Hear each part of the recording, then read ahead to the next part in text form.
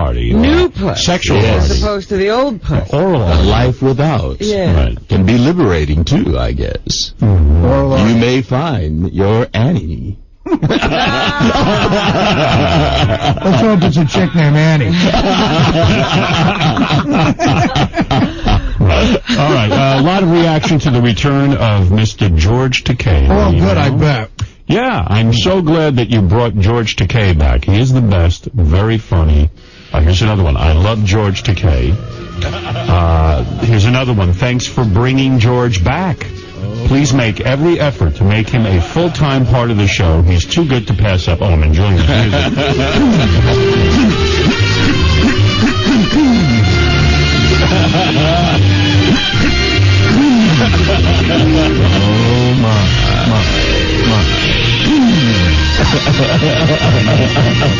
There's another one. So awesome to hear George again. He really adds a great voice to the show. Today he sounds like he's at home, throwing in a bunch of funny jokes and just going with it. Keep him coming back. So there you go. Well, that's nice to be welcomed back like that with those warm words. That's right. Here's one that was an observation. Let me get this straight. George's boyfriend is freaked out about germs, but he is not freaked out about putting his dick in another man's ass. Or taking a dick in his ass. But as you've described in your sex life, that's not your thing anyway, anal, right? Right. Right. So you would be Is that a wrong. special occasion kind of sex, or do you just never go there? There's got to be an occasion. Well, you know that line from Star Trek, boldly go where no man has gone before. I noticed that it's tough for George to sit down around his birthday. Oh, that's terrible. That is terrible. With regard to, as long as I like that one. You would. And by the way, I should mention, George said some interesting things yesterday that a lot of people did miss, and I do want to replay them. These are the highlights. I asked George about Osama bin Laden. Here's what he said. Osama bin Laden's very talented, but no, I'm not in love with him. No, he's a little weird.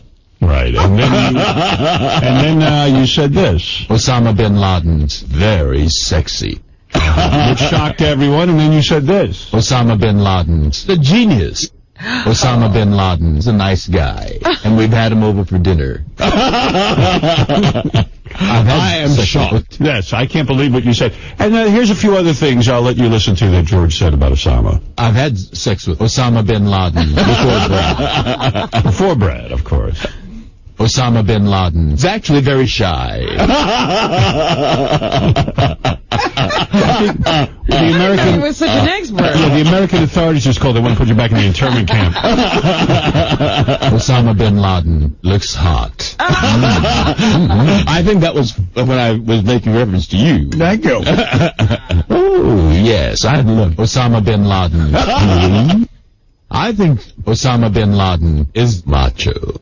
Well, those were just a few of the items. Well, he is macho. He's probably an alpha male. You're right. Those were bombshells. Yeah. I am shocked. I appreciated your honesty and thank you for it. Everyone, of course, loves this phone call. George Takei. Yes. Such an amazing Make phone me call. expensive. Go ahead. George Takei's phone call is a winner. We played it yesterday, but I think it bears one more time repeating. Hello? Bill, how have you been? Hey, Bob, how's it going? Well, have you heard anything about it yet? Who is this? George Takei here. How have you been? I don't believe I know you. I grew up in Arkansas. You did? Well, Yes. so did I. But I don't believe I know you. I circled an ad here in the paper that might interest you. Here, it says, 1, lengthy black teenager for sale. Teenager for sale. Yes. Just a minute. Oh, great. Can you excuse me while I dappled my wang with the latex? Yeah. You won't believe what I just heard. What did you just hear? I love lengthy black men. Oh, you do? Excuse me, but aren't you a grimy Mexican? No, I'm just a hillbilly from Arkansas. You had better be prepared to turn wet and messy. Well, I'm going to tell you something, brother. You wrong sex to make me wet and messy. Excuse me, but aren't you aroused? Aroused? No, you pissing me off, motherfucker. You seem to be aroused, No, you pissing me off. but I'm just a bit concerned about lengthy black teenagers. You sound like a sick motherfucker. Yes, I'd like to have about 5 minutes alone with you. you're pathetic. I'd make you pathetic, you piece I'll of show shit. you. I'll show you. I'm going to get that wang. I bet you do. I hate you. I ain't got much damn use for you either. That's crazy. Crazy? You sound like you got a problem, brother. You ever read the Bible? The good Lord put a man to sleep and took a rib out of him for a walk. And if you like Yes. long, lengthy black men and you like, I bet you even like children, don't you? Yes. I'd give you $500 to meet you. I want to get to know your lengthy black lollipop. Oh, I got your black length lollipop. I love your wang. I bet you'd love my 12-gauge shotgun, too. Stuck up your ass and pull the trigger about 3 times. I feel ridiculous. No, you're ridiculous. Now, don't get all worked up over it. I'd like to put you out of your fucking misery. I get a strong smell from my wang. Well, take a fucking bath. Good idea. One of my neighbors in Denver is a lengthy black teenager. Well, you should have called him. Excuse me, but aren't you a grimy Mexican? No, I'm not no Mexican. Oh my God. Now what? Now, don't get all worked up over it.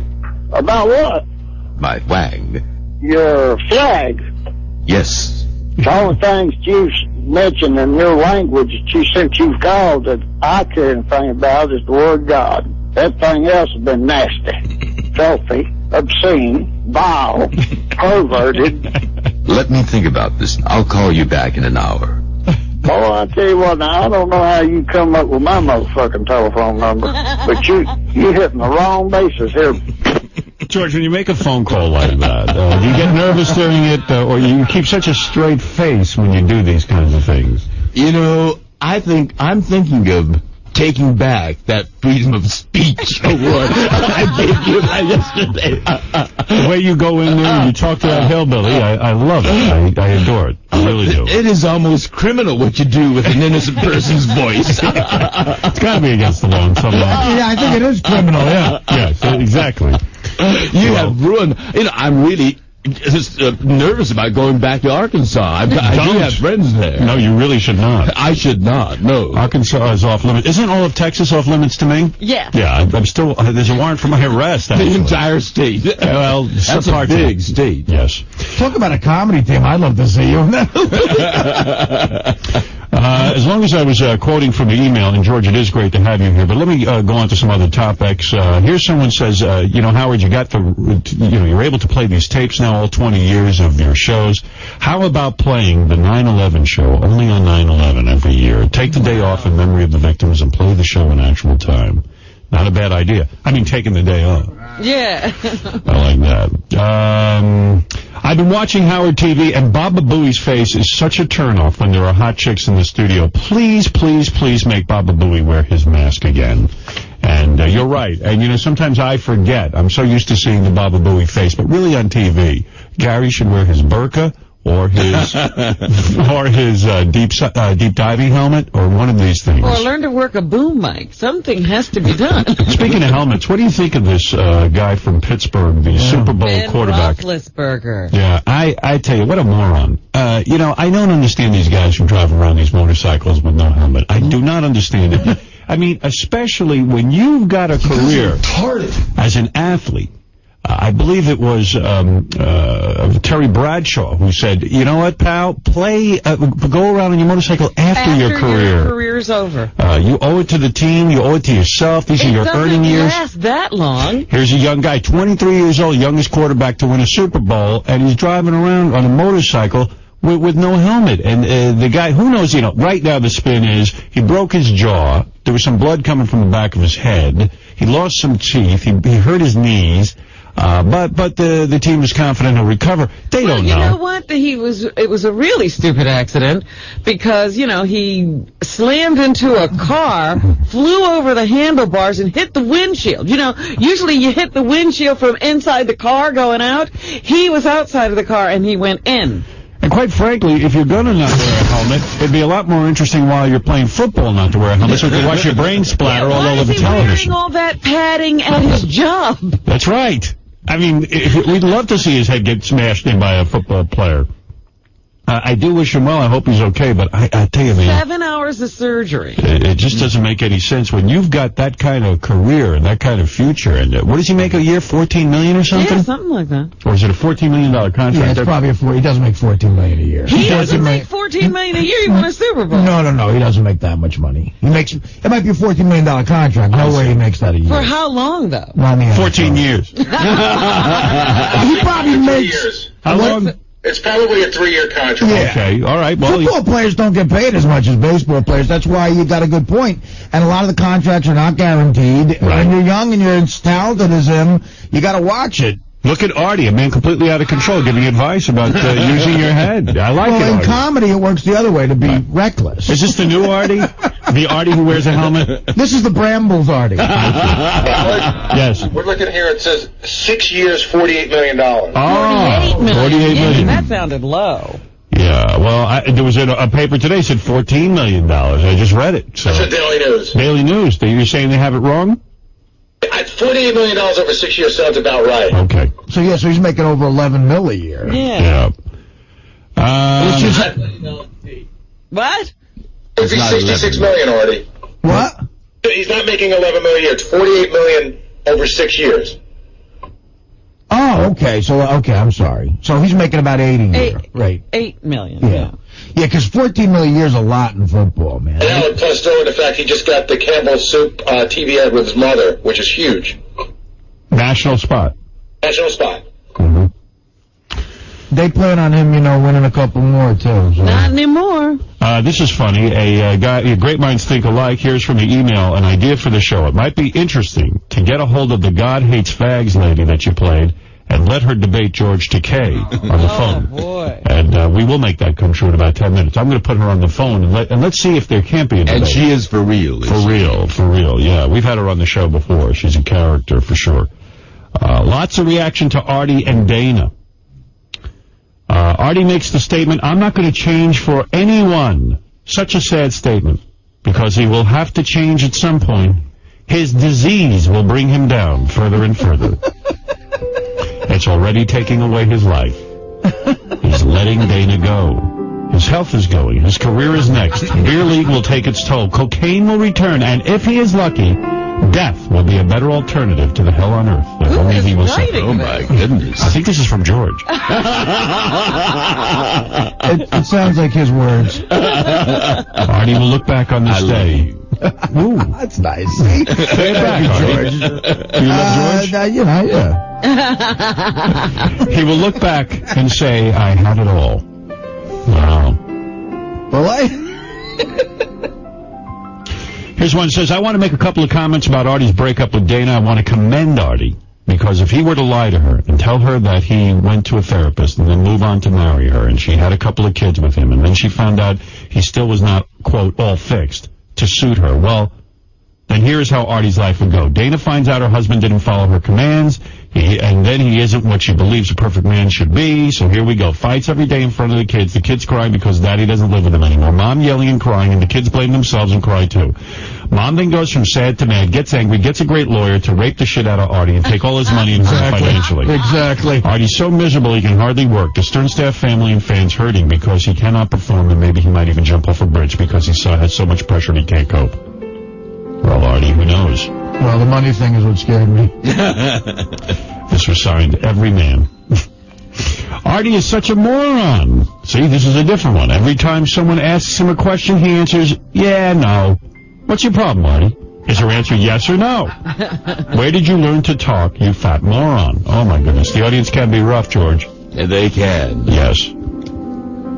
Forget about the Porky's remake. Your next movie should be the Artie Lang story. The chase scene as he tried to escape from the police, which he described on today's show, was hilarious. Artie, the only thing that matters in this world is love. Mm-hmm. It ain't the money. It ain't the fame. It ain't your mama's great pasta. Love, brother. It's the only constant in the universe. Don't piss it away. Signed, Fred Norris. I'd go the pasta than the love. And finally, this one, Artie, you enormous idiot. How in the world could someone as fat and pathetic and all around grotesque as you let someone like Dana go? You thought the roast was rough. Any other guy in the world that looks like you with half a brain would hold on to someone like Dana like death itself. Right. Big deal. She's asking you to do one thing you don't want to. Wah! I'm sure she's doing about 10 things she doesn't want to just to be with you. And number one on that list is you.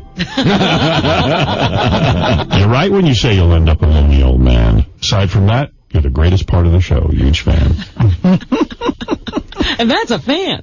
Artie had a lot to do on the show yesterday. He even brought in a picture of his dad. We put it up on the internet. It was a picture of his dad holding him and talking to Frankie Valli. I got to tell you, it really touched me. I mean, knowing what happened to Artie's dad with his quadriplegia, whatever the hell that is. I think that's the word. It was a very touching picture. Young Artie in his father's arms, being. I don't believe that's Artie. That kid was too cute. And blonde. Yeah. How did you get? My father was like part German. It's funny you say too cute because this listener agrees that picture is too cute for words. It's great. Artie brought it in, and the Artie roast was great last week, and the whole channel's great. You guys are the best. Here's another one. Wow, that picture of Artie as a kid with his dad and Frankie Valli was really moving. It may sound faggy. Sorry, George, people insist on using that. These people are cretins, George. Yeah, they don't understand. They're not evolved like us. He's a fag. Yeah, that's the game. That was from The Sopranos. Yeah. Tony Oh, Soprano, yeah, right. yes. Oh, well, you got to take that in context. It may sound faggy, but it was hard for me not to start bawling at my desk myself. Yeah. I had a few more years with my own dad before he died than Artie did, but that stuff always gets to you. You should have Frankie Valli on the show. Look at that, Artie. There's the picture again of you and your dad. It's very touching. Yeah. Frankie Valli looks hungover, doesn't he? Almost everyone agrees. Enough of Eric the Midget. They love the show. They love Crackhead Bob. Eric the Midget is annoying. He's starting to take over from Alice and Riley. That's the new whack pack. Every day we have to listen to that whining little bastard. Fuck him and move on. Well, I don't feel that way. I like Eric's calls. This one says, how about an Eric the Midget roast? Oh, my goodness. Speaking of roasts, That might work. a lot of people have suggested that our next roast be the Jackie the Joke Man roast. Really? And I would roast Jackie the Joke Man, but I don't know that he would come in and do it. Yeah, we'd have to do it in absentia. Gary, would you be willing to call Jackie and offer him the roast spot? That would be amazing. Absolutely, but I think a couple times when I tried to get him to do the Artie roast, I think he's afraid of being made fun of by us. Well, that would be the roast, yeah. I'll talk to him today. All right. There was another suggestion, and George, I don't know how you'd feel about this, but why don't you guys roast George Takei? Ah. Being on this show is a roast. George feels roasted every day. Every day. Have you ever been I'm getting roasted? well done. Have you ever been roasted? Have you ever actually had a roast in your honor? I've had tributes and award dinners and all that, but no, I must confess, I've never had a roast. Well, what do you think? Maybe something you should mull over. I don't want to put you on the spot right now, but because I know you have commitments to go on those Starship cruises and That's all kinds of right. things. It's the 40th anniversary, for goodness sake. That's right. Absolutely. 40 long years. Yeah, big doings. So, yeah, for those of you who don't know, George announced yesterday that it's coming up on 40 years that Star Trek's been around. It's a pretty successful franchise. September 8th. The only problem is I think we used up all our gay jokes with Ralph. You can't come up with any more for George? Who's Ralph? Ralph is Howard's stylist. Yes. Ah. He's not really gay, but He's not really. us cretins call him gay. Well, I don't think you're really gay either. I didn't know that was under debate. You've been trying to get me in those brambles and the rambles. Osama bin Laden is actually very shy. A lot of people hated Sal and Richard's antics after the roast. The roast was such a high, and then those two were flushing each other's heads in the toilet and eating each other's feces, and, spitting on each other, and making out with one another, and a lot of people were turned off. Howard, I'm a loyal listener for 14 years now, and the roast was great, but those antics by those man girls, Sal and Christy, that brought the show to its knees. Is this the Howard Stern show or the man girl show starring those two dumb fucks? You were more creative when you were on Testicular Radio. You jumped the shark on Sirius. I look forward to the old shows, but will not be listening to the new show anymore. So there you go. Wow. Because of Sal and Richard, he will no longer listen. I don't blame him. There you go. In fact, we recommend that to everyone. Stay tuned for the old shows. We'd like to listen to the old shows. You're not to get kidding. rid of Sal and I mean, after that roast, at one point, I didn't realize what I was looking at. I thought I was looking at a television set with some sort of gay documentary. Krista Miller, by the way, called in. She is an actress. She talked about Artie. She knew him during the Coke years. My old friend Krista Miller. Yeah, that was a great story about Artie stalking people so he could do cocaine. Nobody in their apartment. stalked No anybody. one stalked anyone, Robin. But she did also defend the woman, Mandy Moore. She said Mandy can't call in for herself because she's 23 years old and probably afraid. But a lot of you took offense at that. 23 isn't all that young. Krista Miller keeps saying that Mandy Moore is really young, and that's why she isn't on the show in person. 23 is almost too old for that bubblegum pop music she sings. It's strange that Howard just had her off with that weak excuse. Whatever that means. Like Bela Lugosi says, bullshit. Bullshit. I think he meant let her off. Yeah, that's what I think, too. You know, Wilmer Valderrama is an actor who claims he took Mandy Moore's virginity. Mandy Moore is not defending herself, according to this email, because this guy feels she did have sex with him. And her good friend Krista just isn't a good enough friend that she ever told her. Mandy screwed a brown man, it says here, for her first time, and because she was too young, she's ashamed.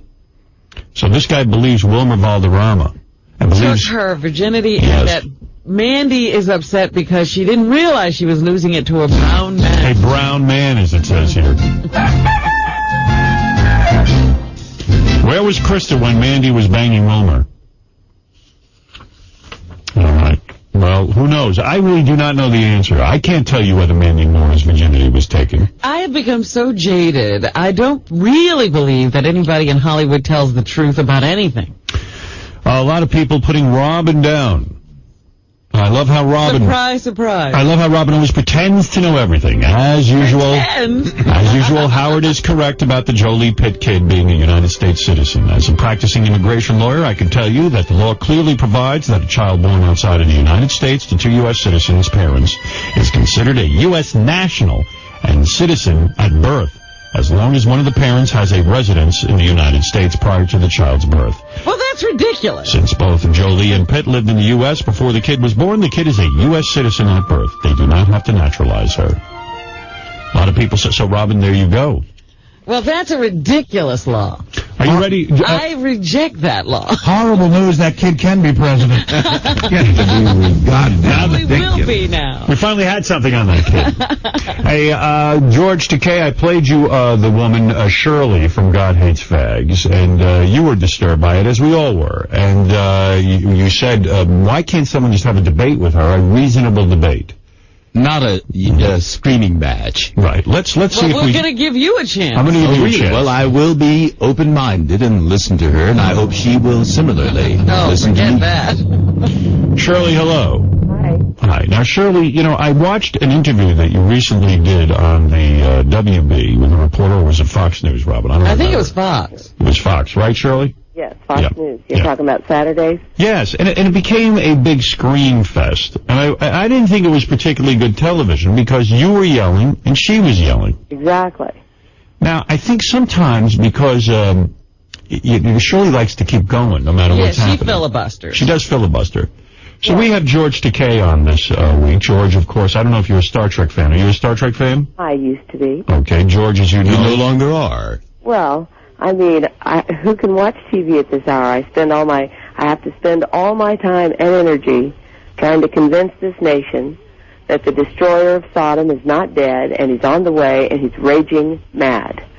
And so, who the heck? And don't forget, I have 11 children of my own to deal with. So who's got time for TV except for as I sit here waiting for you to call? I've been watching a little Fox News. She's saying being nuts takes up a lot of time. Yes. You could always TiVo, you know. TiVo, yes, actually, my husband TiVos. But, Shirley, so as you know, the great George Takei played Sulu. He recently came out of the closet. He announced that he was a gay man. He is my announcer on my show. He's someone I value dearly. He is a very, very gentle, kind man. Did you say he's your announcer on your show? Yes. Oh. I really only have one curiosity at this hour.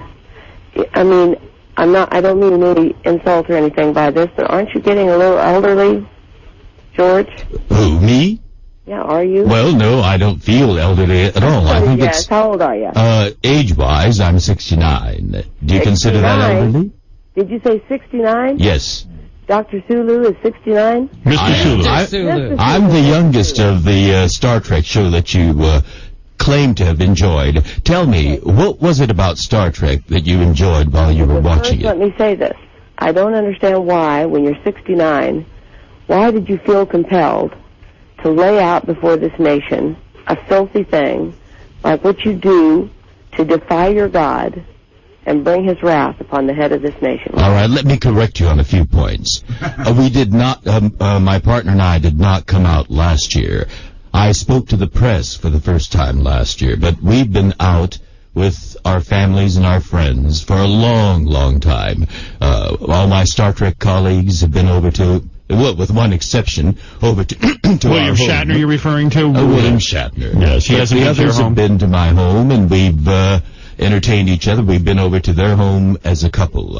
And You you know also what? said something about my God. I am a Buddhist, and so your God I respect, and I similarly expect you to respect my God if you are a respectful person. No, hon, I don't respect a big fat lie. Well, you're That lie awfully takes you to hell, disrespectful, don't aren't you? understand? A big lie takes you to hell. And you think you can just announce, I don't respect my Creator, I don't believe. Not mine. Yes, he's your Creator. He's the one who created you. There's Well, only one God, and he's going to look you in the face and repay you. Will you let me get a word in edgewise? Sure, go ahead. All right.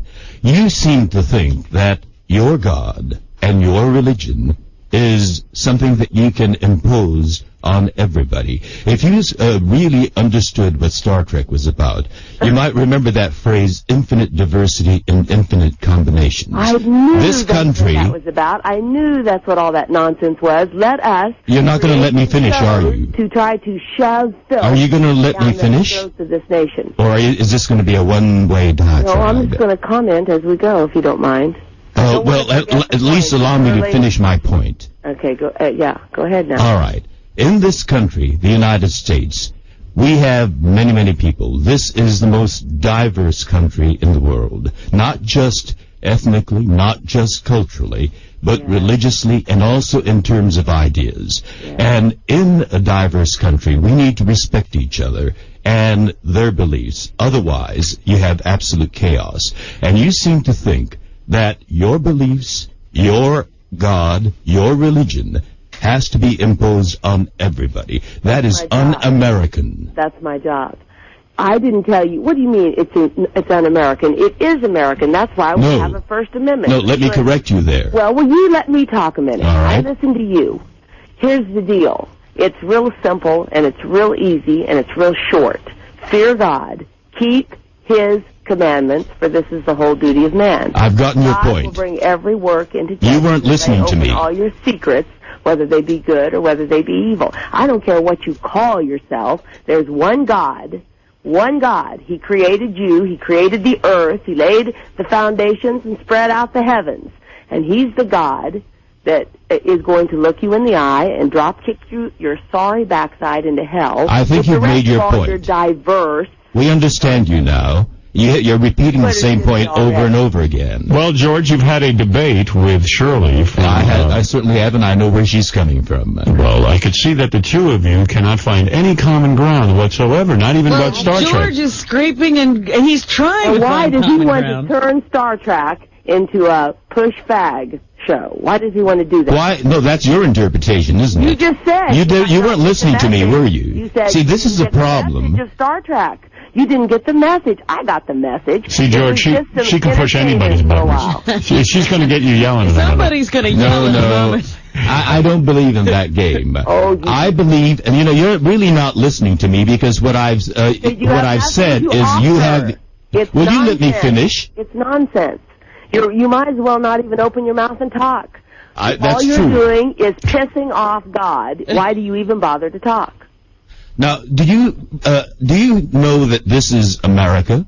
I don't think you do. That's the problem. You see, that's what de Tocqueville said when he came over here and looked at this nation and wrote his writing, and he said, America's great at the end of the day because America's good, because righteousness thunders from her pulpits. Well, you know, when America Shirley ceases to be great, America will cease to be good, and I'm telling you, America has ceased to be great. See, Shirley, I think you would be more comfortable living in Afghanistan with the Taliban. They're coming back there. Yes. Where do you live? Oh, my God, put me here so that I can tell you. You would probably like a religious nation more, like a Taliban, where the women wear burqas and no one has Well, if religious she freedom. has her way, You this mean will because become they that. have their perverse religion, just like most of America has their perverse religion, and you hate them for their religion? Where do you live, Shirley? I live in Topeka, Kansas. In Kansas. You can't miss where I live because we have a huge banner over the face of our church that says GodHatesAmerica.com. Yeah, you can see that from here. Oh, wait Yes. a minute. Yes. You know, Don't forget, thesignsofthetime.net. It's our new website, thesignsofthetime.net. If you can pick on the picket, you can click on the picket sign that you hate the most, well, you and know, someone's there talking to you in a short video. It's awesome stuff. I thought your group was called God Hates Fags. Well, that's our main website, but we got sister websites. God Hates Sweden, God Hates Canada, God Hates America. Yeah, they're branching out. well, your What God site is is a it? hateful God, Just then, a isn't he? but a practical question. What website is the primary website where we can go and read this viciousness? You can find most of this stuff and link to other stuff from the God Hates Fags page. And like at the very beginning, underneath the little, yield sign, it says, it has little links, and there's a red link about the Signs of the Time videos. That would take you to the new website. It's So the main website is GodHatesFags.com. Exactly. If you really read your Don't Bible, forget, if you really... PriestRateBoys.com and SmellTheRimstone.com. PriestRateBoys.com is yours as well? Exactly. You seem to have cornered the market on every provocative website. Oh, my God. That's on account of if you listen to what you said. You got all that porn crap floating around out there. God knows what that stuff says. And you say, my website, our website, is provocative. Let's go to Jeff the Drunk, who wants to chime in on this, believe it or not, in this debate. Yes, I own the rights to God Hates Brazil, honey, so you're going to have to come to me. Shirley, yes, Jeff. Shirley, you are a dumb fucking cunt. Shut the fuck I knew that this guy, this drunk, that you would prop up on that before you moved over to serious trouble. Yes. I have a That website. he had some things to say. I have a website, God Hates Jeff. Yeah, a lot of people do. Jeff, you do not like Shirley's views, as most of us, we find them repulsive, but yet... But I thought we were diverse and tolerant. well, you don't have to like We the don't have views. to like No, what but you're you say, talking but about you're saying hate. it. You hate. I'm telling you. You're not when the Lord respectful God of says, diversity I at hate all. Your God, by the way, Howard, I despise your feast days, and I will not smell in your solemn assemblies. Your God hates your nonsense, and he's dealing with this nation. How blind are you? How blind? Why don't you guys connect up the dots from point A, your filthy manner of life, to point B, all of this stuff that's going on around you, your dead soldiers coming home. He says, I'm going to open my arsenal and bring forth my weapons. America hates you. Shut the fuck up. Well, of course they do, because they hate their God. They've gone whoring Because they hate you. You know, you live a rather hateful life. That's really sad. The real sad thing is she has 11 kids. Can you imagine? 3 of them went with 11 children being raised by that woman. Alex claims... Shirley, you still with us? Yes. Yes, Alex... Not my mic, Howard. I'm sorry. Alex claims that you're lying about the amount of children you have. Alex, what evidence do you have about this? Well, yesterday you played a tape from her, the TV show, that when she was yelling at the lady, and she said she's got 8 children. Now, today, I said today I she had said she's got 11 children. I said I have 8 sons and 3 daughters. You just got to listen carefully. No, you said you have 8 children. I said 8 sons and 3 daughters. Wow.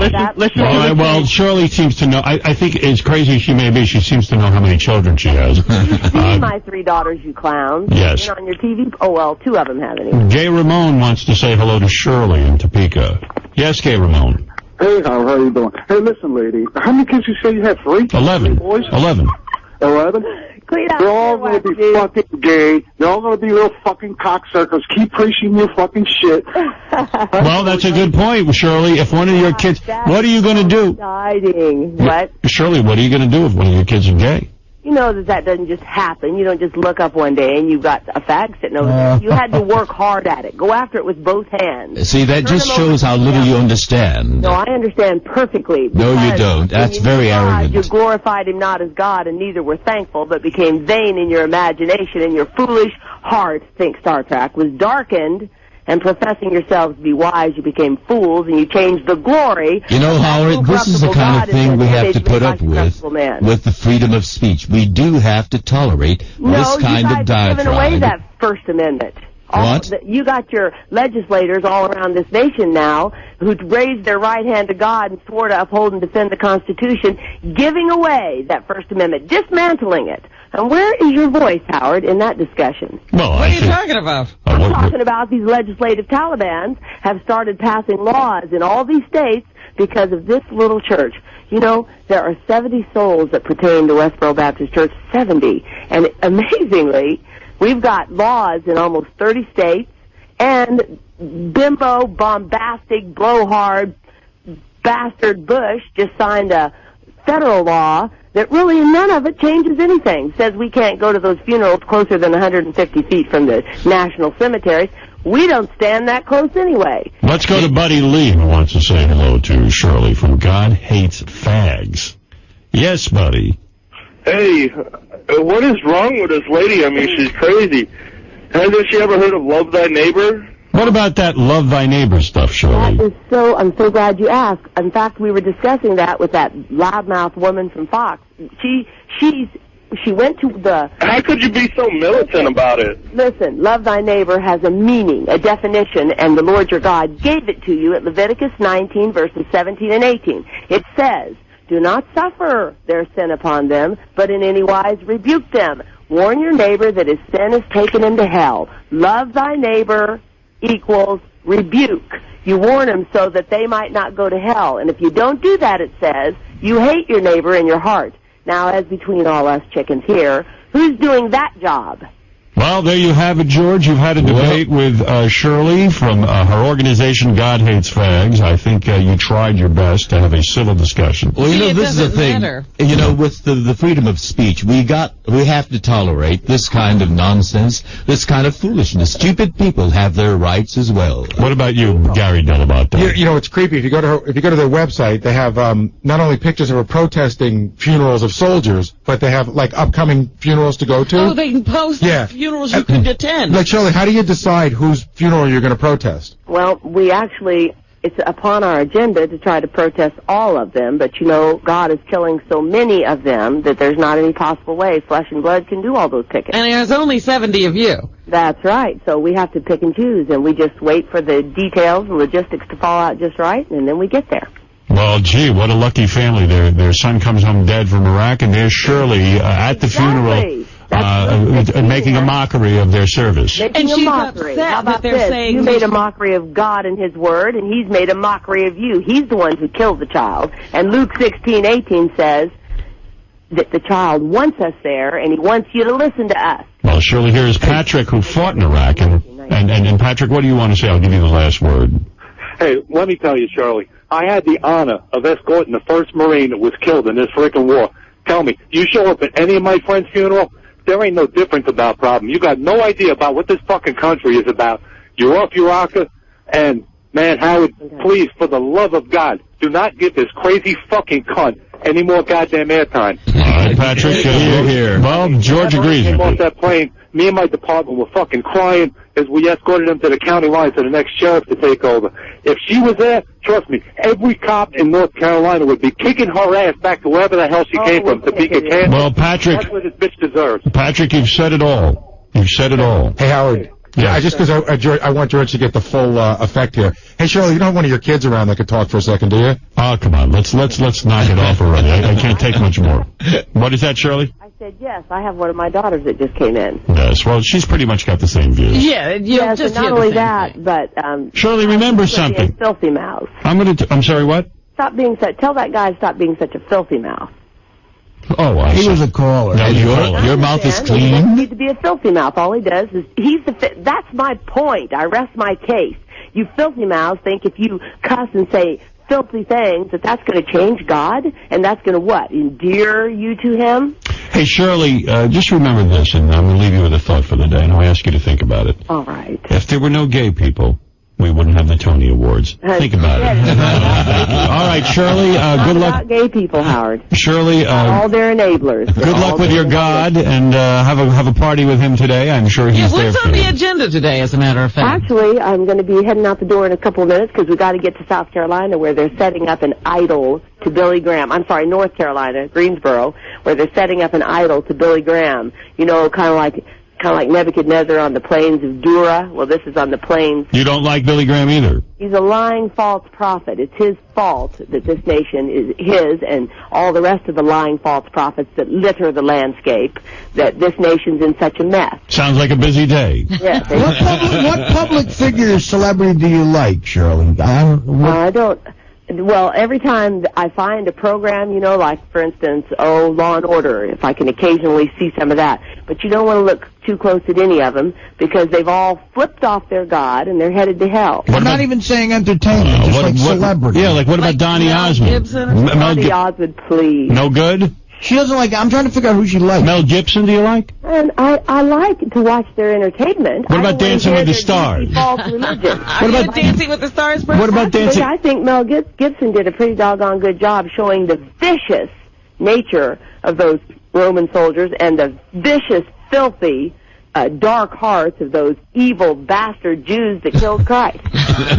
So you like that film? That would be but he left out one thing. Yes. He failed to tell you why. Why were they so pissed off at Christ? Why? Tell us. Because he told them what I'm telling you, and that's why you're so pissed off. Is God okay with Dancing with the Stars? What about that show? I would imagine you'd like that. Do you like that? All of that nonsense. What, dancing you don't like? Hon, look. Do you ever dance? The fact that you make everything about your filthy manner of life. Wait a second. You don't like Dancing with the Stars? Well, you mean as far as entertainment? Yes. Well, I've seen little bits of it. I mean, what the hell could be more wholesome than Dancing with the Stars? American Idol. You couldn't find... Idol, please. American Idol is bad? No, can you say more and worse and more and worse? That's what you said. I love the name of it. American Idol, because you understand this is an idolatrous, idol-worshipping nation. Can I pitch a show to you that I think you would like? So now I agree with her. By the way. What if I could get a show on the air called Dancing with the Fag Haters, where a group of your people come on and dance and have a dance competition? You would not. You would not. Why would you not have Dancing with the Fag Haters? I will put that on Howard TV. I'll come down there and shoot it. We would not. How about the fag-hating bachelor? We take a fag-hating bachelor and we set him up You with... probably already have some of that going on. Fag-hating bachelor. Wait a You second. just don't call him that. Let me make you an honest pitch here, Shirley. But they don't hate fags, as you put it, with the proper kind of hatred, and they don't hate him for the right reason. Shirley, I'm looking for a spin-off show for Howard TV.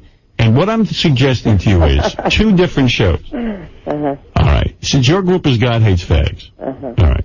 A God Hates Fags dance competition, Dancing with the Fag Haters, where you and, let's say, your husband go up against other fag haters, and we pick out the best dance troupe, and every week it's an elimination. Now, if that doesn't appeal to you, Yes. how about America's Top Fag-Hating Bachelor? Where Did you let him go fornicate his brains out with some different... No, where one of your guys who is not married yet is looking for a woman. We set him up with a room full of fag-hating women, and he can mate, eventually marry a fellow fag-hater. Why would you be against that? All of it, the principles of it all. I see what you're saying. You want to be executive producer, don't you? This woman can negotiate with the best of us. The steps of the righteous man are ordered of the Lord. You don't go looking for a husband or a wife. You serve the Lord your God, and all those matters are resolved nicely. You don't need to be worrying about it. So you will not participate in the dance show? Of course not. All right, I got another idea, and this is my last one. A ping pong tournament. Gays versus fag haters. Did you say fags versus fag haters? No, gays versus fag haters. But that's what you... What do you think? Would your group put up your best ping pong players against gay ping pong players? No, hon. No. How about fag hating apprentice, Robin? Is that where you're going? Fag hating survivor. All right, fag hating survivor. I like We need to get them all on an island. God hates fag survivors. Nice. A team of gays goes up against fag haters in Survivor. And you would be working out the details of that, would you? I'd be Jeff Probst. I would be in a big kangaroo hat. The tribe has spoken. Your light, your fire is out, Shirley. Yeah, exactly. How about a spin-off of a hit that CBS just got rid of? Everybody Loves Raymond, Everybody Hates Fags. How about... I do have to tell you, that is the one sitcom that my husband would watch. What is that? Everybody Loves Raymond? Yes. That's why I hated it. That cracked him up. Yeah. What about sign fags? What if we had a takeoff? Listen. I got it. Go ahead. Queer Factor. Yes. Shirley, America. Shirley, America is Brokeback Mountain. I'm going to ask you very seriously. This is not a bullshit thing. If you and your fag-hating group are willing to have a dance-off, I will make you executive producer, because I think that's where you're headed. Okay. You get all the fag haters together. You figure out the couples, and let's go dance. Funerals if I was trying to figure out how to dance. There's time for dancing, too. Yes, I'll tell you, 11... Not at this I'd watch hour. that. Don't you understand? It's not at this hour. Would you go... It used to be time for a lot of things, but not at this hour, because what you've done is you have brought the wrath of God down on your head. Oh, well, put a sock in it. Spread the word. I tell you, 11 kids, one of them's going to be gay. The show that this reminds me of is The Sopranos. The Sopranos of Kansas. Right. It's a very, very disturbing look at America. Yes. Patriarchy. Yes, but you guys are not disturbing. You guys are just good, clean, wholesome fun. No, I never said that. I've seen you. My case. I've seen you, and you know what? I think your presentation could use a little work. What about going on Queer Eye? Yes. Queer Eye. What about that? Yeah. Yeah, And wouldn't that be makeover. interesting? That's some freak. Yeah, that'll happen. myself. Yes, Mary Ann, go ahead in Brooklyn. Yeah, Howard. First of all, God loves everyone. Shirley hates fags. Second of all, it's a money-making scheme. Shirley, I spoke to you before about the terrorists. And also, you're out for yourself, Shirley, not for anybody else. Artie, that's a real cunt for you. I'd rather hear Richard Christie vomit or Elliot Austin than you. And I think, yes, there is freedom of speech, but not you. We don't need to hear you, Shirley. All right, Mary Ann, very strong today from Brooklyn. All right, listen, Shirley. Can we get back to Shirley's voice? Yeah. Yeah, I'd rather hear Shirley, quite frankly. Exactly. No, everyone will listen. She's the face of America. That's wonderful. I'm glad she said that. Mary Ann accuses you, Shirley, of not really sincerely hating fags. She says you're in it for money. Yeah. Isn't that interesting? What the hell is that? That is always such an entertaining comment. What the hell does that mean? We she says you're not sincere. This nation, crisscrossing this nation for 15 years. Every single day we have started into our 16th year. How do you pay the bills for crisscrossing the nation? How do we pay the bills? We do it the old-fashioned way. We work for a living. We don't. Do you get contributions? We don't ask for anything from you, and we won't take anything from you. Like Abraham told the king of Sodom. What kind of work do you do? A shoelace. What type of work do you do? Well, you know I'm a lawyer. But when did you have time to defend people? Well, in the first place, with the time I have to spend on this, not a lot these days. But When you're arguing in a court of law, can I ask you a question? Sure. Do you bring up all this, all your personal beliefs, or are you able to keep them out of the case? Well, you know that we don't mix our personal religious views with our jobs. How stupid is that? You actually have clients? Okay. Yeah, and I'm not the only person at Westboro Baptist Church. We all work, and we have many jobs. I mean, lots of it, mostly professional stuff, nursing and quite a few lawyers and There you go. All right. jobs, you understand, where you work in an environment where, like your children going to school, you know you don't take your personal beliefs into your workplace or into your... That's why we utilize the streets. That's what the framers of the First Amendment intended. All right, this could go on all day. Let's leave it. We've had a brief debate between George Takei and Shirley. And, I don't think it's a debate, because a debate is one where you really approach it with open minds and willing to listen to the other person. She is closed-minded. She's not going to listen to anybody else. All right. Thank you, Shirley. Yes, thank you. All right. Hey, Howard. Yes. About that debate thing. Yes. There's got to be two positions. This is not open to debate. It's not open to discussion. That's what's taking you to hell, is the fact that you pretend it's open for discussion. All right. Evidently, according to Shirley, God... there is no debate. God can't debate this, and God... One-way street. Thank you, guys. Thank you. Good morning. Good luck to no one. Good luck. Well, that was very interesting. Good luck to me. You've educated me. Yes, I have. There are people like that in this world. Well, let me commend in you. America. You were able to have something of a dialogue with her, even though no one listened. But you were able to keep your composure, and I admire that. Well, I try to do that. That's the whole idea of having an exchange of ideas. But she was not willing to exchange. We give you time to relax now. A little bit of a break, as you know, the breaks are good. too I long. need that. Yeah, but that woman sipping. with 11 kids, you know one of them's got to be gay, right? Yes, that's going to be the greatest. 10%. The poor kid. Yeah. Yes, the poor kid, too, because the kid will probably commit suicide. Does he dare ever come out? No way. You know, I think there's a suicide there coming up. That's right. Well, listen, we've got to take a break. It's been a packed hour, and there's so much more going on. But first, these words. Farewell to the assholes at the FCC. The revolution has begun. 1906.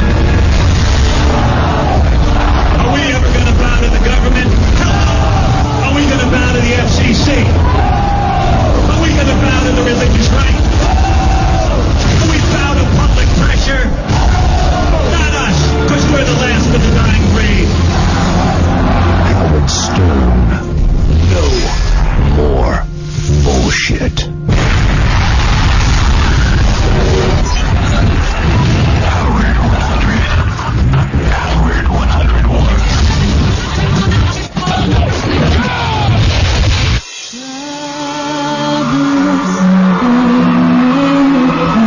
That whenever any form of government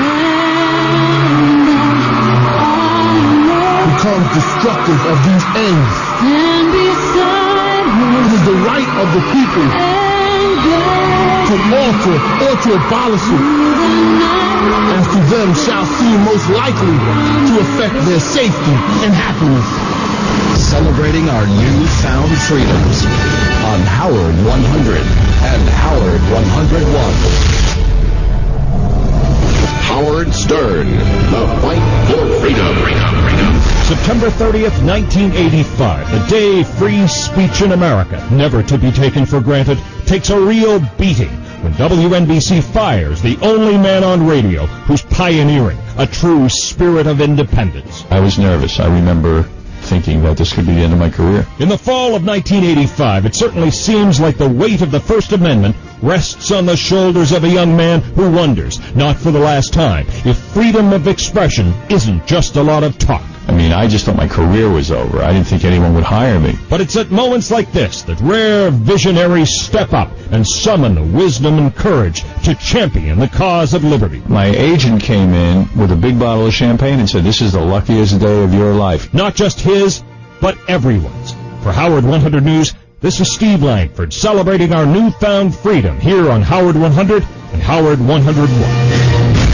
The voters have spoken, and I have heard their message loud and clear. And that message is... They want to fight? We're going to give them a fight. The revolution is on. No more bullshit. It's a big time to have Heineken. Absolutely. You know, you got to celebrate that freedom, maybe. The freedom to drink Heineken. A nice greenie on a hot afternoon when you're barbecuing. Yeah, good for peeing on your friends with, wiping off the shit with. Heineken's the best, man. It really is. Forget what you just did. I love Heineken. My refrigerator is so stocked with Heineken for 4th of July. I got some friends coming over. We're going to have a good time and a little drinking, a little eating. I told you, I never saw people go through so much beer. At my party, they started with 6 cases and had to make 2 more beer runs before the party was over. And we don't just buy Heineken because you're a sponsor. It's a good beer. And the 4th of July weekend, make sure you celebrate all your freedoms with Heineken. by picking up Treat a your 12-pack. company good. Yeah, they got the 12-pack. They got the Heineken keg can fridge pack. That's nice. Good for you and your friends, Heineken. It's all about the beer. Please enjoy Heineken responsibly. Heineken Lager Beer, Heineken USA Inc. White Plains, New York. Hey, Phil's here with the poker chips. Nice chip set, Phil. Where'd you get it? Thanks, I got it free from PokerSource.com. What did you pay for the poker table and poker book? They were free from PokerSource.com. And this brand new iPod, too. You just sign up for online poker from a list of about a dozen poker rooms, and you get free stuff. Hey, and the shipping's free, too. Is that a new car outside? Don't tell me. PokerSource.com? No, I paid for that. With over $3 million worth of free gifts already shipped, find out what tens of thousands of online poker players already know before you sign up for online poker. Visit PokerSource.com. Wondering how you're going to make it through the day, the night, the next plane flight, job interview, or social event. Maybe you'll have a drink. Maybe you'll take another pill. Maybe you're so anxious and depressed that you just really can't help yourself. Do you worry yourself sick, beat yourself up, or put yourself down? Anxiety and depression are 2 of the most common reasons people take prescription medication, abuse alcohol, and make excuses for why their life isn't working. This isn't the real you. You used to be happy and have confidence and dreams, remember? Well, it's time to get it back. You owe it to yourself to pick up the phone and call for a powerful free tape that could help you get your life back. You want to feel better. You just don't know what to do. I'm Lucinda Bassett, founder of the Midwest Center for Stress and Anxiety. Please, let me help you help yourself. For your free tape that could change your life, call 1-800-550-3923. That's 1-800-550-3923. 1-800-550-3923. Marks, Verbs, Grumpy Munchkins, Dirty Sanchez. The Howard Stern Show.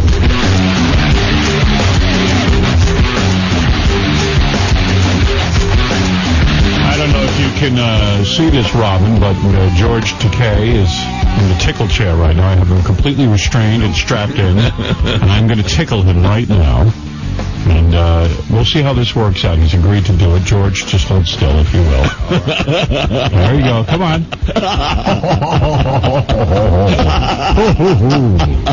He loves it. My bony fingers. Yes, easy. All right, now stop. Stop. For Christ's sake. One more tickle. Here you go.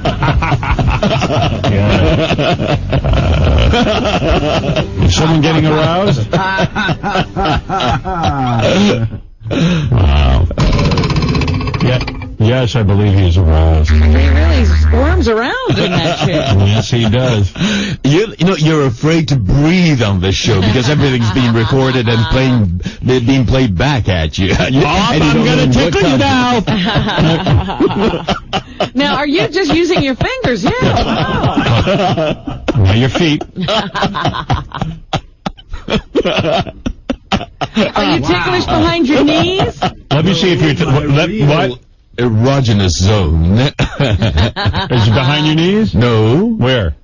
I'm going to get you right now.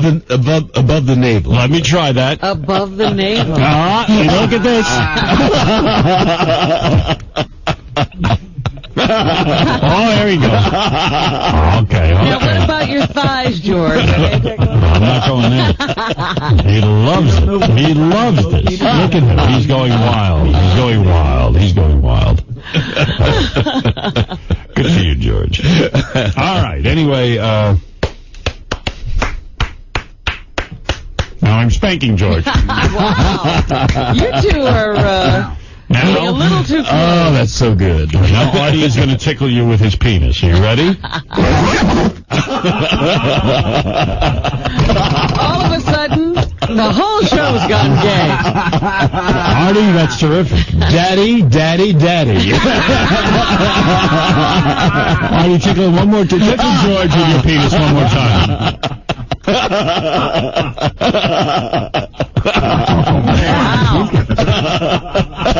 Artie's penis is magical. And it's growing. The more George laughs. If Shirley's listening in Topeka, that was just a joke, Shirley. They don't have to come after you. Oh, the wrath of Shirley on poor Artie. Artie, lift your stomach and tickle George one. All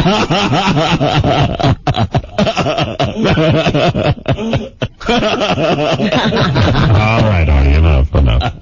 All right, George, good. Oh, I like that. Okay. Everybody out of that tickle chair right now. Okay, where was I? There's a thing in the paper today how 2 kids got suspended from, I don't even know that they got suspended. You got to check the story again, but you probably know this already, Robin. These 2 kids, you be the yearbook and they ask you for a quote. Oh, yes.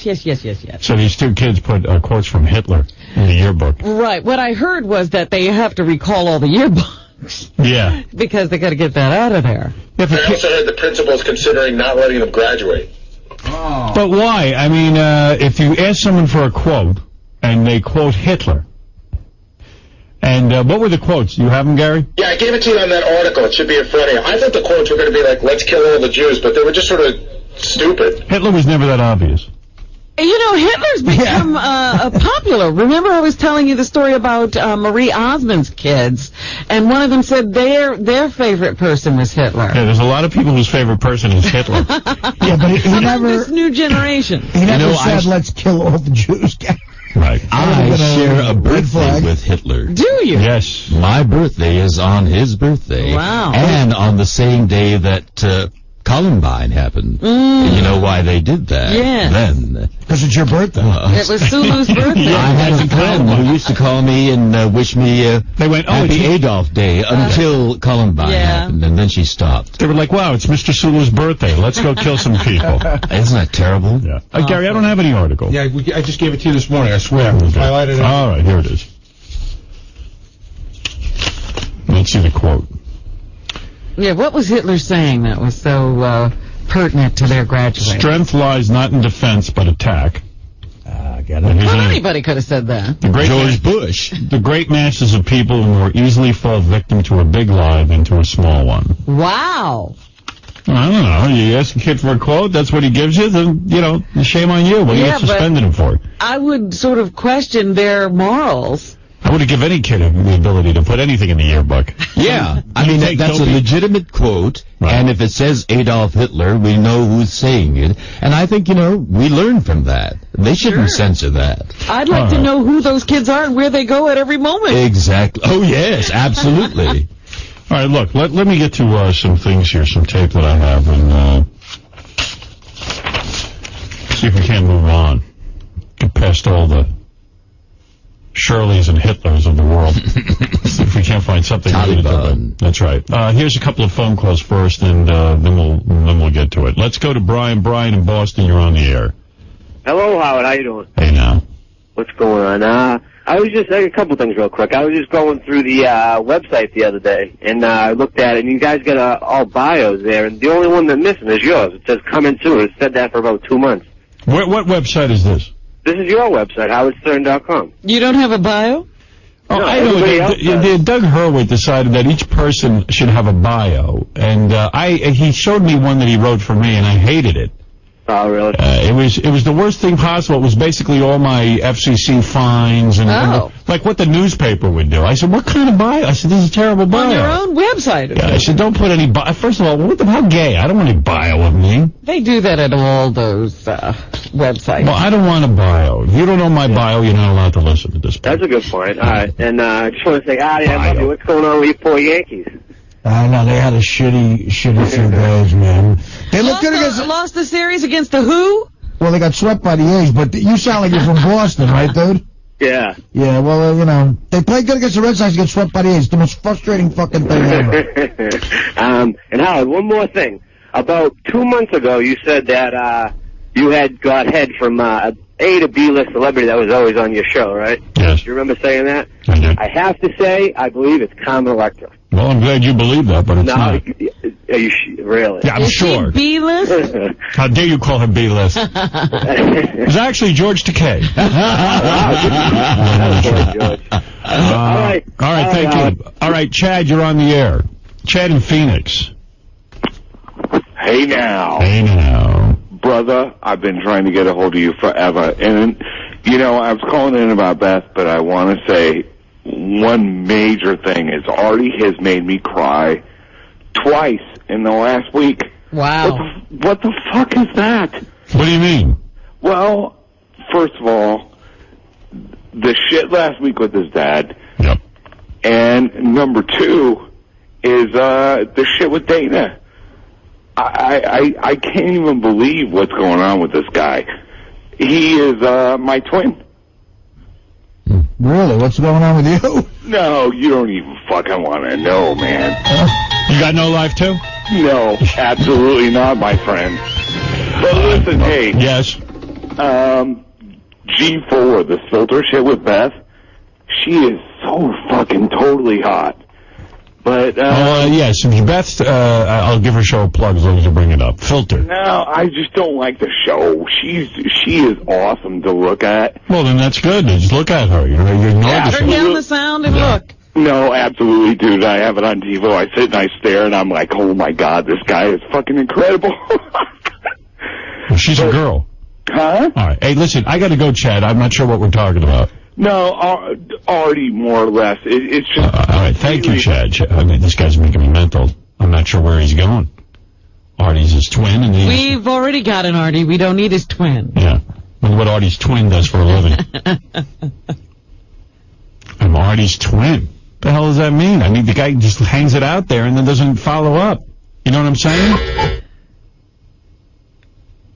What is Beth's show about? What does she do? She hosts a show on what is that called? G4. Mm-hmm. And I'm not sure what the show. I fast forwarded to her part. Isn't it about, what's hot? Yeah, like this week it was the top 20 things you should do before you turn 30, or understand. And she's the host of the show. So it's like lists most of the time? I basically tune in to see what she's wearing. She had on jeans, these tight jeans, and a belly shirt. As I'm sure a lot of people do. Yeah, and that's it. That's what you look at. Cares what the rest of the show's about.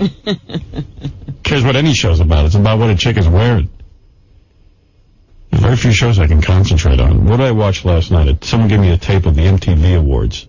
Oh, really? Yeah, Jessica Alba's the host, and she is a beautiful girl, but for some reason I'm not into her. They gave her some comedy bits to do. Brutally bad. I mean, but not even cute funny, really mechanical. Like she never took an acting lesson. And all. Did you watch the show, Artie? I saw it. I didn't see the whole thing. I came in the late. The night it aired was the night of my roast. So when I got home late, I happened to flip it and I saw the middle of it. I saw about 3 bits with her. I thought she looked awesome, but it was so pathetic I couldn't deal with it. You know who's the one girl that turns me on out of all the... And they had some hot chicks on that friggin' show. Right. Like Christina Aguilera looks great. What does she do? She said, oh yeah, what does she do? I don't know. She looks completely different and totally glamorous and beautiful. Yeah, I told you she was hot. I only saw about 15 minutes of it, but I happened to catch her doing 2 comedy intro type things. But I'll tell you the girl that does it for me. The hottest chick there was Fred Tiffany. What's the matter with you? Losing it over there? He was, waiting with bated breath. Oh, he's so charmed by George Takei. He doesn't concentrate anymore. I gave him a compliment on his haircut. Now he's all freaked out. Join the club, Fred. Who wouldn't be? I'm going to meet him by the brambles today with Artie. I hope that turns into me and Fred playing catch. The hottest chick was Kate Hudson. Wow. Really? Oh, she's good looking. She's another one. She's lost all that weight. She looks fucking good. You don't get Jessica Alba, though, huh? No. I think she's one of the most stunning women I've ever seen. Maybe she just seems so dumb to me. Really? She's sexless, and she makes no bones about it. She's kind of, I think she's religious, And she's like a virgin, and that comes through. That's it. She's not a virgin. She doesn't exude sex. I think she has absolutely, she will never do nudity. She's too good for everybody. It's like, and if you don't put it out there, if you don't have that sense of danger, you don't give a crap. I don't know, man. I'm into her. She's got me hooked. Oof. I can't. Is this why you broke up with Dana? Well, actually, Dana has said to me a couple times when I was on the phone, it's either the Yankee game or she goes, "Are you watching Honey again?" Nick, you're on the air in Vegas. Yeah, I heard, last week when you ran into Keith Ledger at Nobu, Robin made a comment that she hates people that think that they're better than you, and they look down on you. And no offense, but Robin kind of comes off like that, like she's better than people, and she knows. Well, she is. Well, I am. She's better than most people. I kind of blinked out. That crazy cunt, racist bitch is just driving me nuts. Oh my God! But I didn't mean to offend. No offense to Robin, but she comes off like that sometimes to some of the fans. So that she is better than everyone. Yes, absolutely. I feel she comes off that way to me. Rob in Dallas, Texas, you're on the air. Howard? Yes. On? Yes, you're on. Oh, good. Well, here's the thing. I wanted to call because I'm kind of into something. I want to see what you think, and maybe there's some other people out there like me. All right, quickly, what are you into? Yeah, I know it sounds odd, but just off the top of my head, I sort of get off on pictures of young babies. Oh, you look at pictures of babies and you get off? What do you mean get off? What do you mean? I sometimes masturbate to them. Here's the thing. I'm not a pedophile. So I don't want to sound like that. No, here's the thing. Yes, you are. No, yeah, what would a pedophile be then? No, I look, but I don't touch. You will look at a, like in other words, like a Gerber baby ad you would look at and be... Well, like one, two, like for example, I saw on your website you have a picture of Brangelina's baby. Right. And that's like a starting point. Things like that. It's going on for a couple years, though. Now, if you're in real life, let's say you go over a friend's house and their 3-month-old infant is there. Yeah. Would you get aroused? Actually, I would. Yeah. I wouldn't. I have not acted upon it. Right. Yeah, but when a guy is into women and he takes a magazine and he looks at pictures of women and gets aroused, you'd say he's heterosexual. You get aroused by babies, you're a pedophile. That's right. I'm a heterosexual. You like female babies, is what you say. No, listen, I would not act upon it. Here's the thing. I had a very bad childhood, and I was abused at an early age. Yes. And you want to call loss of innocence. I just think babies, first of all, I think all babies are adorable. 1 year old, 2 years old, they're innocent, they haven't been jaded by society, they're pure. And that's Except what really that you're sitting over in a corner. And making them unpure in your mind. That's right. There's got to be others like me. I'm not the only one. Well, let me ask you something. What is your cutoff point? I hope in jail. I'm not the only one. Like, is a 1-year-old too old for you? Is it just infants? I used to be in teenagers. Now, last couple of years, 3 years old and down. Wow. 3 and down. No, that's pedophile. No, I haven't. No, I'm not a pedophile, sir. At 4 years old, the chick's ass starts to sag. He's right. Artie's like you. I hear you, man. 4-year-olds are pushing it. 4-year-olds are pushing it. So if you see a 3-year-old, and you get aroused, and but you don't touch, you don't get into it, I touch myself. But you touch yourself. Oh my goodness. Well, that's a pedophile, my friend. There's got to be others out there like me. I was hoping that. Well, yeah, there are. There are plenty of them. Most of them are in jail. No, if they don't act upon it. No, you have got to get psychiatric help immediately. It's a good thing he knows himself so that we can protect our children. Now, what makes one baby hotter than another? I think George is more dangerous than I am. Brad is an adult. Anyone who attends a Star Trek convention is dangerous. I'll give you that. But that's a whole other story. I've never been to one of those. All right, listen. I don't know if you're for real or not, but you have to seek psychiatric help. Thank you. I disagree, but thank you. Okay. Of course he would disagree. Nothing wrong with him. There's something wrong with me, I guess. At least he announces it on the public air. Yeah, but we Osama can't see bin Laden. him. That's true. Looks hot. George has his own problem. There's something about that great Osama bin Laden's Pee-wee. Oh, yes, I love Osama bin Laden's Pee-wee. I think Osama bin Laden is macho. Osama bin Laden is a nice guy, and we've had him over for dinner. All right. Infinite diversity and infinite combinations. All right, let's see. I'm just going to run through a bunch of things that we're holding on to here. Okay, I'm going to go to the JD page. Do you care about this? Ashley Simpson was on. She's another one who's undergone a transformation. Yeah, she looks good. I liked her with her old nose. She got nose done and lips done, but I know what this is. Ryan Seacrest asked her, didn't you have a nose job? But she won't talk about it, but yet it's very obvious, right? Did she say no? Did you get a nose job? Did you have rhinoplasty? I'm not talking about that. So, anyway. Well, no, I mean, how do I not ask? I did get a new dog. Well, there you go. So she didn't say no. She didn't say no, but she doesn't talk about it. Now, let me span the globe here some more. Henry Rollins said something nice about our show and about me on his television show. You want to hear that? Sure. Anytime anyone says something nice, I think we should play it. We definitely have to take a listen. All right, let me see if I got that. JD page number 2. Henry Rollins. Here we go.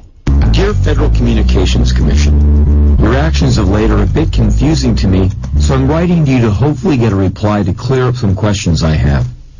Remember a few years ago when you fined Howard Stern for that broadcast where he talked about a personal hygiene product called Sphincterine? How did you come to the amount of $495,000 for the fine? Was it by the letter? Was it by the syllable? Did you just make up a figure? Do you think that a person has the ability to turn the channel when they find the material broadcast to be objectionable? Or does the programming actually have the ability to paralyze the person and render them powerless to exercise any personal choice or responsibility? When you removed Bubba the Love Sponge from terrestrial radio, did you do that to protect me from Bubba? Remember when Bubba used to have Redneck Monday, where he used to bait rednecks and get them all mad that they were racist idiots? Or Lesbian Tuesday, when women would call in and rub the phone on their crotches? I don't know about you, but these broadcasts never made me want to build a meth lab or blow up a building or even bring a gun to school. Sexual content seems to upset you, but violent content seems to be all right. That's kind of like the Bible. Not a lot of sex, whole lot of violence. I wonder what you think about the satellite networks for television and radio. It's where Howard and Bubba are now, and I know from listening and being on their shows, they say whatever the fuck they want. Is it just less work for you, or are you mad that so many of us have left home and are thinking for ourselves now? From what I can tell, it's the truth you find indecent. All the news outlets are owned by only a few massive corporations. That's a good idea, or is it just good capitalism? That was on your watch. News has gone from a content-based to a ratings-based racket with good time information for a country that has no money and a president on the warpath. That was also on your watch. And I know you may find the following sentiment indecent, but that's fucked up. If you can pull yourself away from American Idol for a moment to get back to me on this, I would really appreciate it. Henry. Well, isn't that great? Bravo, bravo. Yeah, that's a great one, huh? Henry Rollins. Yeah. Love that guy. Also, here's a great clip from Cops. This is a woman, by the way. She's all mush mouth and she's drunk, and it's, you know, by the way, here's a bit of trivia for you. The longest running reality show. What was that statistic again, Gary? The longest running reality show. With no recurring characters. With no recurring characters is Cops.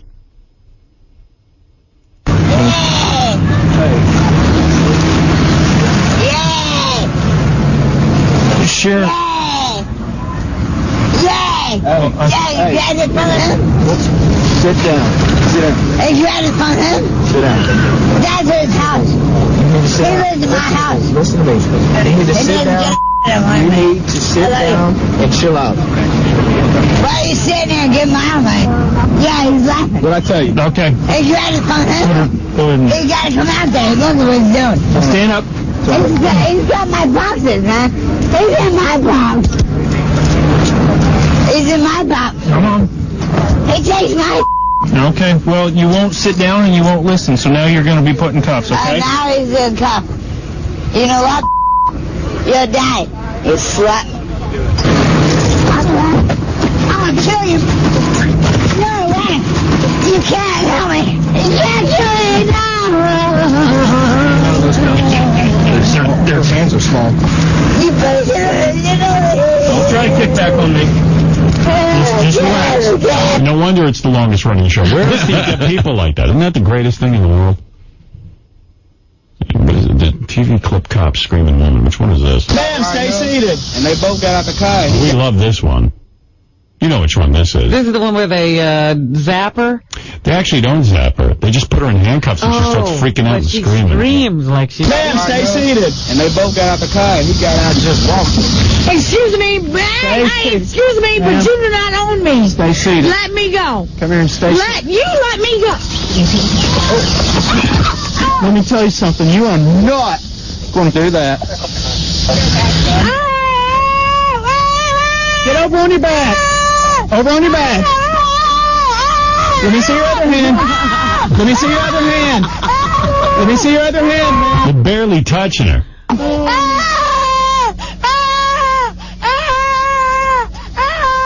Roll over. Now sit up. Now stay right there. She barely caught me. I jerked out right as she was starting to climb down. She tried to bite me along with the paramedics, so she's going to jail. Wow. She's the best.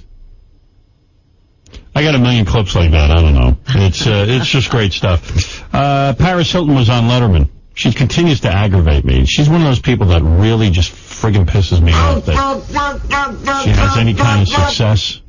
I don't know if it bothers you as much as it bothers me. Oh my goodness, I really can't stand her. You know, yesterday I was walking down 8th Avenue and I saw this horde right there on... You don't have to call her a horde. Horde of people, you know, they're with their cameras up in the air like this and a police car with the lights flashing. And so I walked over to find out... Are you doing coke again? Well, that's what I thought. Right. And I asked a group of people coming toward me, you know, what's the commotion all about? And they said, Paris Hilton's coming out. And then this man's eyes popped open. He said, "Oh, George Takei, you're on the Howard Stern show, aren't you?" There you go. So your fans are all over the place. Can't believe you were being ignored for Paris Hilton. They're amassing for Paris and not you. Here's Paris Hilton on Letterman about her new record album. Well, tell us about the album. Are you must be musical, right? Well, you know, it's just been a dream of mine since I was a little girl. I've been playing the violin and piano since I was 6, and music is something I've always loved to do. And somebody really rehearsed her, right? You can tell. Yeah, but listen to the way she talks. Finally, I finished my album, and I'm really proud of it. And did you write your own music? Yes. Wow, so these are all songs that are meaningful to you in some way? Mm-hmm. And what kind of music is it? It's a eclectic mix of rock, hip-hop, pop. Did you say eclectic mix? Yeah, eclectic. Someone filled her head with a whole rap about how she was a musician when she was young.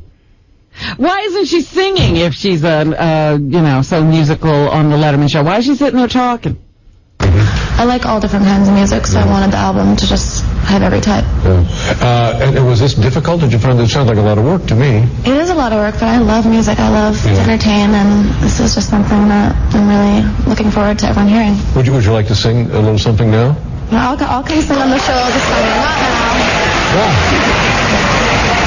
Yeah, they got to prepare for that tour. Yeah, we got to get a lot of electronic equipment in here. She got on Letterman. She didn't sing. No. I did the Howard Stern show and I sang. Okay.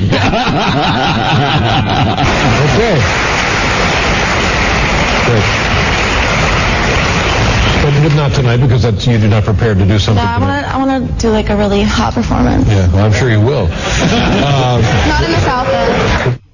I love how she says she loves to entertain, like she's James Brown. Yeah, when did she do that? She hasn't entertained anyone yet. You know, I know all of America's laughing at her, but yet they're making her very wealthy while we laugh. She was already wealthy. Yeah, but how exactly is she making money, do you know? She has a clothing line. She has endorsement deals. Are women buying her clothing? I think it's young girls. I've heard young girls, 12, 13, 14-year-olds. I love Paris Hilton. They want to be just like her. A couple of people in L.A. told me that she, without question, got a piece of that sex video, too. Oh, yeah. Without question. Which they said is mega money. Yeah. Like maybe $50 million she made off of that alone. Yeah.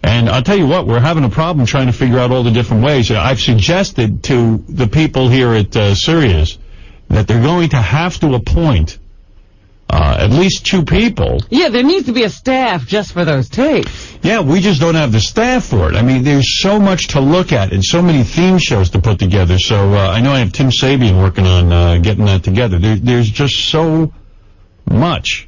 And you'll hear it all. It's a question of staying tuned and giving us a chance to catalog all of this. Now, over the years, I've been diligent about keeping computer records of every show, and I've been archiving the tapes.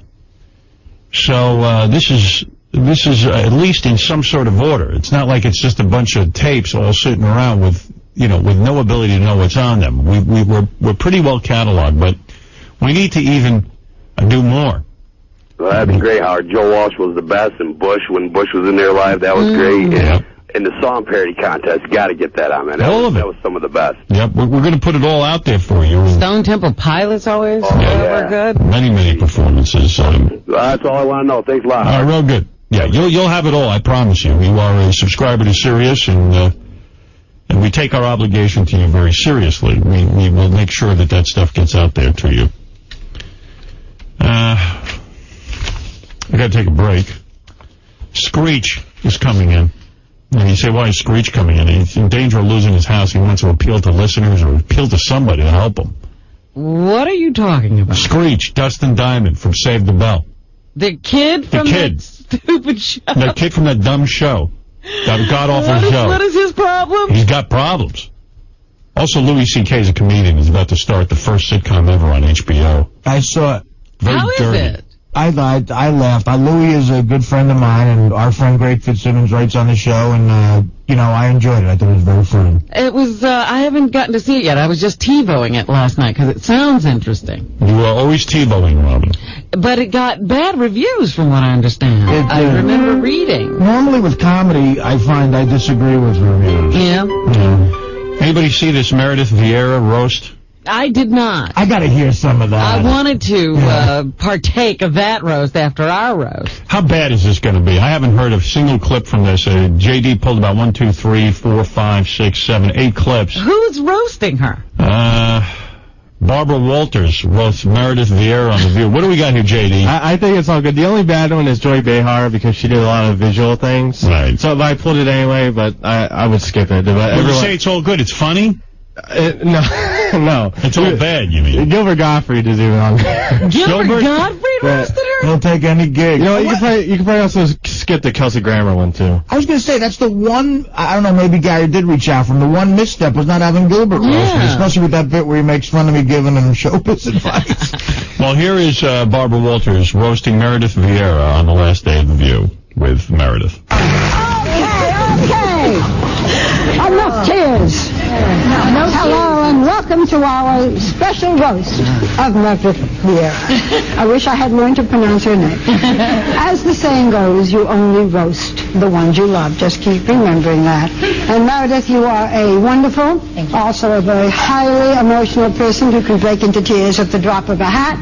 But I can tell you from personal experience that once that alarm clock goes off at 4 in the morning, you really have something to cry about. We know that you're going to be great on today.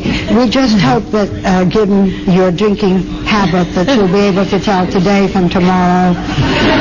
Oh, is this bad? Oh, is this bad? Boy, I wish we had called Barbara Walters to roast you, Artie. Not as good as some of my drinking jokes. More importantly, Matt Laura from Al Roker. And so let the festivities begin. All right, so there's her big roast. Gee, that was vicious. Kelsey Grammer roasted her? Yeah, he said you might want to skip that one. Okay. Oh, but yeah, unless it's bad. It's going to be bad. I'd love to hear what Kelsey Grammer tries to say.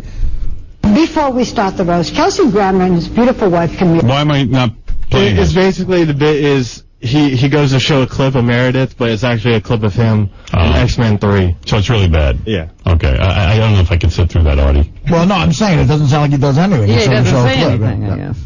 All right, let's see. Here is, should I play Gilbert? Was Gilbert bad? Yeah. Yeah? You could say it. Yeah. It was. It was. Welcome back to the farewell roast of Meredith Vieira on her last day on The View. We'd like to tell you that over the years, sadly... Well, you know that Gilbert doesn't prepare. Am I right? Right. We had him on the Daniel Carver roast. I don't think he prepared. Meredith has had no luck with pets. All of the dogs and the cats and the fish in her care have met with untimely deaths. So, to get the whole story, we brought in Meredith's personal veterinarian, Dr. Gilbert Diemeister.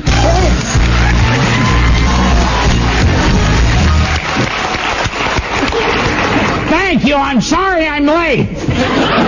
I was at Heather McCartney's house. Our cat was using her leg as a scratching board. That's funny. That's good. All right, there you go. Come on. They called me here because I'm a veterinarian, so that's why they wanted me on The View, because I know something about bitches. Now, Meredith has had no luck with pets. She's killed more dogs and cats than a Vietnamese restaurant. It's pretty good. Come on, he's doing something at least. All right. Okay. I mean, I'm not going to say it was the caliber of the Artie roast, but at least it's a material, you know? Her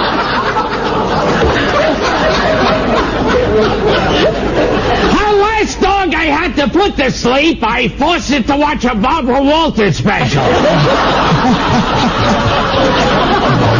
That's funny. So great. Why are you saying he did that? Okay, it was fine, you know, whatever. I'm sorry. Do you know funny at all? No, I don't.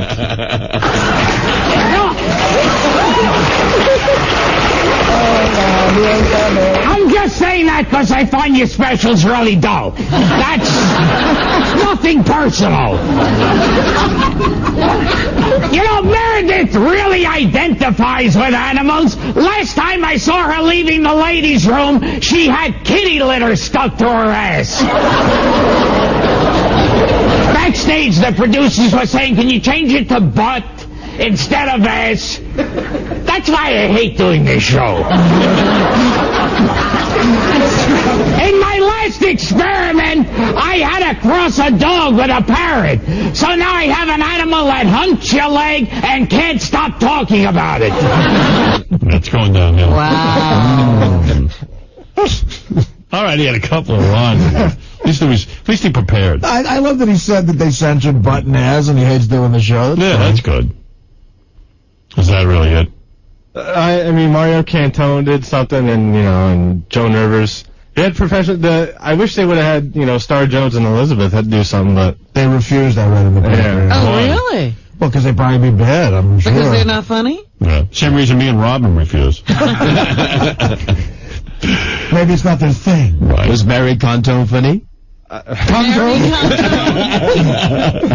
Cantone was very funny. Was he funny or not? Yeah, I put a lot of stuff since then, so I haven't really listened back to it. Okay, our next roaster is no stranger to the show, but he certainly is strange. Please welcome Mario Cantone.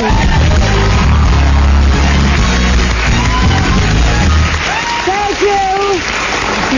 I love being here on The View, or as I call it, the vagina dialogues. You can't get a word in edgewise with these bitches. Why don't you just cut it off? I've been here 31 times, which is 30 more times than David Guest was ever on Liza Minnelli.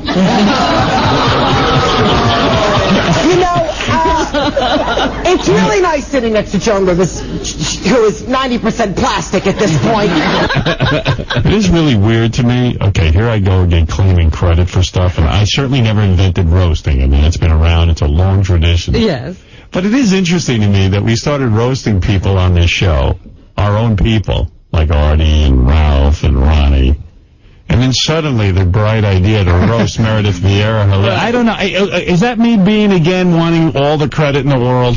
Well, Comedy Central brought back the roast a few years ago, but the concept of doing it with your own employees, I don't know. I don't know. I know people accuse me of taking credit for everything. It just seems to me that so much of that goes on. Did you see the note I sent you last night about the guys in Washington? Did you see the morning guys? Did a Revelation show, They did a show where they had revelations, and the listeners had to call in and guess what their revelations were. And I thought to myself, in a way, it's a really brilliant idea because how many listeners do we have in Washington? It's hard to tell, right? Say we got 4 million subscribers, right? Of those 3 million are fans. Right. So say 10% of those are in Washington. What a great idea for them to steal all your material because it seems new to a regular terrestrial audience. Well, I did say, I would bet if you went through the roster of people who subscribe to Sirius, and why don't you do this or have the news department? Let's find out which radio guys. I wonder if they are subscribed. Yeah, now maybe they subscribe under other names or something. But you know what? Another thing is they might be able to read it off the website though too. Right. I mean, there's a lot of different ways you can get the information, but I suspect they all have Sirius. They want to listen to it. I would agree. I would say there's a couple of 100,000 subscribers that are in the radio industry, at least. At least. Well, you would think. Yeah. I mean, but to do a revelation show, I mean, that's such a huge lift from this show. But actually, we promoted that while we were still on terrestrial radio. Right. But I think that people just kind of lift stuff and then badmouth me.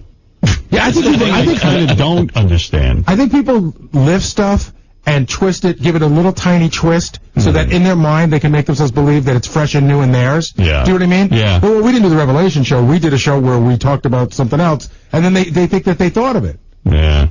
I don't know. I think they all know who the real deal is. But they definitely know who the real deal is. Imitation is flattery. That's what my psychiatrist says. But I don't understand that. That's not in my vocabulary. Screw you and your psychiatrist. Yeah. Right? Screw George M. I said that? That's not what you really meant. No. You know, my psychiatrist says, well, there's room for everybody. And then I'm like, no, there's not. No, there isn't. Well, you know, I mean, if I come over there and mug you, is that flattery? How are you imitating him? Yeah, well, I'm taking something of his without his permission. Oh, I see what you mean. Right. I'm not saying, you know, listen, their roast is lame and all that other stuff. It's just interesting. I'm sure that the producers all listen to this. Like Jay Leno is the master of lifting tons of stuff from this show. I mean, just tons of stuff. And you know, I don't even think he's aware how much his writers take from this show. Right, he probably doesn't listen to our show that much. They do, right? And they tell him. But I do love that excuse that he gives for what he calls jaywalking. No, Steve Allen did that in 1958. Yeah. Right. I go, okay, Jay, sure. Yeah, Steve Allen did the homeless game. I think if he did, somebody might have told him that after the fact. I don't think any of his writers were watching Steve Allen. I think they were listening to the show for sure. Yeah, I don't know. But if for some reason, I know I'm not going to harp on this because the biggest negative I get about the show is when I start claiming credit for everything on the planet and I get my ass handed to me. And then I could hear Colin Quinn in my roast going, Howard claims he invented everything. Yeah, Howard, you invented the roast. And that's not what I'm claiming. I know I haven't invented the roast. It's just odd to me. Like we started... I don't know. Artie, am I crazy on this? Not in the sense that I think that definitely a show like The View might have heard us doing it for the last 6 months and say it might be funny to roast people on our staff. The reason I can hardly speak is because The View is a ripoff of this. I know. The whole show the concept of the show. Yeah. How did Gilbert get on the roast, by the way?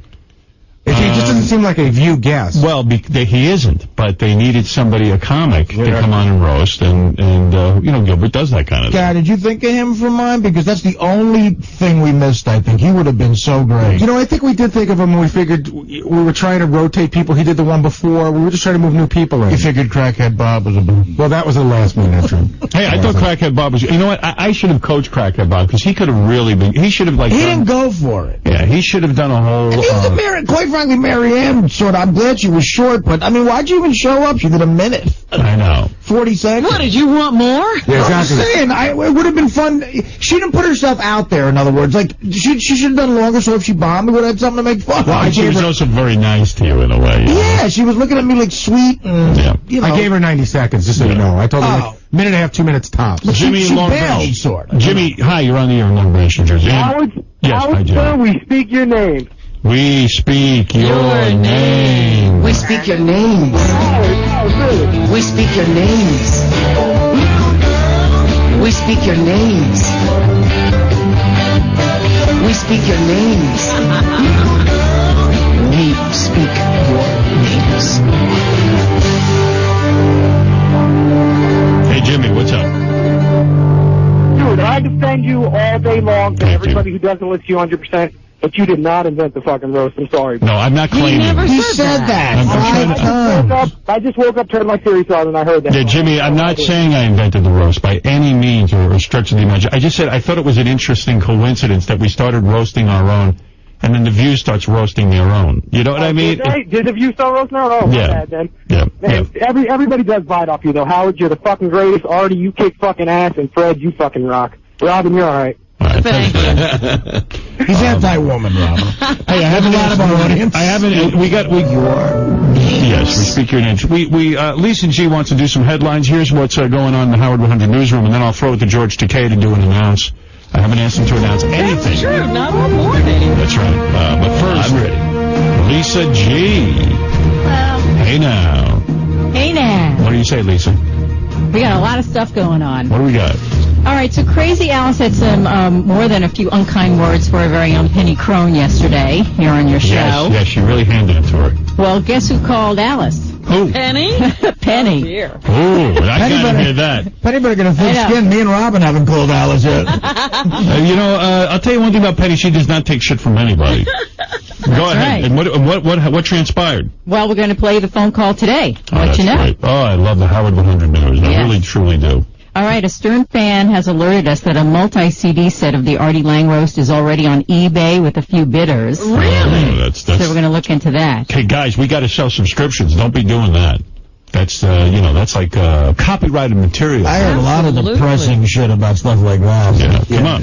A lot of people are stealing a lot of shit. Calm down. Yeah, if you're a fan of the show, don't do that. We want people to join us here so that the show can prosper and do well. I mean, and continue to grow. Yeah, how do you figure you can sell what comes out of this little unit? It's ours. It's not yours. A kid I met in Florida told me he bought for $20 my Ronnie Rose set. $20. Yeah, we don't want to go all Metallica on you, but the fact of the matter is that's probably not right.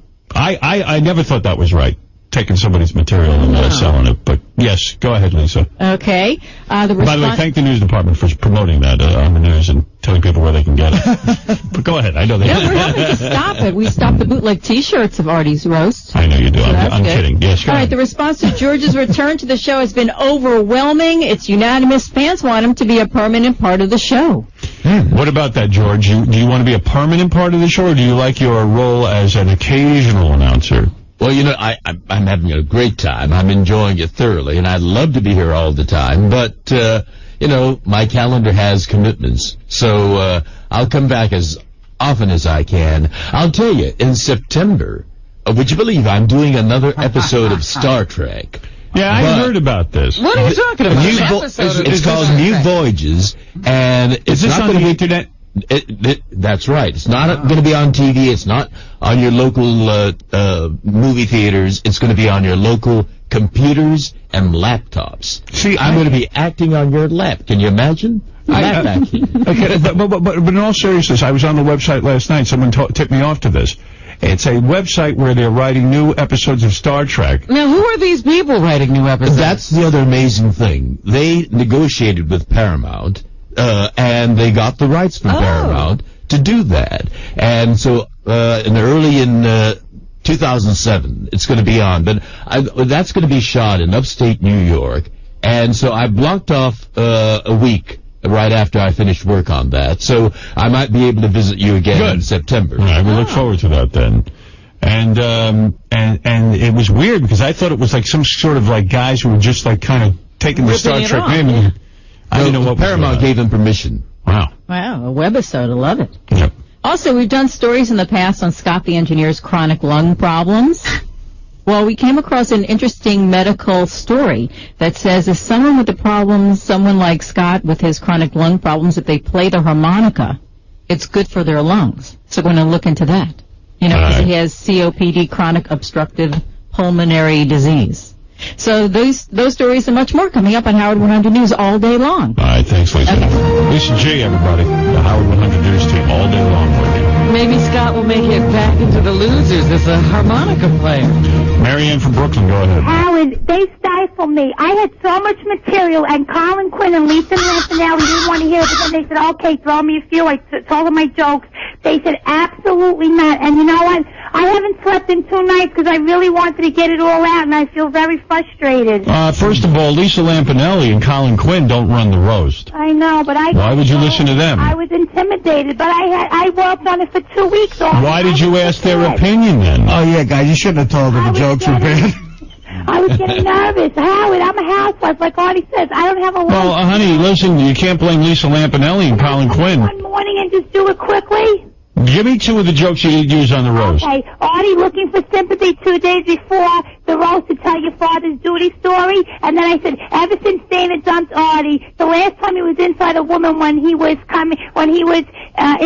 the Statue of Liberty. If Artie wanted Dana to pay attention, she should dress up as a barmaid. I have 3 roasts for Dana. Run, Dana, run. Artie's favorite drink is the next one. Artie gave up drinking once. Once it was the worst weekend of his life. All right, this is horrible. They were absolutely right. And that's that Statue of Liberty joke is an old Woody Allen. And the fact that... You talk about Jeff being a mama's boy, not even, he takes one to no one. No good? All right, thank you, man. Awful. You should have done it. I'm so pissed you didn't do that. I really am. Got to take a break, and when we take this break, we'll prepare to meet Dustin Diamond, Screech. And try to help him solve a problem? Got some problem. Screech, from that horrible show, Saved by the Bell. It seems that everybody from that show except Screech is doing okay. Who else is on that? Oh, is that what's his face? Mario. Who else? I'm from the show. I mean, Mario. Yeah, that one. Lopez. Yeah. Dustin Diamond was Screech for many years. He was on that show for how long? Made a ton of money, and I think he claims his parents took all his money from him. But he stayed, they kept rotating casts. The only character that didn't change was Screech. Yeah, by the time the show ended, Screech was the principal's assistant, for real. Yeah, I saw that. So many great urban legends about him, too. One is that he's Neil Diamond's son. One was that he was related to Mike D from the Beastie Boys, and I guess all of them are bullshit. We're going to take a break. We'll be back right after. Let me throw it to George for an announce. Go ahead, George. Well, I introduce you to a man they call Truth Teller. A man they call the master of poopy jokes. A brave man. A sexy man. A man who likes women more than Artie loves Jack Daniels and Devil Dogs. A vulgar genius who has a penis like a light switch. I present Howard Stern. Now, this is really not a commercial break piece, but that's what they asked me to read.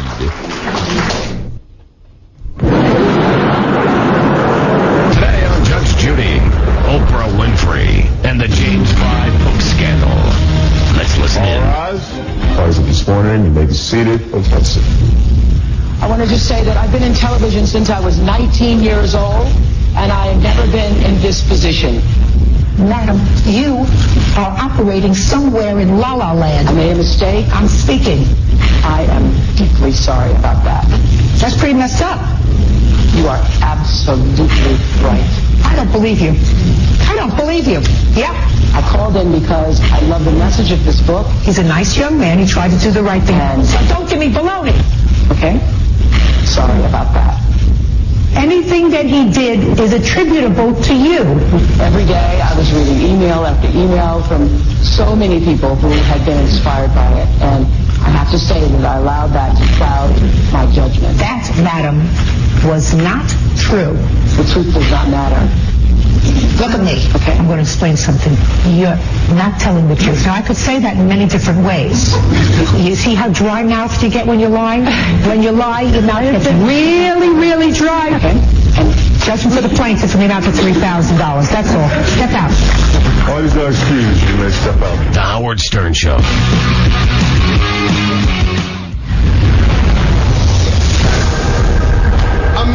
That all men are created equal, that they are endowed by the Creator with certain unalienable rights, that among these are life, liberty, and the pursuit of happiness.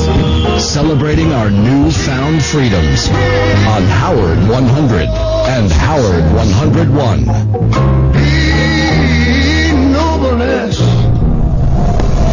Howard Stern, the fight for freedom. The year 1986, a time when controversy and Howard Stern were two sides of the same coin. With a new shot at making it in radio after being released from his WNBC contract, Stern was trying to reestablish himself at WXRK-FM K-Rock.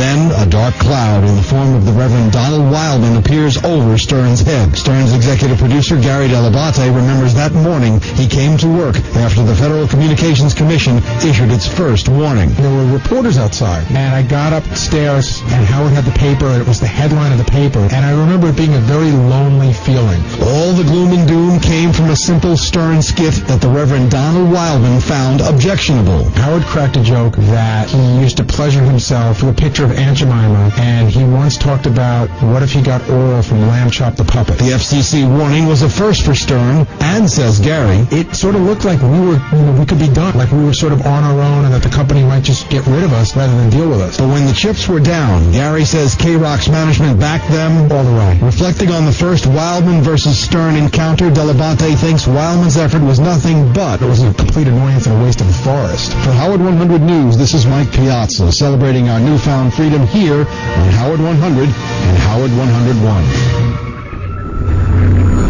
Master paralyzes his opponent, leaving him vulnerable to attack.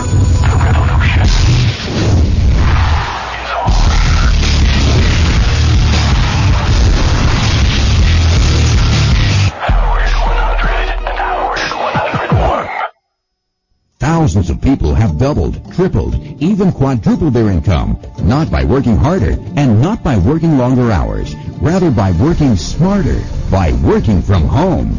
I make as much as $25,000 a month. You didn't have to have, some special training or anything like that. Your whole life can change. Our first year in a business, we gave $78,000. I found this incredible opportunity. Last month, I made over $14,000. We'll guide and mentor you to a lucrative opportunity where you can make money right from your own home.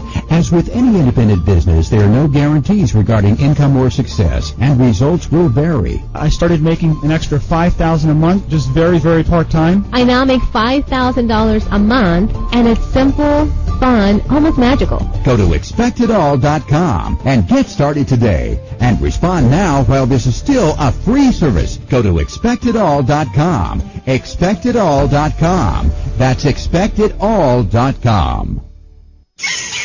When searching for a poker game in this urban jungle of ours, it's important that a man learns a thing or two about the predators waiting for him, lurking around the inviting soft felt of the poker table. The underdog. Now there's a dangerous animal. Beware. Don't let his unassuming nature fool you. He's a stone-cold player, and you're on his menu. He'll be awkward and make mistakes, setting a trap. And then, wham, dinner time. To avoid falling prey, never underestimate him. He only looks weak. Learn the tools to survive. Learn to play poker online at Bodog.com. Because every man deserves to be king of his jungle. Bodog.com. Poker. Play hard. This is Bubba the Love Sponge. I can fake it better than her. Yeah. Watch me. You be Bubba the Love Sponge, and I'll be Natasha from BeaverArmor.com. You ready? Natasha. Hey, are you putting that dildo where it needs to be? Oh, God. Oh, Jesus. Ash them out. Ash them out. Okay. Who's the older guy? Who's the older guy? That's Ned. Ned, take it away. Hey, Ned. Hi. Oh, God, Ned. Hi, Ned. Hi. My name is... Oh, God. Oh, God. Oh, God. Oh, God. Oh, God. Oh, God. Oh, God. Oh, my God. Oh, my God. That probably got more guy fucking boners than this bitch. And I'm a guy. Work on me.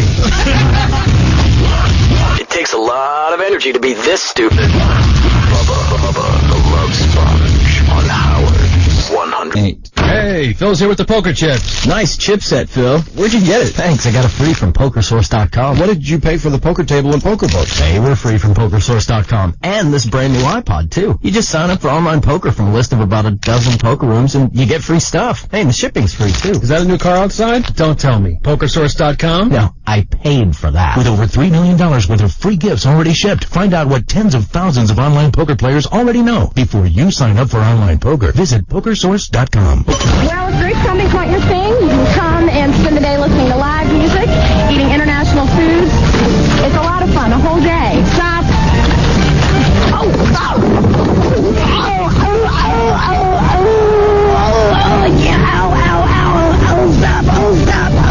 Newscast or porn? I can't breathe. The Howard Stern Show.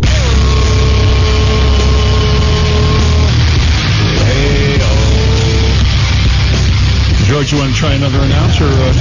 You ready? This is George Takei. When I was a young man, I was part of the Martin Luther King movement.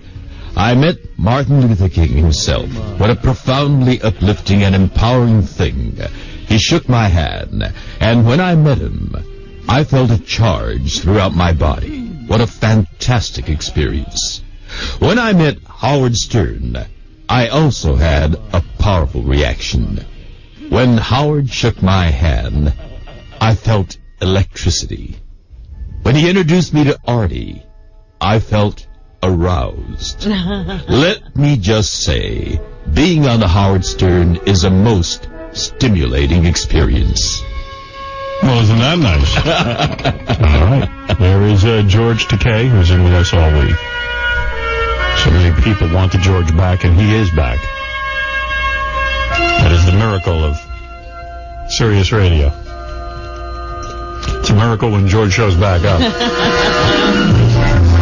It's also Sirius Radio.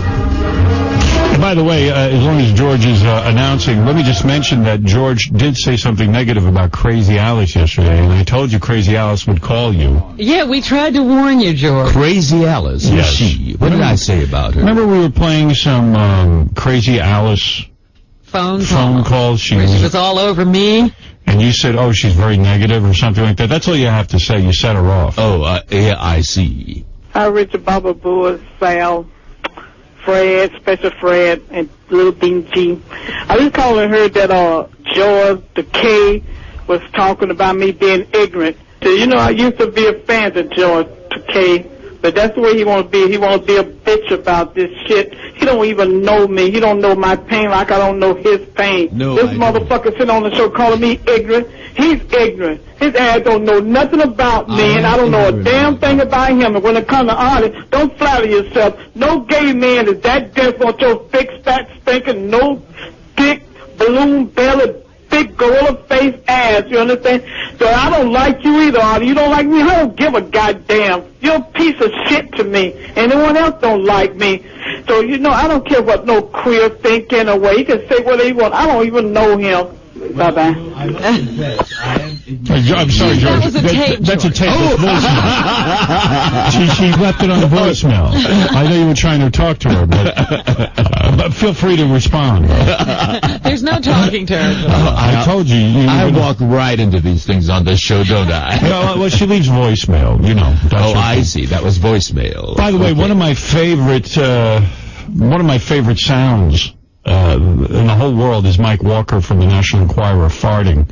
You know, we were so lucky. Did he fart in Japanese? He speaks Japanese, you know. Yes, I know. Well, you know, it's amazing to me. Richard Christie was very smart. He left a tape recorder on while Mike was off mic, and his fart was so loud. It was, I mean, that is some fart, isn't it? Yes. But when you say it's your favorite sound, so if he was giving you that Bernard Pivot... Yes. What's your favorite sound? If I was on the inside the actor's studio and they said, what's your favorite sound, it would be...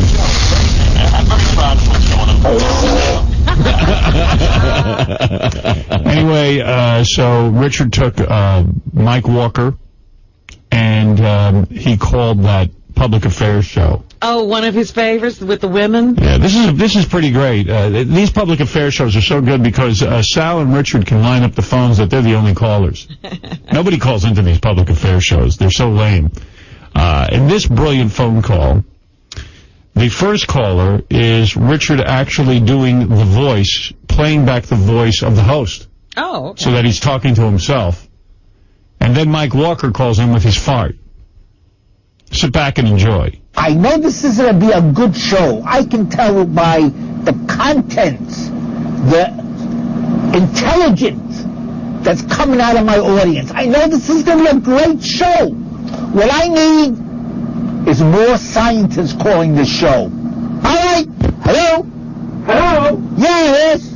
Hello? What do you got from my audience? How are you? I'm pretty good. My audience is anxious to hear. I'm trying to teach you something, dummy. All right. Hello? Yeah, hello? Yes. How are you? I'm pretty good. What do you have? Sorry. So you're getting very, very conservative. What's going on with you? What? You think I'm conservative? What's your problem? What do you have for us today? Sorry. All right. I can tell that this is going to be another one of those shows. All right. Hello? I'm telling you, it's going to be one of those days. Wow. Sounds like a great day. I like how he even sets it up because my audience is so great. Yeah, there's a lot of intelligence coming out of the audience. I'm very proud of what's going on. The press tour. You know.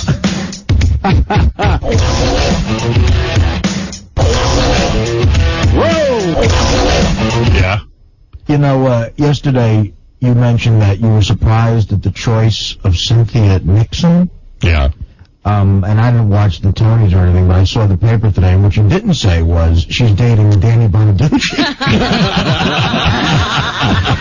Yeah, you just figured Cynthia Nixon would be with another hot chick. I mean, I guess, you know, look, God, you know what, really, that picture touches me, because I'm glad that someone like that finds love in life, and it's amazing. Well, you wonder how they would even hook up. Yeah, but they seem happy, and it really is heartwarming, but my God, you're right. And you know what, people will say, Artie, that you're cold for saying that, or that I'm cold for saying that, Right. but, you know, out of all of the pictures from the Tony Awards, yeah, what is the one picture they show? Cynthia Absolutely. Nixon with her girlfriend. And that's why they're doing it. Absolutely. That's right. Well, that's a and believe me, she commentary. looks happy, the woman, and I'm happy for her. Like, No one can believe that Cynthia Nixon, A, is gay, and B, is dating a woman that looks like Danny Bonaduce. What a piece of ass this woman landed. Like, she's a celebrity, pretty, you know, like, good for her, but she looks a little like Danny Bonaduce. So, you know, who knows what's behind the looks? Right. She might be a wonderful, warm...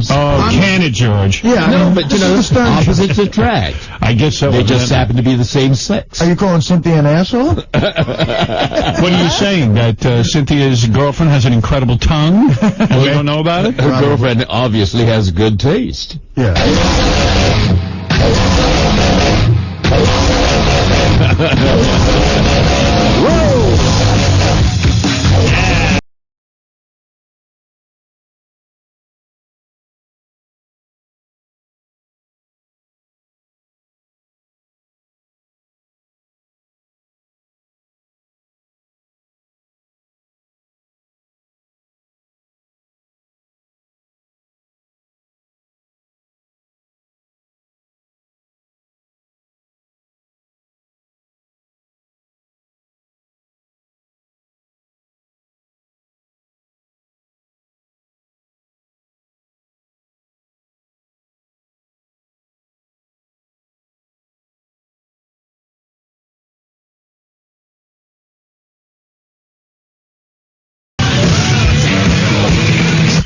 Jill, you're on the air in Boston. Hi, how's everyone doing? Good. I just wanted to know if you guys were going to play the Beetlejuice song. We're going to play it all, baby. I want to hear the Beetlejuice song. Yes, Beetlejuice song. Another thing we now have the ability to play. Right? That's right, we got it back, the original. Yeah, this is a great day in our history. I'm very excited. Yes, it will all be here for you. Hi, Fred. Yeah. Hi, Fred. Hi, Especially Benji. Especially my friend Benji. Little cutie. Little cutie. Little Benji. Benji. There's nothing little about her. Fuck you, Artie. Fuck you, fuck that homosexual, fuck Fat Artie, little dick Fat Artie, fuck him, fuck Robin, little Benji. You guys are awesome. All right, thank you, Jill. Love you. Love you. Bye, Jill. Here's a song for Jill. I'm going to throw this out to her. Oh, God. Oh, man. All right, Screech is here. Let's find out what his deal is. Now, Screech was on the popular television show Saved by the Bell. And then Screech called Gary the other day and said he's about to lose his house. Can we help him out? And I said, didn't he make a lot of money on that show? Then he reminded me that his parents allegedly stole all his money, he claimed. I thought there were laws in place that prevented that from happening. Yeah, the Gary Coleman laws. Yeah, I think there are. But then there was a weird thing, like Screech was complaining he was about to lose his house. Hey, Screech. Dustin Diamond, I should call him. You want to be Screech or you want to be Dustin? Dustin, you can call me whatever you want, Howard. You don't care, right? I don't really care. All right. This sounds bad, but we're about to... Let me see. What mic are you on? One? Okay, good. All right. Yeah, I can see that. So how you been? Better than you. Well, yeah. Yeah, definitely. Did you get your teeth capped? Yeah, all my teeth are done, yeah. Look at those, man. Those are shining bright white. Why go so white with the teeth? It's just what they did. I figured, White and perfect. Oh, yeah. I had snaggle teeth before. Yeah, me too, but I took them down a tone. You see, like I didn't make them so white. I just said, give me whatever you can. I figured if it gets dirty, they'll still be bright. Yeah, I mean, they look nice. I would say take them down one notch. I went to Canada to get them done. Why would you go to Canada when in America has the greatest dentist in the United States? The United States is number one when it comes to dentistry and oral hygiene. I found a guy who would, they put me up on the website and they did all my teeth. For free? Yeah, it was that's great. why you go to Canada. Well, yeah. Hell, I'll go to Guam for free too. If you go to cosmetic-dentist-toronto.com, they have before and afters of my teeth. Yeah, say hi to George Takei, of course, of the great Star Trek fame, if you would. Hi. How are you? Hey, how are you, George? Nice to meet you. Hey, that's good. You have a great voice, man. Well, thank you. I want to hear you read, like, Masterpiece Theater novels. No, you don't. As a matter of fact, you bring up something interesting. George, just this morning. Shit, I hope I can find this. Hold on a second. Give me a sec. Yeah, George had a few things that he read, and listen to this. Osama bin Laden is actually very shy. Osama bin Laden looks hot. Oh, yes, I love Osama bin Laden's Pee-wee. Yeah, I was disturbed about the Pee-wee. Yeah, Pee-wee, yes. Now, did you believe that? Osama bin Laden is macho. You know what? That reminds us, George, before you leave, could you just say Mussolini and Idi Amin into the mic? We're working out a bit. I've said Artie Lang an awful lot. Osama bin Laden is a nice guy. You didn't say Artie Lang's Pee-wee. Yeah. Exactly. Thank you, Dustin. Yeah. I've had sex with Osama bin Laden before. Well, Artie Lang tried to get me in the Brambles and the Rambles in Central Park. Let's keep that low. I don't even know what that means. Osama bin Laden. It doesn't very sound talented, good. but no, I'm not in love with him. Osama bin Laden is very sexy. Osama bin Laden is a genius. Sounds like you're obsessed. Yeah, I mean, calm down over there. Well, he is exciting, So, Dustin, here's the weird thing. Gary told me you're having financial problems. I was upset to hear that, but he said you were in danger of losing your house, but he said at the same time you called him from Disneyland, and you were hanging out there for a week.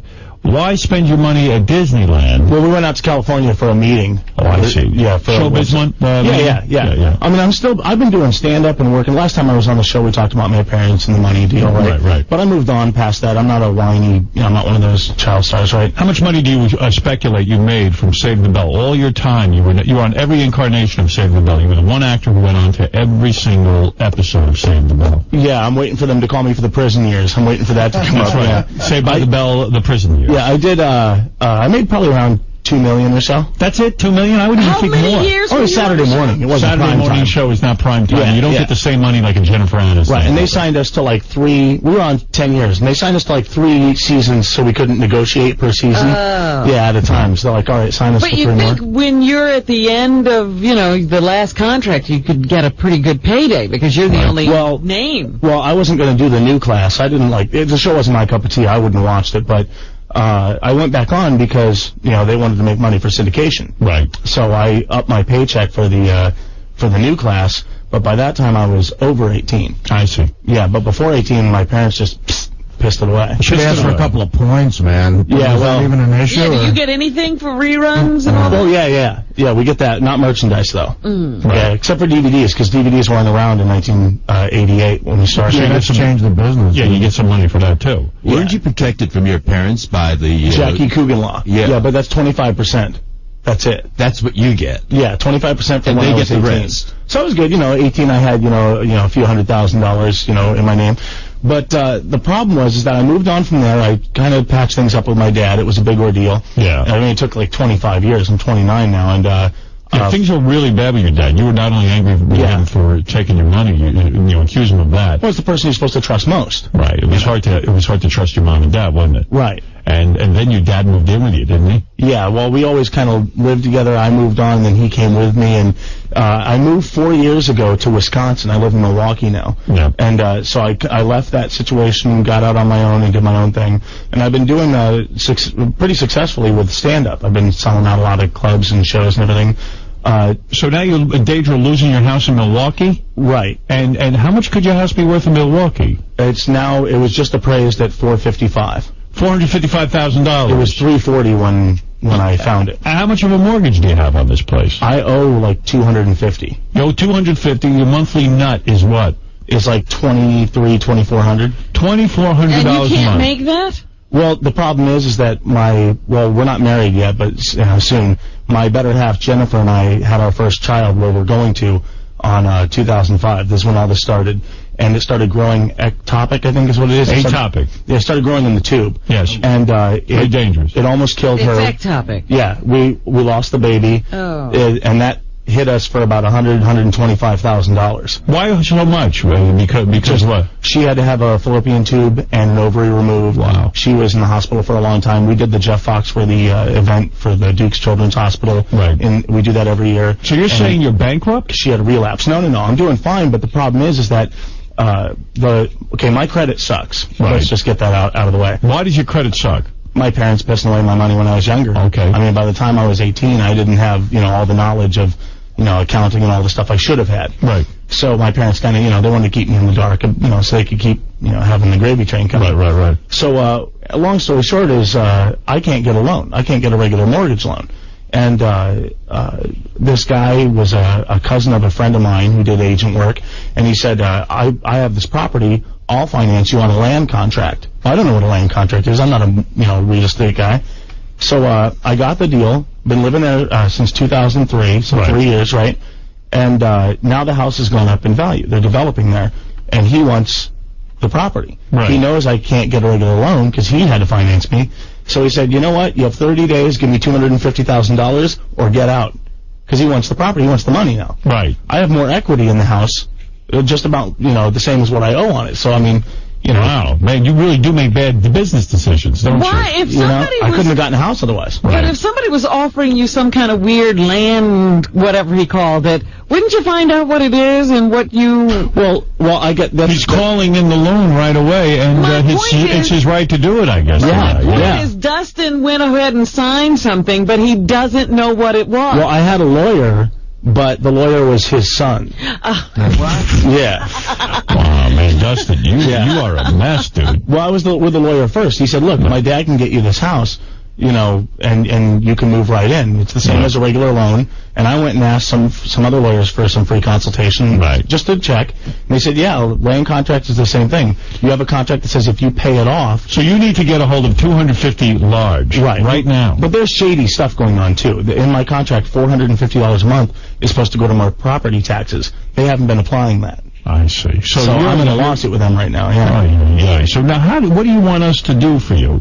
Howard, you have the power to make or break things. All I need is your stamp of approval. I made a shirt. Go ahead. And I would like you to be the first owner of this shirt. What is this shirt? This shirt, I don't know if you can see the front there. Yes, it's a picture of you are you Screech there? Or No, it's just me. And I'm holding a sign that says, Save My House. I'm in front of a shack in the Wisconsin woods, right? Yes. And it's on the back, it says, I paid $15 to save Screech's house. So you are going directly to the audience and saying... I'm going to the public. You're asking for charity. Well, not so much charity. I'm saying, I'm selling a T-shirt, and the proceeds are not going to go to any kind of charitable thing other than saving my house. In exchange for buying a T-shirt, you're going to take this money and apply it to the house. Right. I'm only popular or famous, as we all are, because of the public. That's right. And so I'm reaching out to the public and saying I need them right now. And also I want to point out that Uberprints from uberprints.com, I have to point them out because they really came through on the shirt. I said I need it. You're going to have to sell a lot of shirts to come up with 250,000. Yeah, after the cost of everything and taking care of everything else, I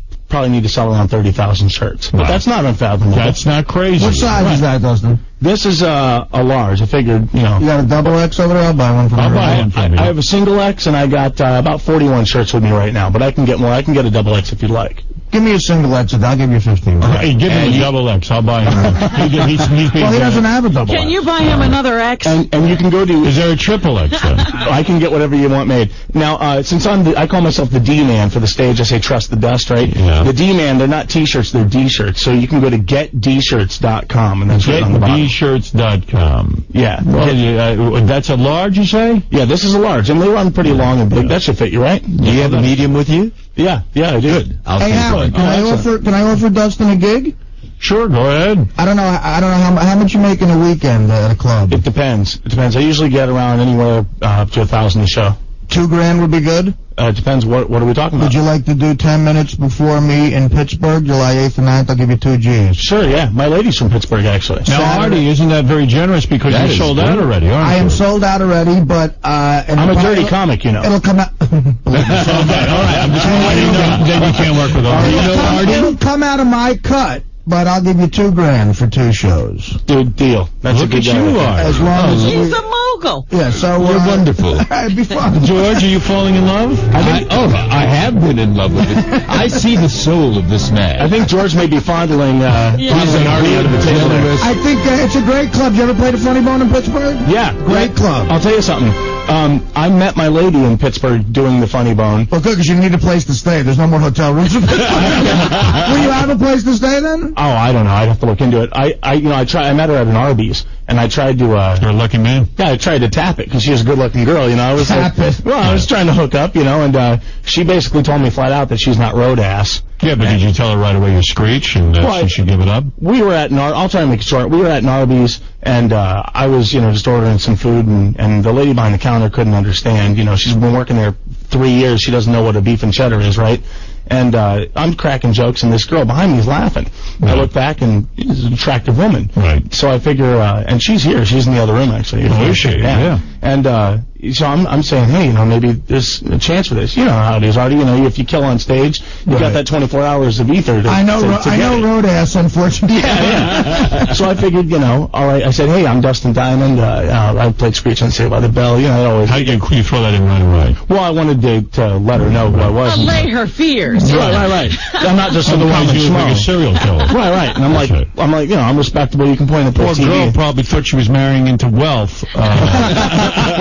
If she marries me, she gets my debt, right? Yeah. All that Screech money. Well, I have no other debt. I'm Dustin Diamond, the bankrupt actor. You might have heard of me. I sell T-shirts to raise money for my mortgage.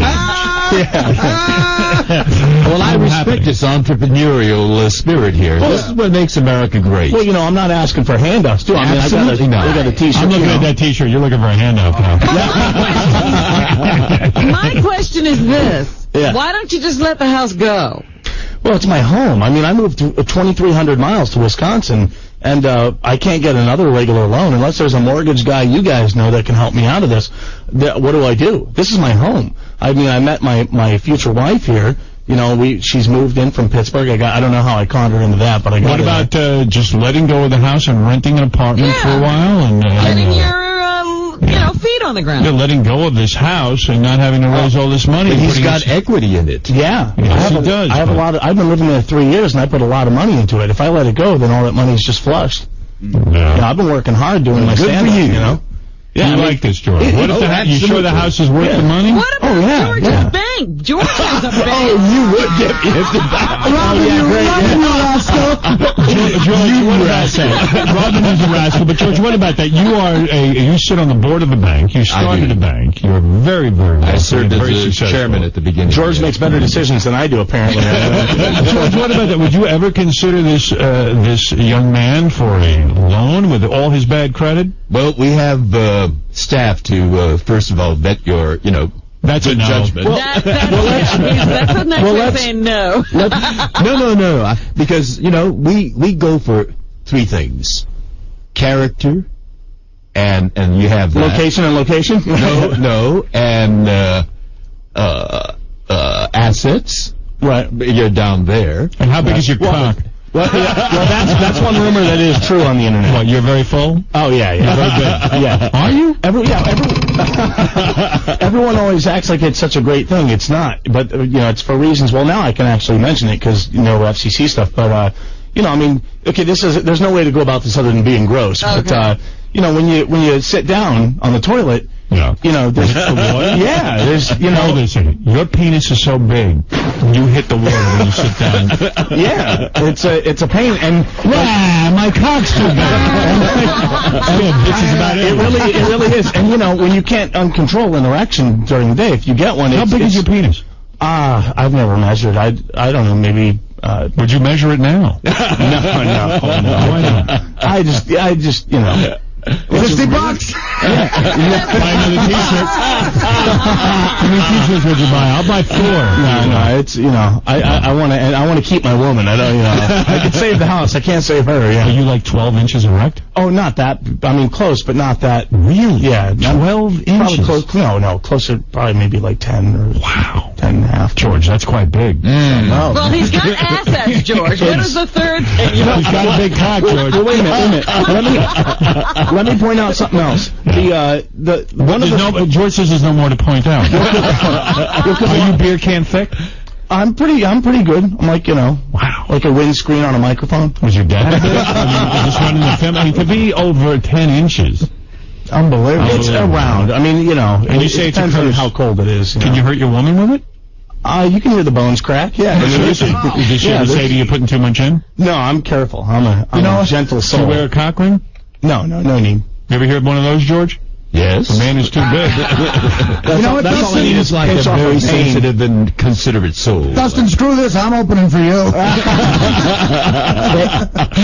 Now wait. One thing I want to point out, George, if a man is too big, they put a ring on it. Yes, I know. And then it keeps him from going too deep inside. That's right. Yeah, like a donut on coming a too early. I thought it was to trap blood in the top to keep it. I don't know. More erect. I heard it was to keep the woman safe. Or George, have you ever been with a man who wears a penis ring? No, I have not. You have not.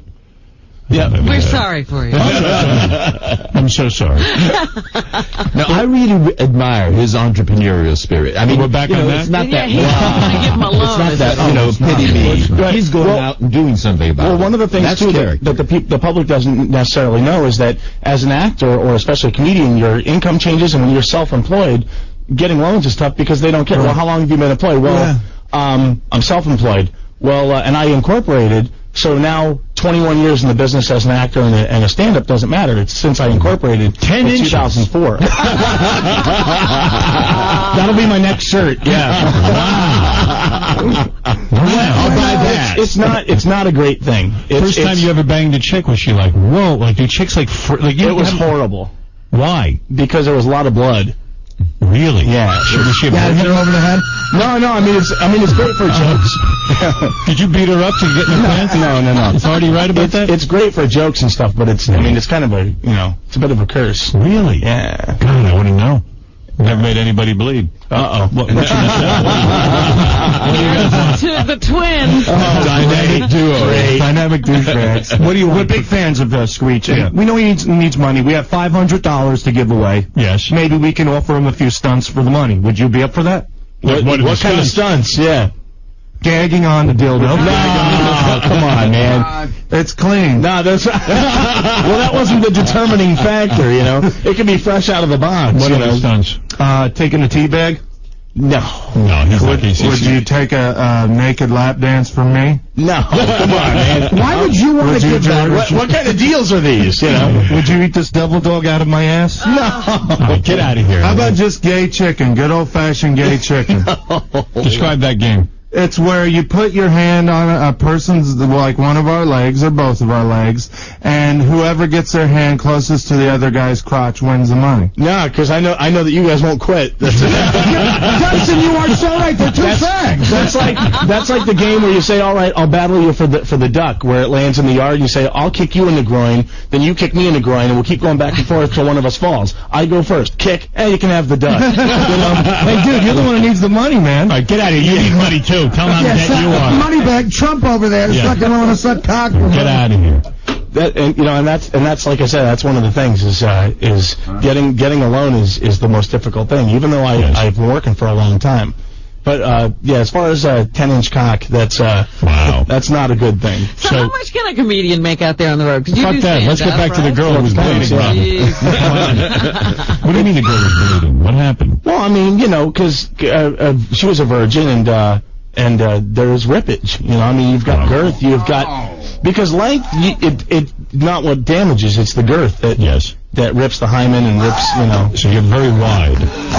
It depends. I mean, it fluctuates. It's kind of like how girls' breasts can look bigger at certain days than others. Were you normal size as a baby, or were you even large back then? My dad makes a joke. Yes. He always made the joke that when I was born, I was all nose and hose, and they picked me up like that. But and like I said, it's good for jokes. But in the serious realm, it's not. There's a lot of more negative than comes from it. I mean, sex would be the same if I was smaller. I'm not going to get a reduction. I don't want surgery. That's right. I'm afraid of surgery. But it's definitely. Is it great though? Like with your girlfriend, when your fiance is. You'd have to ask her. Yeah. Where is she? She's in the other room. What is her name? Jennifer. Bring in Jennifer. I want to know what it's like to bang a guy with. I never met someone who wanted a cock reduction. Yeah. No. Yeah. You would actually consider it. This is Jennifer? I wouldn't consider it. I won't get surgery. Hi, Jennifer. Lovely girl. Very nice to meet you. Now Jennifer, how long, I mean, there must have been a courtship before you went to sleep with Screech, Dustin Diamond. You probably were shocked the first time you pulled down his pants, were you not? I was afraid. You were. When you met him, how long before you made love to him? It was a while. Was it you made him hold out? Yeah. You did? Yeah. She's lying. I got it the first night. I say that because I can patch it up later, yeah. Robin knows the truth. No, you know what? Is he the biggest you've ever seen? Yeah. He is. Wow. It's impressive. I went to kiss her the first night, and I was courting her the whole night, buying her drinks. Something else. She saw the show. I did a great show, and it was, and I thought I was in there. And went to kiss her after hours. And she didn't just turn her head, she gave me air. I didn't even get cheek. Missed. Well, guys like a certain game. I had respect for her. She had class. Now, have you ever been with a black guy? Because they say black guys are really big. I'm wondering if we can compare. I've not. I couldn't comment. I see. Any bigger would be overhang. You'd have all kinds of overhang, though, and that's kind of pointless. Could you ever leave him? I mean, you're ruined in a sense. I mean, to experience something that big, is it way more satisfying to be with someone that big than a normal-sized guy? You know what? It really is. It is. Oh, boy. That alone would keep me in this relationship. That alone is keeping her in this relationship. Yeah. Is there a special preparation you have to go through before making love to him? Like a warning, please, don't put it all in, or anything like that? Yeah, I think we've got it down to a science. He knows now. How much of it do you put in? Seriously, how many inches do you give? The whole thing. You do? Yeah, I can't. I don't run it in. I mean, I'm gentle. Right. Yeah. Well, good for you. I can't. That's no good if you just go in there to destroy. Wow. First time painful? A little uncomfortable. Yes. Right. Yeah. You really have to accommodate that. I know my Robin could accommodate you. Oh, here we go. Here we go. I would bring him out. Yeah, she could handle it. Oh, yeah. Wow, and you say a larger man does make a difference. Because they say penis size doesn't matter to a woman. Yeah, I think that's a lie. It does when they're screaming. Yeah. Is it easy for you to give a woman an orgasm because of your size? No, I think it's hard for any guy. It just depends on knowing the woman's body and, And can you generally hold out a long time? Oh, yeah. I don't float around a lot, so, I mean, I was promiscuous when I was younger, but now that I've settled down to one person, we know each other pretty well. And do you use a condom? No. You can't fit into one, I imagine. Well, they're kind of difficult. Do you use? Yeah, I don't. Ones. They all hurt. Yeah. All of them. Yeah. God. Have you ever even tried? No condom ever hurt me. Relate to any of this? My condom box has 2 words on the side. It says "ha ha." There's a joke condom out there that's like that big. Yeah, but that's like that can fit on your arm. That's a joke. No, but there's a real condom out there for large size men. Have you tried that? I've tried Magnum and stuff like that. And what about those? Too small? They're snug. They are. Yeah, they're not long enough too. Snug. Oh my. Magnums are snug. Yeah. So and some of them are either too long and some of them aren't long enough. Some of them are made for like forearms. Don't you just hate wearing rubbers though? Oh, yeah. I mean, you don't mind it. I love them. I still think there's something in the back of your mind because you're such a celebrity that you're like, fuck, I would never want to get anybody pregnant. Well, listen, I have 3 kids. It's enough. But I think you really he almost prefers a condom. I never met a guy like that. That's strange. It helps me to hold out. Otherwise, I'm all over in a second. You're a quick guy? I'm very quick. Well, that's definitely helps you hold out. Well, I mean, anybody's quick. I've had times where I was quick. I mean, God. But Dustin, how do you have safe sex? So you've never been able to. Well, I mean, I've worn them in the past, but now I don't. I said, we were going to have a kid. We don't. Yeah. How many inches can a condom even cover when you think about it? 5, 6 inches at the most. Well, I mean, 8, 7? Certain brands, yeah. I mean, some of them are made, I think, up to 9. Yeah. So there you go. You got something hanging out all the time anyway. And so how long what was the first night when you saw this gargantuan thing? I mean, it's almost got a life of its own. I mean, did he warn you or he just took his pants off? He warned me. He did. And I thought it was an effort to coax, and I thought he was joking. But first night was pretty quick. Well, it's kind of the first reveal, it's about to make its appearance, and you're going, I got to tell you. Well, wait a second. It's, there's almost like having another person in the room. Yeah, most couples before they have intercourse, there'll be various stages of foreplay. So you must have had your hand on it at some point through his pants, and you must have been somewhat startled. I was. Yeah. I was. And, she probably thought there was something in my pocket. Right. Did you before did you say, wow, is that like a salami? Like, were you shocked when you felt it?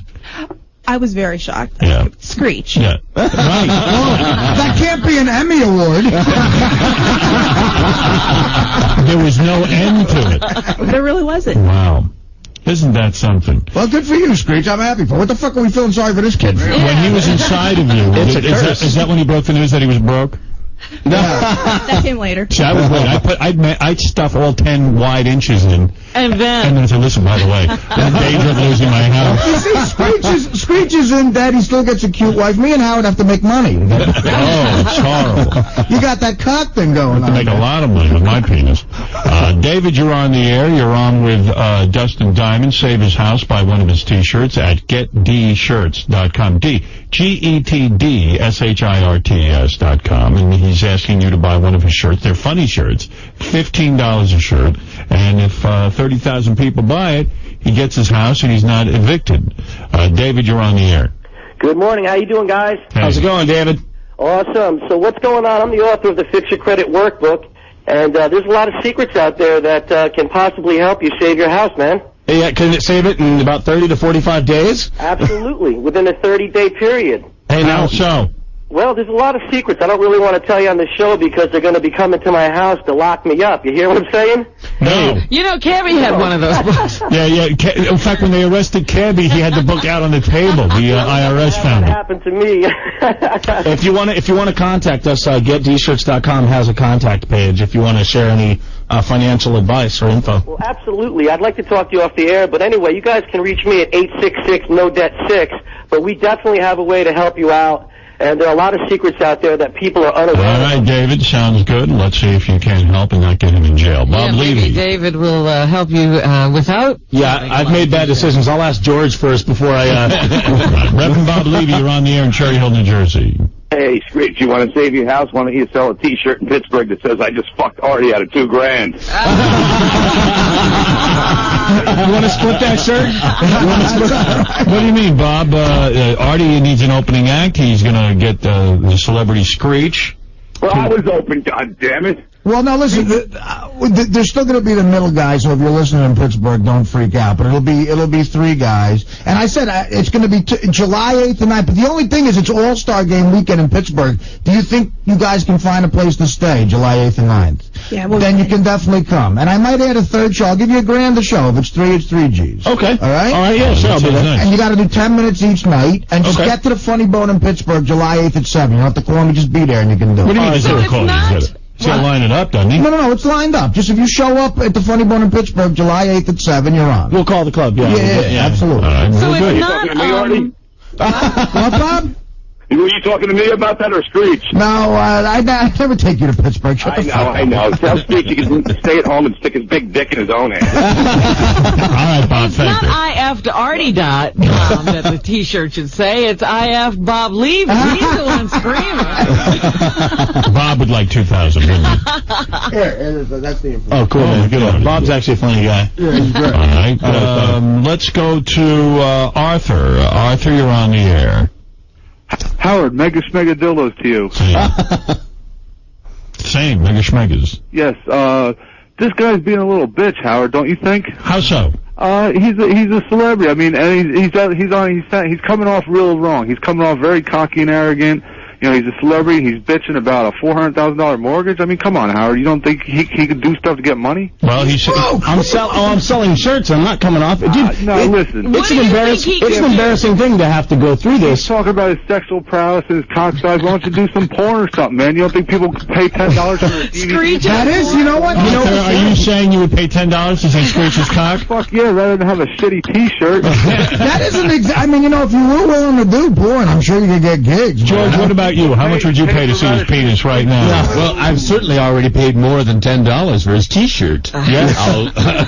What, a Screech porn than a Screech T-shirt? Come on. But dude, come on, we've all been broke. Yeah, and a lot of comics sell T-shirts on, and jokes and things like that. And you're just coming clean and admitting that you need it for your home. That's right. I'm not coming to bring bullshit to the table. I mean, and being a celebrity has nothing to do with it. We all fall into pitfalls, and anyone who can fall into a pitfall. Now, there's more to the story, obviously. If people go to the website, they can read on the story. Now, I can't bring the guy's name up on air or the company he worked for. Good. But I got a mortgage guy that said he was going to take care of this for me. I went through the normal channels, and the guy screwed me over. And all the info's on my website, but the guy dropped the ball, started avoiding my calls, said the closing date was going to be set, and then that came and went. And because of that, I got served with a notice to foreclose from this house thing. So I put all my ducks in a row and didn't, go to the press or media or anything else. It's an embarrassing thing to bring up. Absolutely is. Why don't you blow Mark Paul Galasser on film? I'm sensing gay tendencies in this man. Why not blow another celebrity like Horshack from Welcome Back? Maybe he's onto something. That's Zach Morris. Maybe he's onto something. Maybe I should do like a Paris video. Didn't you box Horshack? Oh yeah. And you beat the shit out of him. Yeah. I mean, you really busted him. Horshack. Yeah, it was funny. Tiffany Amber Thiessen. Let's see her. I would love to see a porno with you and Tiffany Amber Thiessen. It would be great. I got to get her to unblock me on AOL. Yeah. Believe me, I'm not such a nice guy. I'm giving you this gig for karma because I will be broke one day. Okay. That's what Artie's thinking. This is going to be good. That's right. Tiffany Amber Thiessen started on Saved by the Bell. Right. Did she actually block you on the AOL account? No. I'm just joking around. Yeah. Okay. No. I think Tiffany's married now, and I don't know what she's doing. I know if I was in Saved by the Bell, I'd block you out. All right. Well, your fiancée is very lovely. She's a brave woman to accept your 10 inches. Yes. I know. Right. And it's funny, is that guy was saying, I'm on here touting it. I'm not really touting it. I mean, that's, like I said, it's a curse, not a blessing. Downplaying it, for Christ's sake. He's making you think it's bad. It's good. It's good for jokes. I'd have a megaphone, and it's good for jokes and fucking chicks. I don't buy that. You know what? You haven't had the opposite in life. You only know what you know, and I can't undress in a locker room. I'm telling you the truth. I have to hide my penis. I have to wait till I chub up in front of women. I mean, there's a tremendous difficulty, and never think of your large penis as a curse, my friend. But what about the opposite side? I mean, you like in high school, nothing but guys jokes and ridiculing guys. Ridicule? You have a big cock ridicule? Give that to me. Well, it's the same. Hey, Stern, you've got a big cock. Ha, ha, ha. It's the same as I think when girls develop when they're in school, they're shy of their breasts. Yeah. And even though they've got large breasts, they develop quick. By the time they're an adult, they love their big tits. Well, now I've accepted. I mean, I'm an adult, obviously. I'm not like the high school kid. But, and as far as sitting down and peeing and hitting the toilet water, stand up and piss. There's the answer to your problem. There's people in schools, like you go into a stall or something, and the cameras come under the thing or trying to take pictures. You know what I mean? I am sure you have no anxiety about going up to a urinal and peeing in a urinal. I use stalls. You use stalls? Yeah. But if you had to stand at a urinal, you wouldn't be uptight. You've got a big cock. You can't stand at a urinal, really. You know what it's like to have a button down there? I mean, barely a tip.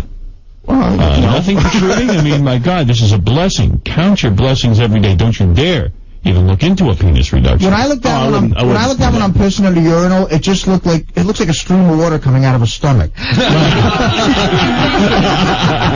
I'm sitting here thinking he gets wet when he sits down on the toilet. You guys have trouble not getting wet just trying to take pictures. You should see me in the event that I have to go to a urinal. I have to press up so far to that urinal so that no one will see that there's nothing there. Well, I would love to have something. You don't use a stall. I mostly use a stall. I can't always. Especially if I go to a urinal, I sometimes stand there 10 minutes pushing so that something will come. I'm so ashamed. Especially being a little well-known or famous. I've at Yankee games, guys are trying to look at my cock. Yeah, exactly. And it's fucking creepy because you don't really want to call in and give a review or something. Yeah, and that's all you need during that time period to say, hey, can I have an autograph? No, man, yeah. It's not about the autograph. It's just about, just looking and calling in and saying, whatever. I can describe Artie Lang's penis. Yeah. You got like a little button down there, right? No, it's not that bad. Mine's bad. It's a button? Well, I mean, I think you're over-exaggerating. With all the hair, you just see the tip. You don't see much shaft. And actually, mine is probably on the average side, but I just don't want a guy looking at my dick in the Yankee fucking... You know what I mean, George? I don't have much shaft. Yeah. I think you're exaggerating. You know what I'm saying? Well, I think, you're theatrical. You like to exaggerate one way or the other. What about you? I suspect that it's much, much more substantial than that. Are you afraid to stand at the urinal? Well, like Artie said, like at Star Trek conventions, if you do it at the public place, they're all trying to look, or they're trying to ask for your autograph, George, in the episode with the Technician 7, wow, look at that cock! Yeah, exactly. I always ask for a private. Yeah, a guy with Spock ears is looking at Well, would you, if you were hung like Screech, you wouldn't care. I'm not hung like him. That's what I'm saying. But you do care. That's the thing. Anybody staring and looking and making comments. I saw Screech's cock. You're telling me, in a flaccid state, you hit the water in the toilet if you're sitting down. Yeah. This is unforgivable. Or even like the side of the porcelain, which is, it's cold and wet. People piss and shit in there. That's not where you want your spawn. Why not sit down and hold your penis in your hand and then fold some of it up like a fire hose? Kind of what you have to do, but it's a pain. That's what. If I could only. How do you read a book on the toilet? He wishes he could say, I have to hold my penis.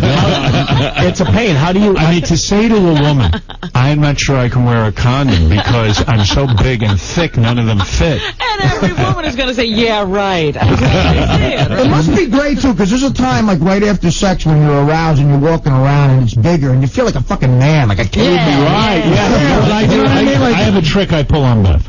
Right after we have sex, I parade around because I'm still semi-hard. I do the same thing. Yeah, and I walk around and I go, look at me. And I'm waving and my balls are flapping and I look fantastic. I mean, any girl would be impressed. And then it begins to wilt. Like a turtle. Like a turtle.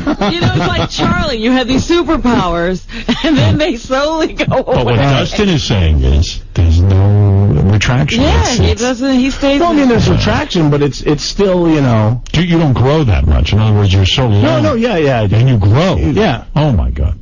Can you stand up after sex? Oh, blood must be in your penis. I do get lightheaded sometimes. It depends on if there's a long. Do you shave your balls and bush just to make everything look like a porn star? No, not fully shaved. No, trim. Yeah. Well, for the Pittsburgh shows, please fully shave. Marty likes that.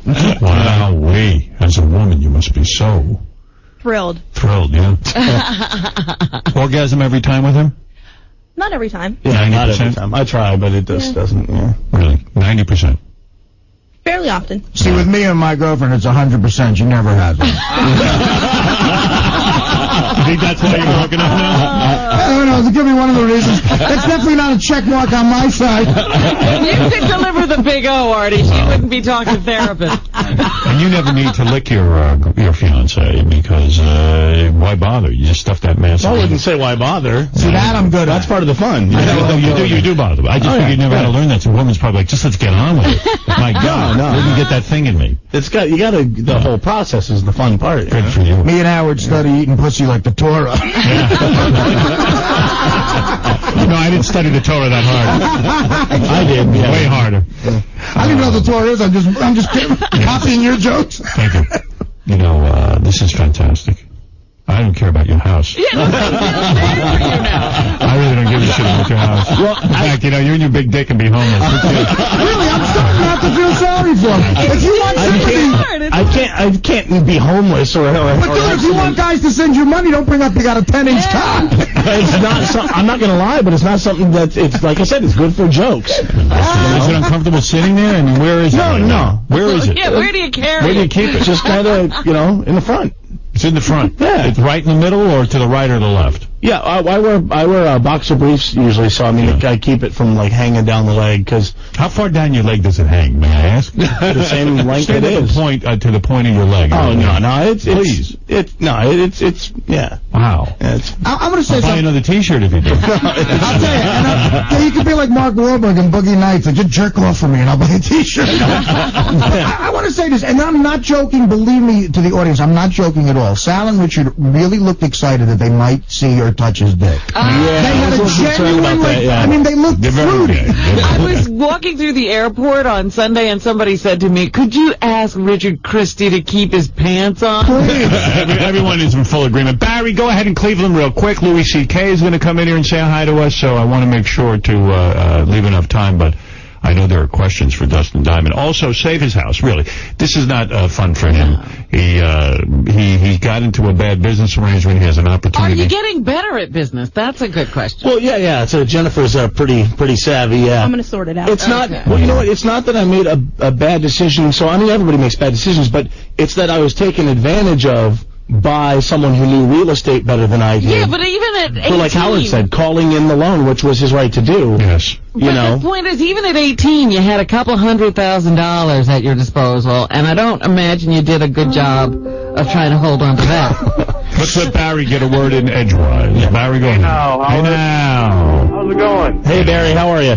I just want to say it's great having George back on the show. George Takei, yes. This is unbelievable. My question is to Dustin. Yeah. I just want to know, back in the day, did you ever bang any of the chicks on Saved by the Bell? What about that, Dustin? Ever? You know what? You don't shit where you eat is always the old saying. And that means he couldn't get any of the girls on Saved by the Bell. No, the thing is that you have to work with these people every day, and when you see them every day, you start to get that brother-sister thing, and even though they're attractive, people become unattractive. You know the old saying, show me the hottest girl in the world, I'll show you a guy who's sick of fucking her, right? The old, you know why I'm thin. I shit where I eat. Right, well, I worked it with the girls that came in as background, as extras. Right. So, like, every week there was 30 different girls. Sometimes they'd rotate, so it was like a smorgasbord, you know? See, he knows about extra ass. I'm with you, man. And if things don't go well, they're not there the next week. Right. You know what I mean? You were smart about pussy, not just money. That's the only problem. Howard. Yes.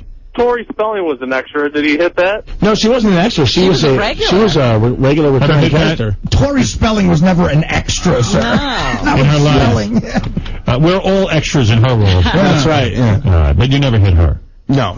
Right. I don't See, that would have been the way to go. She had a crush on Mark Paul. Yeah. Who played Zach. She had a crush on him when I tried to actually set them up. I used to call their house every night. When you have a penis the size of yours, do you ever smack someone like around with it? Like it's exceptional. You use it as a weapon. No, you don't. You ever seen a porno like a guy whack a chick in the mouth or hit her on the ass with it? No, that doesn't usually. Or use it like a nunchuck. I would use it. I would like smack her. I find that there's a lot of fantasies. I wouldn't risk hurting it at all. They just use it for the badge. Yes, there's a lot of fantasies that should just stay fantasies. Is anal impossible for a couple that's about to be married? Is anal impossible with a thing that size? Yeah, answer that one. Would you consider it? Oh, we do. You do use it? We do. And that's got to be incredibly difficult. Oh, man. Yeah, that's a little tough. You little anal Annie. I am. I'm all that. You are quite a lady. To achieve that with something that size. Let me tell Well, you, that's not- my that- mom used to put a thermometer in my ass. I'd be complaining. This woman is a pioneer. And I know what Dustin's saying about having sex with people at work. You don't shit where you eat. Yeah. The problem is I eat everywhere. That's true. All right, listen. You've heard the story. Yeah. Dustin's a nice guy, good guy. You can see he likes talking about everything. Got a beautiful fiance. Everything is he's trying to get everything together. This is an unfortunate situation. Yeah, and like I said, I'm not bullshitting. I'm not I hiding know anything. I know you're not. And you're having trouble getting credit because of your situation when you were a child actor. Right. So if someone is good enough, go on the internet to GETDshirts.com. GetDshirts.com. And Dustin will send you one, and it's a $15 shirt. It's a nice shirt. It's $15 shirt, regular. It's $20 if they want me to autograph it with a message that basically says "fuck" and then this guy's name. Because you will write the word "fuck" on there. Oh yeah. And this guy's name who did who attempted to do the mortgage thing for me. Well, I don't know anything about that. Yeah, if they go on the website, they can see that. Yeah. I don't know anybody cares that much. Yeah, does anybody? Well, it's not an autograph, but I'll sign a message with it as well. Is what they're getting. I wonder how big Louis C.K.'s penis is. Well, I think we'll be finding out next. You two kids, when is the wedding? Are you actually engaged? Yeah, we want to do like a Halloween wedding. Yeah, I think because we're big into I heard Halloween. that you guys do the Halloween thing pretty big. You're into that. Yeah, we're big into Halloween. She used to be a funeral director, and so. And I've always loved Halloween, so it just kind of seemed a natural thing. If I was on a TV show for 10 years and broke, I'd want to wear a costume, too. Every day. Well, Halloween is a scary time of year, and there's no one scarier than Fred, so maybe we should talk about good, excellent. Well, anyway, thank the two of you for coming in here, and I hope this works out. I hope a lot of people here. We'll be looking for you in Pittsburgh at the Funny Bone with Artie. Yeah. Now, as this transgresses, can I call in or come back and let you know how things are going? Please keep us updated. Let us know what's happening. And I want to thanks again Uber Prince at uberprince.com for helping get these T-shirts made up. They really came through and helped me out for this. And you are a funeral director? Yes, Wow. You see a lot of dead people? I do. Nude? Always. Yeah, you gotta fix them up, I Have any guess. of those corpses ever had as big a penis as... Not even close. Not even close. Wow. We'll be back after this. The time to remember is always now. The Howard Stern Show. The biggest, most creative brain in the world. I've been so admiration for people who are in the field of the Howard Stern Show. The biggest, most creative brain in the world. The Howard Stern Show. I walk a lonely road, the only one that I have ever known. Don't know where it goes, but it's only me and I walk alone. I walk this empty street on the boulevard of broken dreams. We're American! Like the 4th of July. With a capital A, huh? Defend that, celebrate that, stand up and sing about the land of the free. We hold these truths to be self-evident, that all men are created equal. Today, as we celebrate our liberty, let us rededicate ourselves to the great task of preserving freedom for our children and, in time, extending it to all the world. Today, we celebrate our Independence Day. Celebrating our newfound freedoms on Howard 100 and Howard 101. Howard Stern, the fight for freedom. Howard Stern through the years. Back when Howard was shocking and titillating New York came the best idea of the century. Syndicate Howard Stern. Let millions of others enjoy the sensation. And Fred Norris was there with Howard and Robin. What I remember about the syndication, it had never been done before. I think there were certain people that were a little nervous about it, maybe saying, geez, how could this possibly work? It's like we're used to having our local person do the weather and the traffic and the this and that and the other thing. Come to find out, people just want to laugh in the morning. People just want to be entertained in the morning. They can get their traffic and their weather. I mean, look, tell me something that, is entertaining. Tell me something that's funny. I think we found out that more people than not wanted to hear what was going on. For Fred, who started with Howard way back in Hartford in 1979, it was thrilling to watch the joy spread across the USA. I don't think I would have ever expected in my wildest dreams that this show would have become as huge as it's become, and part of the culture that we have as being part of America. And the Howard Stern revolution is still underway. For Howard 100 News, I'm Ralph Howard, celebrating our newfound freedom here in Howard 100 and Howard 101. You can be anywhere when your life begins. All of a sudden, anything's possible. Oh my God. We found This is it. Tell me you understand. It is not a fairy tale. All right, everybody, here we go. It is true. 23,000 hours. 20 years in the making. It's the best. The tapes have been with me. Check it out. One step further. You know what the good life is like because you dream about it every day. You dream about the bigger house and the luxury car, maybe traveling around the world, but you wake up and find you're still in the same old job, working for the same old pay, week in and week out. But what if I can show you how to make your fortune investing in real estate, even if you've never done it before? Come on, you say, it takes money to get started. And you're right, but it doesn't have to be your money. In fact, I bought my first property at age 17 without a penny to my name, and I've been making millions ever since. Hi, I'm Dolph DeRoos, and I'm inviting you to see what the good life is really like. I'd like to send you a powerful free tape that will show you how you can get started earning the kind of money you really want so you can become rich, very rich. Now I'm going to give you a number that you need to call for my free tape. Are you ready? It's 1-800-600-6431. Stop dreaming about the good life and start living it. That's 1-800-600-6431. 1-800-600-6431. How does $10 in free poker cash sound? It's easy at VCPoker.com. Just log on, sign up, and get $10 free to start playing a wide range of games, including Hold'em. VCPoker.com makes it easy with the latest software, and your payments and payouts are always safe and secure at VCPoker.com. With 60 years of gaming excellence, VCPoker.com is a company you can trust. Sign up now for your free $10. Log on to VCPoker.com/free35 and get your money for nothing and your chips for free. Are you in sale? The revolution is on. Here, the people rule. No more bullshit. Howard 100. Howard 101.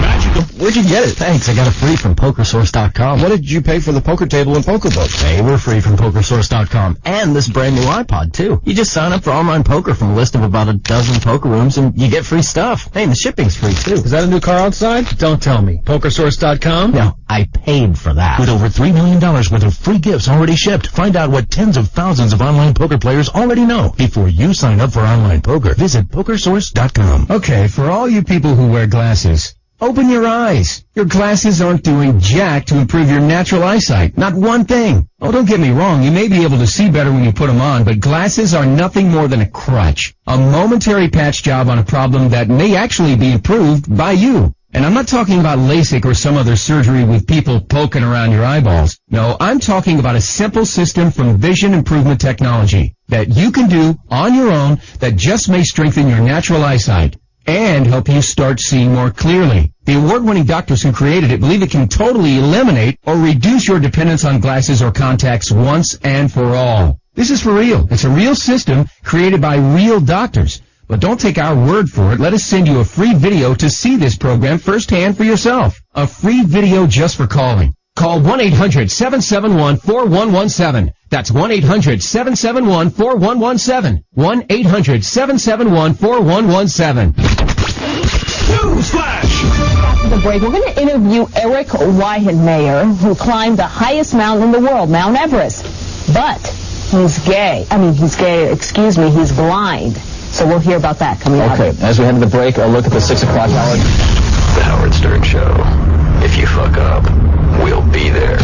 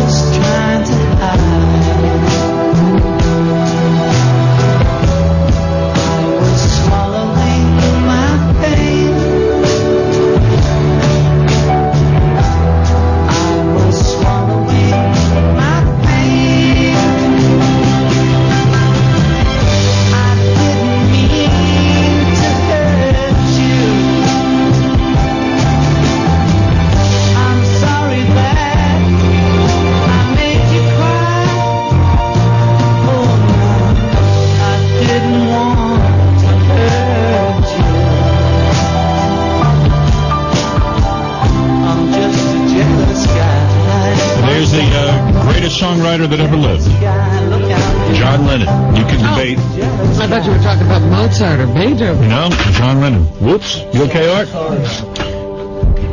This is my goofy Yankee Babe Ruth picture that I got to clear out of here. Ingrid, hi. You're on the air. Howard, it's me, Ingrid, in New Mexico. I just have to say, I'm in shock and awe listening to Screech talk about his penis size. That was beautiful. That was sexy listening to that. I mean, I grew up watching Saved by the Bell, and it's like, who knew? Who knew he was the one you should have focused on? That's right. You never know. You never know. No, you never know. You never know what's doing in a man's pants, and that's a it's a good lesson for all you ladies out there. You know, give a guy a chance. Chad in Phoenix, you're on the air. Chad is gone. Howard, you're on the air. Good morning, Howard. Yeah. Great show. That Artie roast was unbelievable. You are the new king of roasts. And Howard, you're absolutely right. All these other shows do use you as a launching pad for new twists, new ideas. Agreed. I mean, there's no question about it. You're not crazy, so I just wanted to Thank you, Howard. Hey, you're going to have this Louis C.K. come on? Louis C.K., yeah. I saw the show. Great show.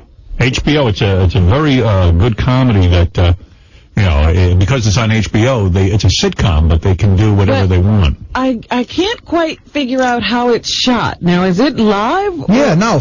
That's why, it's funny. Me and Norm, when we were doing that sitcom, we were like, wow, wouldn't it be great to curse, be rated R in front of a crowd with these cameras? And that's what he's doing. It's a traditionally shot sitcom, but dirty. We're going to have Louis in here in just 2 seconds, and we'll take one more phone call. Yeah, you'll meet him, and he's got quite a past. This guy really has a life. Bill, you're on the air. Hey now, Howard. Hey now. Hey, listen, I know you got your new tapes back. I got a couple of requests for you. Go ahead. You have to play My Turban is Dirty. My Turban is Dirty. We lost that when we came here, and it's probably the most requested bit, and we couldn't play it. I literally crashed my car when you played it. I had coffee coming out my nose. And I realized another thing about that bit. We always had to bleep it. I can unbleep it for you. Oh, it's what if I played it right now? Cool. Then I have another request. Play it. I have said that I will not play. I'm going to make a big splash with the new tapes. But what if I played that right now for you? Cool. Uncensored. Let me hit the tape. All right, go ahead. All right, here we go. Let's do it, and then we'll get Louis C.K. in here. All right. I got one more request. Quickly. After you play it. No, right now. Dude, you're not running the show. I'm the boss. I love you, Artie. Hey, how about the Kendra Jade game? Can we play that? Ah, yes. Yes, we can. Yes, we can. What the fuck was that? I don't know. Here it is. My Turban is Dirty. Oh, yeah, the Kendra Jade game. Yeah, we have that coming up. I've got that all set. I'll do that tomorrow. You mean you have that in hand? Yeah, I do. But here it is. He's requesting too many things from me. My Turban is Dirty. Chicken, can I help you? Yeah, hi, how are you? What do you need? My brother's going to come down today. He's going to make a big, big order, okay? What does he want? Just take down his name because it's a very, very big order. Do you have a pen handy? Go ahead. His name is Maitur. What is it, Maitur? It's spelled M-I-T-U-R, and his last name is B-I-N-E-S-D-E-R-T-Y.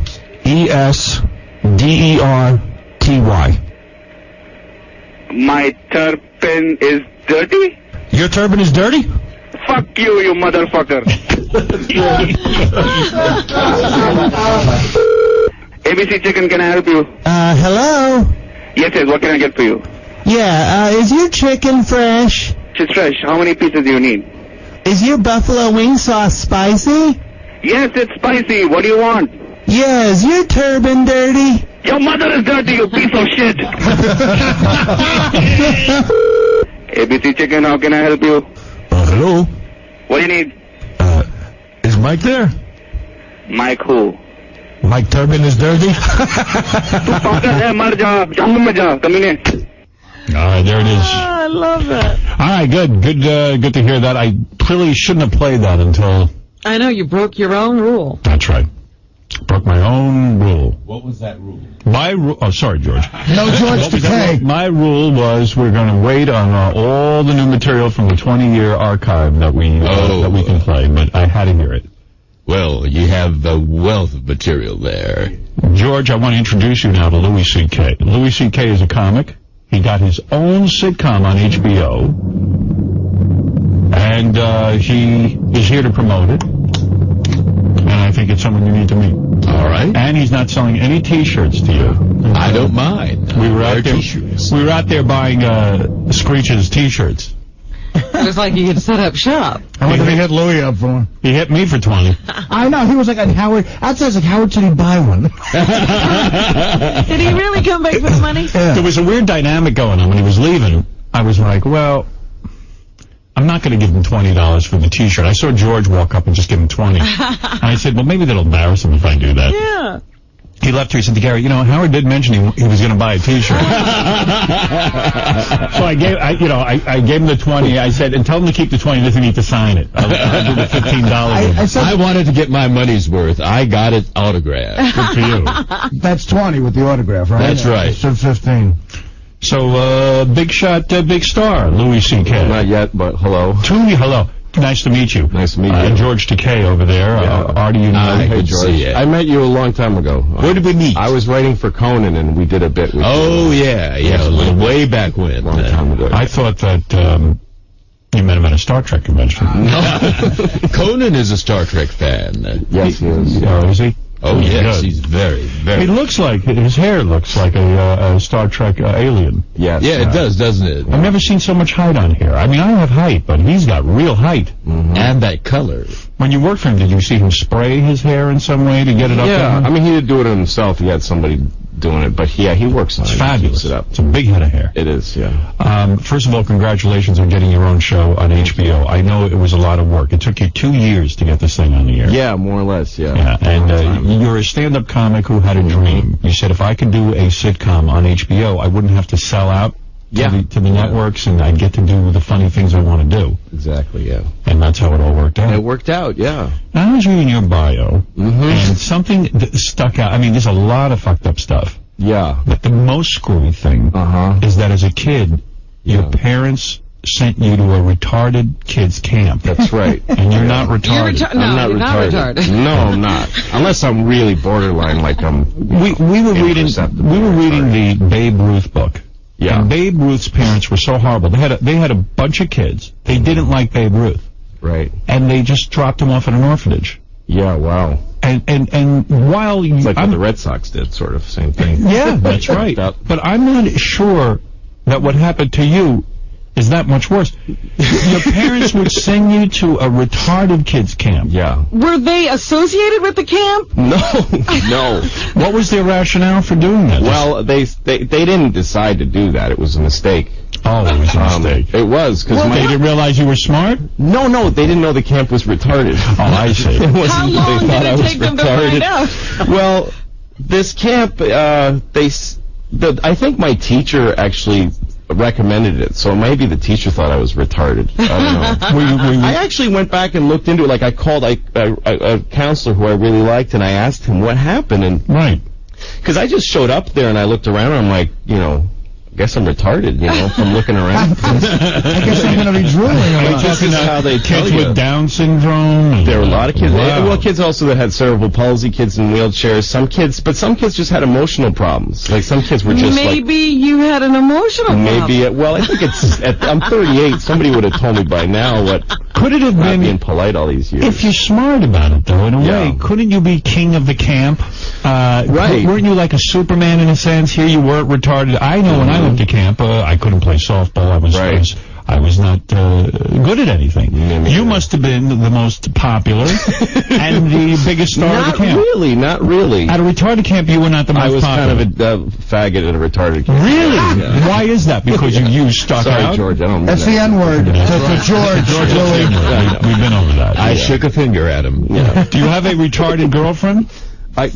Did I thought you meant now. Like, I can't get off without it being a retarded. That would have been great if you had one now. You're on HBO. I think you could do better than a retarded. Sure, yeah. Were there attractive girls at the retarded camp? I think I remember there being some pretty nice-looking girls, yeah. What, did you manage to get any? Not the Down syndrome chicks. They weren't all that hot. I don't find that hot. What is it? The big forehead, the flat nose? I guess so, what is it? The drool? You mean what turns me off? Yeah, but about the Down syndrome. So not even like Asian girls? I don't know. I was in 3rd grade, so I was only starting to understand everything. So you were ostracized. But I went for 3 years, though. You went for 3 years? You went back? That's a problem. You tell your parents that most of the kids at the camp are a little slow, and they send you back. Well, the weird thing about it is my dad sent me because he thought I was a little soft, like I wasn't tough. So he thought he'd send me to camp, because camp is where, you get the shit beat out of you, people pee on you, and you jerk off on a cracker, and all those things that are supposed to make you a man. All the fun stuff. Yeah, like eventually you end up in Abu Ghraib doing it to other people. Like, that's supposed to make you an American male. Did you ever ask, did anyone ask you while you were there, did the counselor say, you shouldn't be here? Well, I remember this one counselor was always sort of took me aside and hung out with me. And I had called him, though, recently, because I wanted to find out, did this happen to me? Right.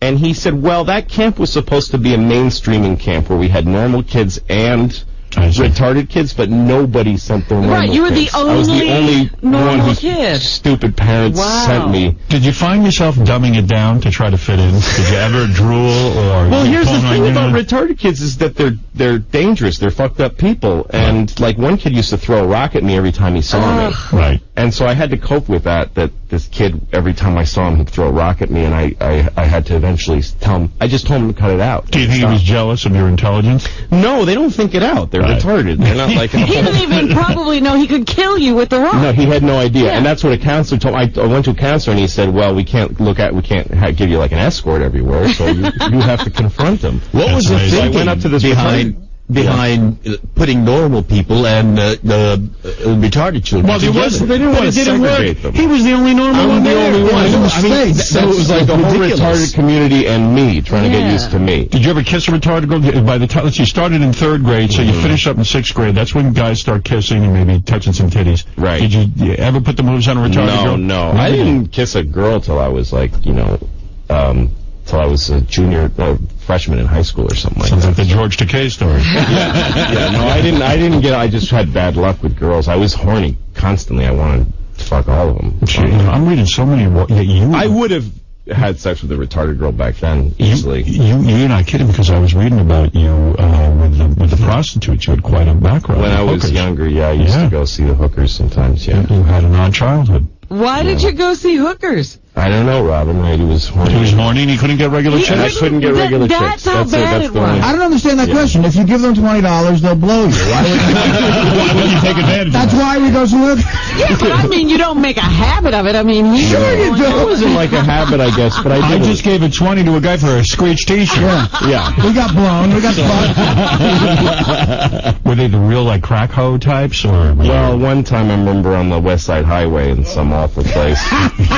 I wasn't looking for a hooker. The thing was, I was looking for motorcycle parts. There used to be a motorcycle place on 23rd and West. And you thought they'd be in a woman's vagina? I thought I would find maybe a couple of good cylinders and stuff.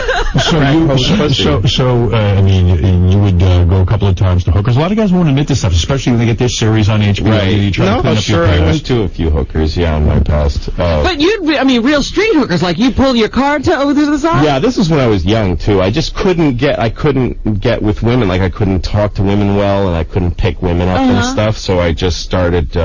I just drive down the street, and like Artie said, it's just so simple. Like this car. You did it by yourself, or you go with your friends? Never. Like, I never got guys who, like, do groups stuff together. That's gross to me, You already did it with groups of friends. Yeah. Well, no, I did once, one night after party, and we all went, and we all got blowjobs. From the same woman? I can't. Two of us did. Well, whenever I did anything like that in my life, I was so filled with shame. I would never want another person around that knows me. I just want to do it and then recover and take a shower. But it's a big move when you're a kid to pay $20-something to a hooker. It really is. It's got $20. Yeah, exactly. No, but we're not Paris Lasticius. Sometimes $20 you're spending it on weed. Howard? Yes? You better finish the story about the crack whore. Go ahead, I'm sorry. No, it doesn't have to. No, please, Louie, go. We don't want to interrupt you. None of us have, well, maybe Artie. Crack whore. I've been with whores who like crack, but not necessarily a crack whore. Right. Well, I was on West Side Highway looking for this motorcycle. I couldn't find it, and I was on a payphone. And there's this place called the Terminal Hotel. It's still actually there. And the windows are busted. And out of one of these windows, I would have thought no people were allowed in this building. Right. This woman is hanging out and waving at me. And I'm like, okay, wave back. And then she bears her tits to me. Nice. And I go, okay. And the next thing I know, she's right next to me. She ran down. And she said, hey, you're cute. And I go, yeah, whatever. And she says, I'll blow you for $8, like an odd amount, $8. Yeah, and to me it was like, I can get blown now. Fuck the motorcycle, I'm going to go. But how insulting, she sized you up for $8. Yeah. She must have looked like a real loser. Hey, Lou, is that the one on the end of 14th Street, the terminal hotel, like that thing that's shaped like an angle? Yeah, almost? no, not that one. That's the Liberty. The Liberty, yeah, the Liberty. I know all the. That was a different whore. That's right. Yeah, the Liberty is so she shaped. took me into this place, and I had to give $20 to the guy to buzz us through the security door. I don't know how they got all this stuff in there because the building's like really condemned. And I'm walking through this building, and there's literally just like a bad movie. There's rats. I stepped over a guy. I swear to God, like laying on the ground. Shows you how strong the sex drive is. Yes, most people would run. That's what it was, and my heart was beating really fast. And we're going up these stairs, and some stairs are missing. It's that bad. Right. And then the next thing I know, I'm in this room, and it was winter. So I'm in this room, and the wind's blowing in because the glass is shattered. And by the way, you know what the coincidence in this story is? What's that? The guy's laying on the ground with the rats? That was Artie. That's right. Think of the mentality, though, of going to the West Side Highway for whores. You're like, I don't do well with women. Maybe I'll do better with guys dressed as women. But so I'm on this mattress, this gross, somebody was stabbed on it mattress. And this woman takes off her hat that she was wearing, and she had like chunks out of her hair, and I went like I gasped, and she said, "You don't like me now?" And I'm like, "No, you're beautiful." You know. So she put a condom on me, thank God, or I wouldn't be here. And I started to, she's blowing me, and I'm actually I don't know how I managed. With the condom on. How is that? Can you feel stuff through the condom? You never gotten blown with a condom? Never. No, it's a drag. But I don't even know what made me come, except I wanted to get the fuck out of it. Right. And as soon as I came, I went out the door of the room, and there's a guy coming right at me. This big black guy walking right towards me, and he's gonna kill me. And I look back at her, and she's smiling like, "We got you." And he's coming from where I came, so I started going the other way, and I didn't want to run. You know, like when you're. As soon as you run, then it's officially a pursuit. Right. So I was walking real fast, like, it's just a guy, happens to be in an abandoned building, and I just went on all these staircases, and somehow I got out, and I heard her go, we lost him. Wow. So that was a bad moment in my life. You think? I'm pretty sure. Rob you. Pretty sure. Somebody else would have been stepping over me for You want to hear something horrifying? One time I went to the West Side Highway for a blowjob, and she was starting. I said, I want to use a condom, and she said, I'm wearing one. A lot of the women are men, aren't they? Well, that's what you've seen. Me and my buddies, this one chick, well, there were two chicks who blew three of us, and we gave them every test. They showed us the vagina. They did. Yeah. They had to. I guess her business was hurting so bad because of that they were willing to do it. Yeah. But I don't know why. I mean, at that point, it's like, I was in Montreal once, and I got a hand job from a very thick-wristed woman. Might have been a guy. I'm pretty sure it probably was a guy. Might have been one of the Expos. So what? I mean, you think it was one of the Expos? One of the Expos. Maybe it was Gary Carter. But wait a second. You've had horrible, horrible experiences, including as a young person, not only going to retarded camp. Yeah. Well, that wasn't horrible, by the way. I'm actually grateful for that experience. And were you molested as a child, or there was a child molester in your neighborhood? There was a guy. I mean, it sounds I'm terrible. forgetting the stories I told your guy. Fuck. I mean, these are terrible stories. There was a dude who lived in my neighborhood who just drove around picking up young boys, and we all knew about him. And his name was Jean Baptiste, and he drove around in a Pinto. Yes. And he was like sort of speckled-faced French black guy, like Dennis Johnson from, remember him? Celtics. Yep. John the Baptist. Yeah, Jean the Baptiste. And he would pull up in his Pinto, and he'd say to teenage boys like myself at the time, "You look very athletic and very strong. I like your look. You look like a fine man. Would you like to come with me? I'll buy you lunch." And a few of my friends went with him and got lunch, and he'd buy you a nice lunch. He had money, I guess, even though he drove a Pinto. He put all his money into his food. Into his boys. Exactly. And then at some point, he'd put his hand on your knee, and you'd go, "Hey, what is this?" "Oh, I want to be friends with you," whatever. So nothing's free in life. He was all over town, though, and everybody knew about him. So it sounds he never touched me, though. I didn't get any lunches. You were like a confused kid growing up. I mean, did you get into the drug thing, too? And like I took a lot of drugs when I was in junior high school. I dropped a lot of acid and smoked pot hot. And, and then look at the success you are I was today. going to say, this is the worst advertisement. You know, you've done all this stuff, and look at how well you're doing. Let me tell you something. I mean, what this says is that you can do drugs, get blowjobs from whores and stuff, and grow up and get paid next to nothing on HBO. That's right. That's pretty impressive. That's right. They pay horribly, don't they? Well, not for my family lineage. I'm making more money than anybody who raised me. Sure, I'm doing great. I'm very happy. There's people that pay a lot more, but then you have to do it their way. Right. That's why a lot of people don't do shows on HBO, because that's one of the reasons, like, a lot of people think it's just the networks keeping folks down, but that door's been open at HBO for everybody all these years. Anything goes on the show. I mean, you can deal with any topics. There's not a single thing you can't. You're a married guy on the show. Yeah. You are like a middle class guy, lower middle class Lower guy. middle class, working a muffler shop. And you can talk about any subjects. Any subjects of taboo. Anything. We wondered if, like, HBO would say at some point, you know, even for HBO, that's too much. We have a one episode where in the scene, Jim Norton, that plays one of my friends, he says cunt about 40 times. 40 cunts. And it's a religious conversation about what the nature of God is. Because this guy says to him, of course there's a God, where did you come from? And he says, my mother's cunt. And the guy says, well, where did she come? Where did she come? Her mother's cunt. And it goes back all the way, and well, then where did all the cunts come from? And he says, one giant cunt. And the guy says, that's God.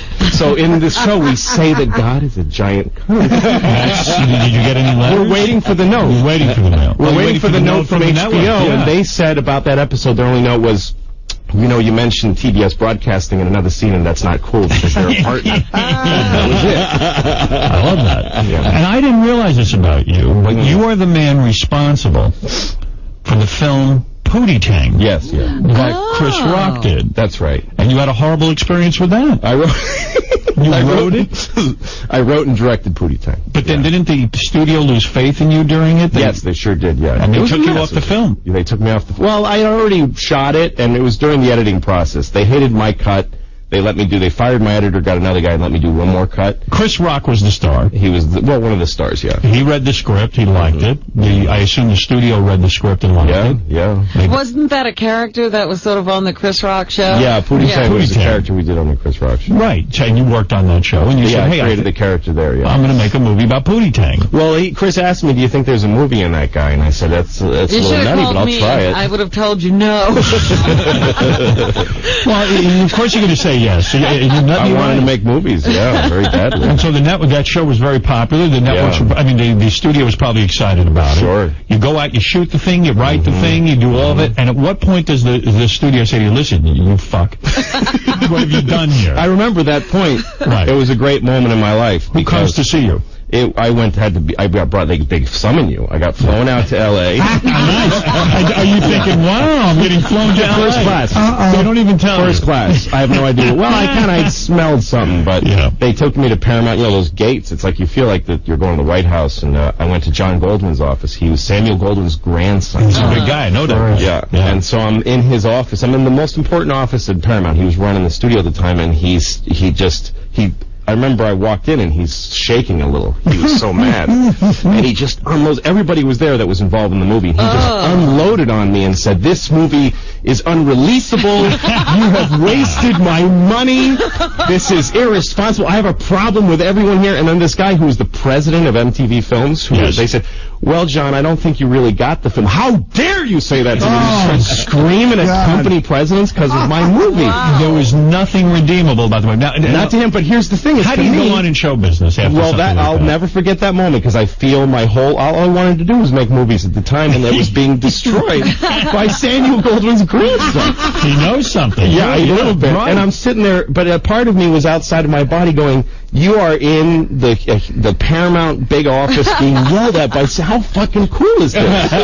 Really? You were able to? Yes, I was able to enjoy it. You turned it into a positive. Absolutely, because who gets to have that very rare, beautiful experience to get to have that? You know, I read How to Make Friends and Influence People, but for you to have such a positive attitude as your career is to me, the key is like surviving failure is it just turns you, it's a very great experience. Tell me about it. Look, I went through all of that, Howard, and they killed, the press guy. I mean, I grew up watching Siskel and Ebert on PBS, when it was that show, And so I always dreamed when I was a kid, someday Roger Ebert and that other dude who's dead are going to look at me through the camera and say something about my movie. And here was Roger Ebert saying, Pootie Tang is so bad I don't even understand what it is. This isn't even a movie. It's not even complete. Like he's like, why don't they shoot the director? Yeah, he was like so hateful. And I'm having the experience of becoming famous for making a movie everyone unanimously thinks is awful, including Robin, who I grew up listening to and loved. Right. Why did the studio, do you think, release Pootie Tang? Why didn't they just put it on the shelf? Because Chris was in it and he was hot. Right. Yeah. And, it made its money back, and I get good checks for Pootie Tang. It's doing really well. Yeah, it's That's a cult amazing. hit. People dig it. Wow. I can't look at 2 minutes of it. Because it just turned into a train wreck. But I think it might have been a good movie if we had done it all one way. It's just that they wanted to backtrack and try to do something else with it. That kind of stuff. Right. It happens, yes. Yeah, it happens. Yeah, Artie. Figure. Artie, The Maker Beer League. The Maker Beer League has something you want to say. Speaking of films, though, just to give Louis a plug, he made a movie called Tomorrow Night, which is one of the funniest fucking things I've ever seen. Yeah? That our friend Robert Smigel is actually in, too. That's he's in it. Yeah. It's a few Steve years Carell's back. in that, too. Is that available anywhere, Louis? It's under my bed somewhere. I mean, because Sundance and it never got released. But the thing is that going through that, though, Howard, and getting through it, and then a few months later realizing I survived that was really hard, but I feel fine. It doesn't stick to you. But I'm so much smarter, and I think that my show now it totally is succeeding because Pootie Tang failed. I swear to God, it wouldn't have happened without the other. I agree with you. I think you have to go through a certain amount of tragedy, but, you've had your share. But I wanted to ask, as a result of that, does Chris Rock, do people, move away from you for a while? A lot of people did. Chris never did. Chris and I are very good friends. Oh, good. Okay. And we wrote a movie together since then. We've done a lot of things. Chris has never said, you motherfucker. No, I think we had one phone call where we were like Clinton and Gore after the whose fault is this? It's not my fault. But no, it's but there are people that moved away from me, and they're all reading about me in the trades having my own show now. That's so right. After a while, the lesson here is your attitude. How you what you glean from that horrible meeting with Samuel Goldwyn's grandson ranting and raving at you, and you took it the way you did. You have that resilience. I think that's what makes it possible. I think that comes from going to retarded camp. I think it's the $8 blowjob myself.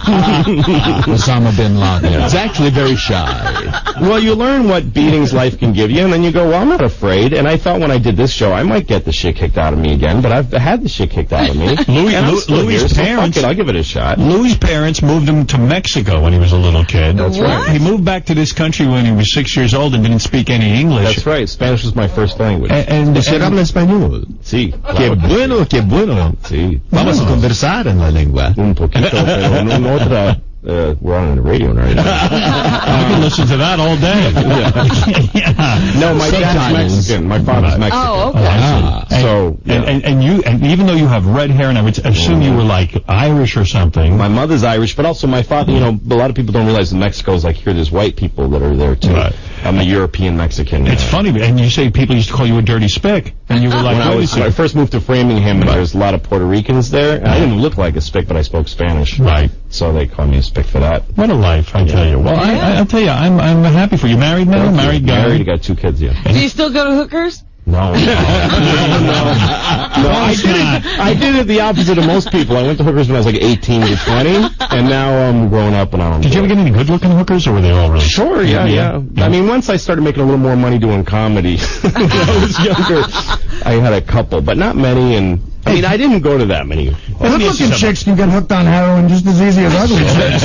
Artie is going through a breakup right now with Dana, his beautiful girlfriend, because she wants to send him into therapy. He is not going to go into therapy. Why not? You just don't. Hey, did your wife force you to go into therapy? I went into therapy, and I've been in therapy a couple of times. So is it okay for Artie to go to therapy? Should he not be afraid? There's nothing. What's going to happen? You just go. You start talking to somebody. You find out in a few minutes if it's good for you or not. Is it good for you? I like it. I stopped recently because I got tired of hearing my own shit. I got tired of it. I'd leave there going, God, I just feel gross. I just suck my own dick after a while. But why did you start going in the first place? Because confused about a lot of shit. I wasn't sure what. You know what the thing is? Once you get in a marriage, there's these layers, lumps of layers. You were fighting with your wife a lot? Fighting all the time and thinking, like, some of this shit is me that I'm not, like, I couldn't do any excavating. I was getting confused. So I went there to do some archaeology on my own problems. You hear this, Artie? To me, what happens is you go to therapy, and what you find out in therapy is my wife is fucking nuts. And that's what the therapist kept going, really? She said that. She won't fuck you? What's her problem? Maybe she should be in here. Yeah, and she is in therapy. I would go and say, look, am I gay? Am I a serial killer? No to both. Bye. All right. Well, you got a point there. You're not giving it a half a shot, No, not at all. And are you upset that you're married now that you have this big success on HBO? The show could take off big time. No, because I've never been good at turning anything into getting pussy. I've never been one of those guys. Maybe this is the thing. Maybe this is finally the thing that you get some pussy. my awkwardness. You got a hit show on HBO. Funny how good looking I you are. have zero. I honestly don't have any desire to go around, hey, fuck me because I do this thing. The only thing That's he's not been able interesting to... me. I'd love my wife to fuck me one time. That was my That's all. When's the last time you fucked your wife? Jesus. I think it was March or something like that. So the show is really about you and your wife, isn't it? Yeah, it is. It's also about, like, well, the woman that plays my wife on the show, she's hot. She's great, Pamela, and she's really funny. And one reason You're that I attracted to her hired in real life? Oh, she's very cute. You cast definitely. this program, didn't you? What's that? You cast I it. cast Yeah. it. Yeah, I got to cast Picked my her. wife. But it's a huge mistake to cast your wife because she's hot, because then you got to carry her comedically throughout the show, you know. So I found somebody funny. And the main reason I hired her also is because we started talking about marriage, about our marriages during the casting session, and she had some hilarious misery to impart about her marriage. So Do I you think jerk she's off got- a lot in your marriage? Yeah. You do? Yeah. Do you deal with that in the show? Yeah. Oh my God! Oh, yeah, Yeah. he masturbates. Well, Howard, he's in the closet. They live in They live in like the honeymooners apartment. And when she goes to put the kid to bed, he goes into the broom closet to jerk off. Yeah. No kidding. She catches me. Was that based on your real life? Yeah. You have a jerk off room? Oh, do I have a jerk-off room? No, I wish I had a jerk-off room. I'm down in the basement by the boiler. Like That's a troll down direct there. ripoff of a Honeymooners episode. No, I'm jerking off. Actually, Louis told me in the green room that he's at the point now where if it comes between jerking off and taking a really good shit, he'll go for the long Yeah, shit. because that's what, when my wife and kids leave, the fantasy is now I can shit for hours. Me too. And I love shitting. That's Me how too. I love a 2-hour home field shit. I love shitting's my favorite thing. I don't know why they call it number 2. You ever jerk off and shit at the same time? Maybe that'll just send you into nirvana. I've jerked off soon after shitting, and that was a bummer. It was depressing. I'll never do that again. And all of these themes are dealt with in the new sitcom. Yeah, every one of them. We don't shy away from anything. Then I gotta watch it. Yes. I just want to ask about one other thing that I saw in the notes that I thought was interesting. Yeah. You had some sort of odd sexual encounter when you were like 12. You used to Yeah. sit on a guy's back while he Well, I fucked the didn't floor. That sounds so much worse than it is. I used to sit on some guy's back. George, maybe you read George's notes. George, you ever sit on a guy's back? No, when I was, when I first jerked off, I guess I was, I don't know, when did you start that shit? 6th, 7th grade? Yeah, how so old like was 12, that? 13. Yeah, more like 10 or 11 or something like that. Right. I had jerked off for the first time, and I mean, I'd been rubbing my penis for years, but something finally came out, and, so that changed everything. But my friend, I was about to say his name, a friend of mine had done it too for the first time. So we're comparing technical notes, and he said that he would lay on his stomach and press his penis into his hand really hard. Right. Which, by the way, there's a whole website that I found recently dedicated to how that's really dangerous and can really hurt you. Hurt your penis? Yeah. So anyway, he would do that, but he said the more pressure he felt, the better, and he tried putting like a dictionary on his back and stuff. Right. So he asked me if I would sit on his ass While he jerked off. while he pressed his dick, so there would be more pressure. And so I, fuck it, I'm his buddy. So When I did did your it. parents send you to retarded school? They had it. Listen, I wish you luck with this show, because this is the first time HBO is doing a sitcom. They've never done this. And the fact that they gave you the vote of confidence has to make you feel good. It's great. I mean, It's really great. When you did the pitch meeting at HBO, they were probably like, I don't know. They should go sitcom. write it and see if it works, you know. They read the script and they liked it. Yep. Well, that's So, great. I'm really, it's a huge thrill for me to be, just the fact that this got me on your show is a really big deal to me. No, it's great. Come back and see us again. I hope the show's a huge hit for you. Thanks a lot, Howard. Louis C.K., he's a comic. He's been working in the business a long time. This is a big break for him. He gets to host his own show called Lucky Louie Sunday nights at 10:30 on HBO. And by the way, you can see Louis C.K. at the Acme Comedy Club in Minneapolis this Friday and Saturday. If you need an opening act, Screech is available. Okay. And for more information, you can go to Louis C.K., LOUISCK.com. .com. That's right. That's great. You guys, so Artie, you guys know each other, right? I've known Louis, we've been acquaintances for a long time, and I've always been a fan of his stuff, absolutely. Artie's very funny, too. Artie's a good guy. Yeah, I like Artie a lot. Yeah, Artie's doing all right. Look, got his issues, but there's a lot of stuff I got to work. But I always wanted to be, since the first time I heard you, I came to New York from Boston. It was my first time coming down here by myself. And I was stuck in literally 3 hours of traffic where I had to pee in a Coke bottle and throw it out the window because I couldn't get out of the car. And you were on, and I'd never heard a show where they don't play any music. I was like, I was really mad at first. Like, what is this shit? They're just talking. But then you started calling Yoko Ono on some talk show she was on with a megaphone, and you're like, I'm Yoko, and I couldn't believe how great it was. So, thank you. Beyond Now is really good. Well, it's great to it's great to hear that. It's great to hear that you're younger than me. I thought you might be an older.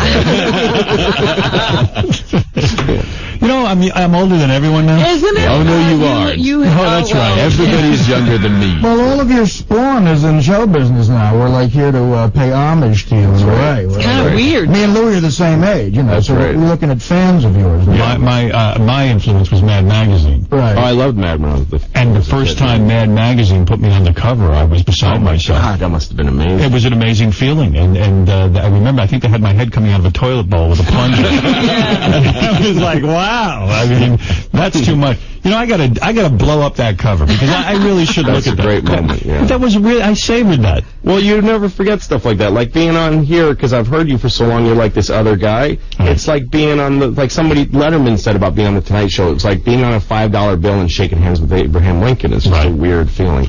Yes, and I'm starting to look like Abraham Lincoln, Adam's apple included. But it's great to meet you too, and I really do wish you luck with the show. Louis deserves it. I remember the first real conversation I had with you was about 10 years ago. You were with that movie Tomorrow Night. Me and Norm were doing stand-up in Seattle, and you were in Seattle doing the film festival with this movie. Like, it was such a labor of love. I remember saying to Norm, God, he's working so hard. He's taking it from festival to festival and trying to get it sold. I got killed on that. We were in Seattle together talking. He's like, I got to go to San Antonio to this, and he's worked a long time, and he's funny, so I'm happy for him. One of those guys you root for. Yeah. Louis, was there a time that you almost gave it all up because you felt like everything was going horribly wrong? A few times, yeah. That was one of them because I went into a lot of tax debt for that movie. I just spent my own money on it. And what was the movie?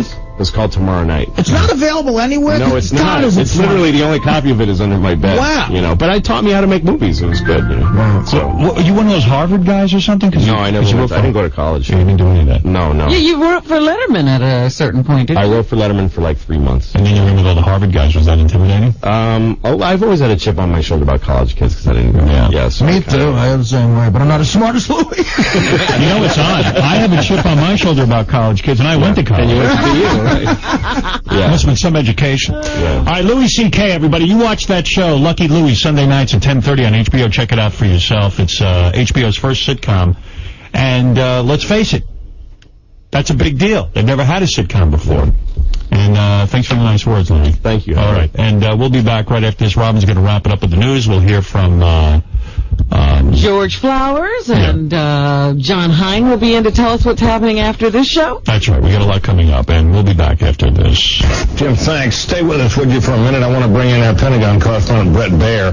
He's in Colorado Springs, Colorado. Excuse me, where Defense Secretary Rumsfeld is at a NATO meeting. Rumsfeld, it seems, was left out of the loop. Excuse me. Out of the loop as the White House changed its oversight of the reconstruction there. White House said Rumsfeld was in the loop. What about it? Howard Stern Show. If you fuck up, say what? We'll be there. The Howard Stern Show.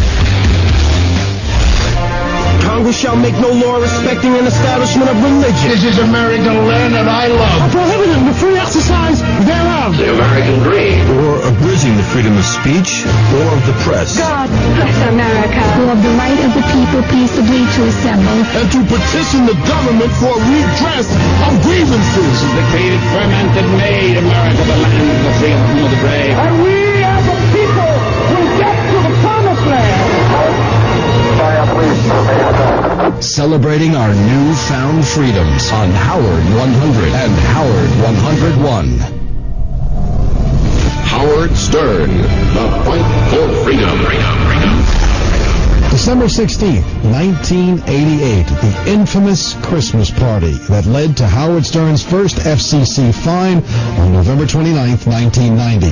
That's when Howard Stern really started butting heads with the Federal Communications Commission. And what was all the fuss about? Stern executive producer Gary Dell'Abate says the Stern staff was just having one of their normal Christmas parties, and this party included competing female belchers, belching Christmas tunes. So we did have this one guy who played the piano. He probably stuck his penis on the piano and tapped out a couple notes that didn't make any sense, and we probably all laughed our butts off and didn't think anything of it. Then one morning, with Howard already at work and Gary arrived at K-Rock, reporters clamoring for a soundbite, and says Gary, I remember not having any warning about the first one. I got to work that morning, the cameras were outside. It was very scary, but at the time, it really looked like we were all going to be out of work. Howard's bosses, Infinity, spent tens of thousands of dollars fighting 3 $2,000 fines just for the freedom of speech principle. But eventually, it just got worse and worse our last year there, because I think the company felt, hey, if they'll leave and we're not standing behind them. You know, and then the FCC was turning up the heat, and the editing just got to be more and more. By the time we left there, we were completely neutered. Dell'Abate told Howard 100 News the move over to satellite radio injected new life into Howard and the entire Stern staff. For Howard 100 News, this is Mike Piazza celebrating our newfound freedom here on Howard 100 and Howard 100. I'm on the radio. This is Bubba the Love Sponge. I can fake it better than her. Yeah. Watch me. You be Bubba the Love Sponge, and I'll be Natasha from BeaverAlma.com. You ready? Natasha. Hey, are you putting that dildo where it needs to be? Oh, God. Oh, Jesus. Ask him out. Ask him out. Okay. Who's the older guy? Who's the older guy? That's Ned. Ned, take it away. Hey, Ned. Hi. Oh, God, Ned. Hi, Ned. Hi. My name is... Oh, God. Oh, God. Oh, God. Oh, God. Oh, God. Oh, God. Oh, God. I'm going to come. Oh, my God. That probably got more guys fucking boners than this bitch. And I'm a guy. Work on me. It takes a lot of energy to be this stupid. Bubba the Love Sponge on Howard 101. Here's the problem. You can't always meet with clients and colleagues in person, and conference calls alone just aren't enough. Here's your solution. Web conferencing with GoToMeeting, the easiest and most affordable way to hold meetings online. With GoToMeeting, everyone logs onto your meeting during your conference call, so they can see your computer desktop on their computer screen. It's like meeting in person, but less expensive and less time-consuming. With GoToMeeting, you can demo products, present, or train just like you're all in the same room. Since GoToMeeting has a low flat rate, meet as often as you want for as long. Paradise Poker. Do you want to say something, Gary? Yeah, we can talk about Paradise Poker. You're on there? I'm on there. I didn't know that. Won $250 last night playing blackjack. Did you? Yes, I did. Wow. You went on ParadisePoker.com and won $250. Exactly. What you do is you just go to your computer, you download the software, you set up a password, you go to the bank, you give them your credit card, you take out however much you want, and then you start playing. I could play, I got like 20 games to choose from. I can play Texas Hold'em. I could play, I don't even know the names of some of these games. Oklahoma. But you played blackjack and won $250. That's right. Wow. Do you play against, are other people sitting at the table? You know, it's funny, this one time I was playing, it was a weird time, so there was nobody playing against me, but then I went back and played a little bit more. I played against like 3 people. Wow. But I don't care if I play alone. No, it's fun. It's fun to either do it alone or with other people at the table. Paradise is holding satellite tournaments where the winners get $12,000 World Series of Poker prize packs. Are you aware of that? I am. Are you trying to get one? I'm working my way. I'm going into one of the novice tournaments. I don't want to get fleeced immediately. Right. I'm working my way up. The other nice thing is ParadisePoker.com is safe and secure, 100% guaranteed. So if you want a shot at the granddaddy of poker events, the upcoming World Series, go to ParadisePoker.com and start playing today. What do? They're going to just put the money right on your credit card? Yeah. Wow, that's great. Remember, what happens in Vegas starts in Paradise. ParadisePoker.com today. Join Baba Booey on there. Are you a victim? If you have credit card debt, are making mortgage payments or car payments, you are a victim. Hi, I'm John Commuta, creator of the Transforming Debt into Wealth system, and I want to send you my free tape so you can see just how easy it is to stop being a victim and start living debt-free. I owed over $30,000 in credit card debt, and today, only a year and a half later, I owe no money to the credit card companies. You can get out of debt, and with just the money you already make. I did, and so have over 500,000 others using my proven debt elimination system. I will be able to pay off my house in approximately 2.5 years on a 30-year mortgage. My system doesn't just consolidate your debt, it eliminates it. It's amazing how simple and easy it really is. Call for your free tape. It's time you got out of debt and started living life on your terms, not theirs. Call 1-800-500-6104. That's 1-800-500-6104. 1-800-500-6104.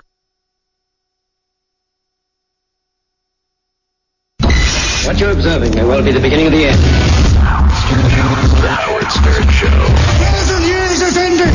In order to survive, It's creating a new life form. oh my God, it must destroy Oh my God. the virus called the FCC. The religious right of control stops here. This is the sound of the revolution. The Howard Stern Show.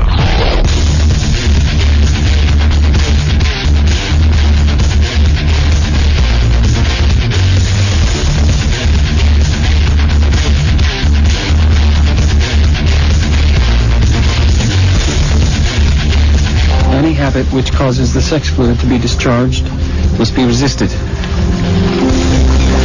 Doctors link it to an assortment of illnesses including insanity, blindness, epilepsy, even death. What if it happens while you're asleep? It is said that the loss of 1 ounce of seminal fluid equals the loss of 40 ounces of blood. I'm killing myself and I'm not even awake. What are we supposed to do? Keep your bowels open. Read the Sermon on the Mount. Sit with your testicles submerged in a bowl of cold water. Think of your mother's pure love.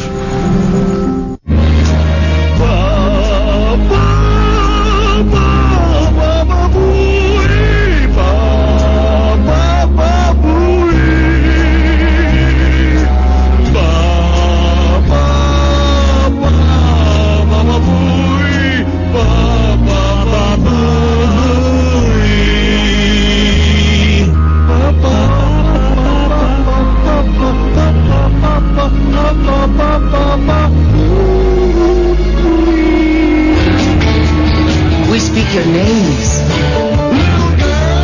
We speak your names. We speak your names. We speak your names.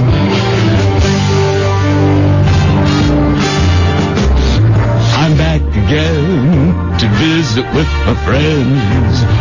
Howard Stern with all of your pranks. The lady quivers, their witty words of wisdom, and cuddly muffins, sweethearted lamb.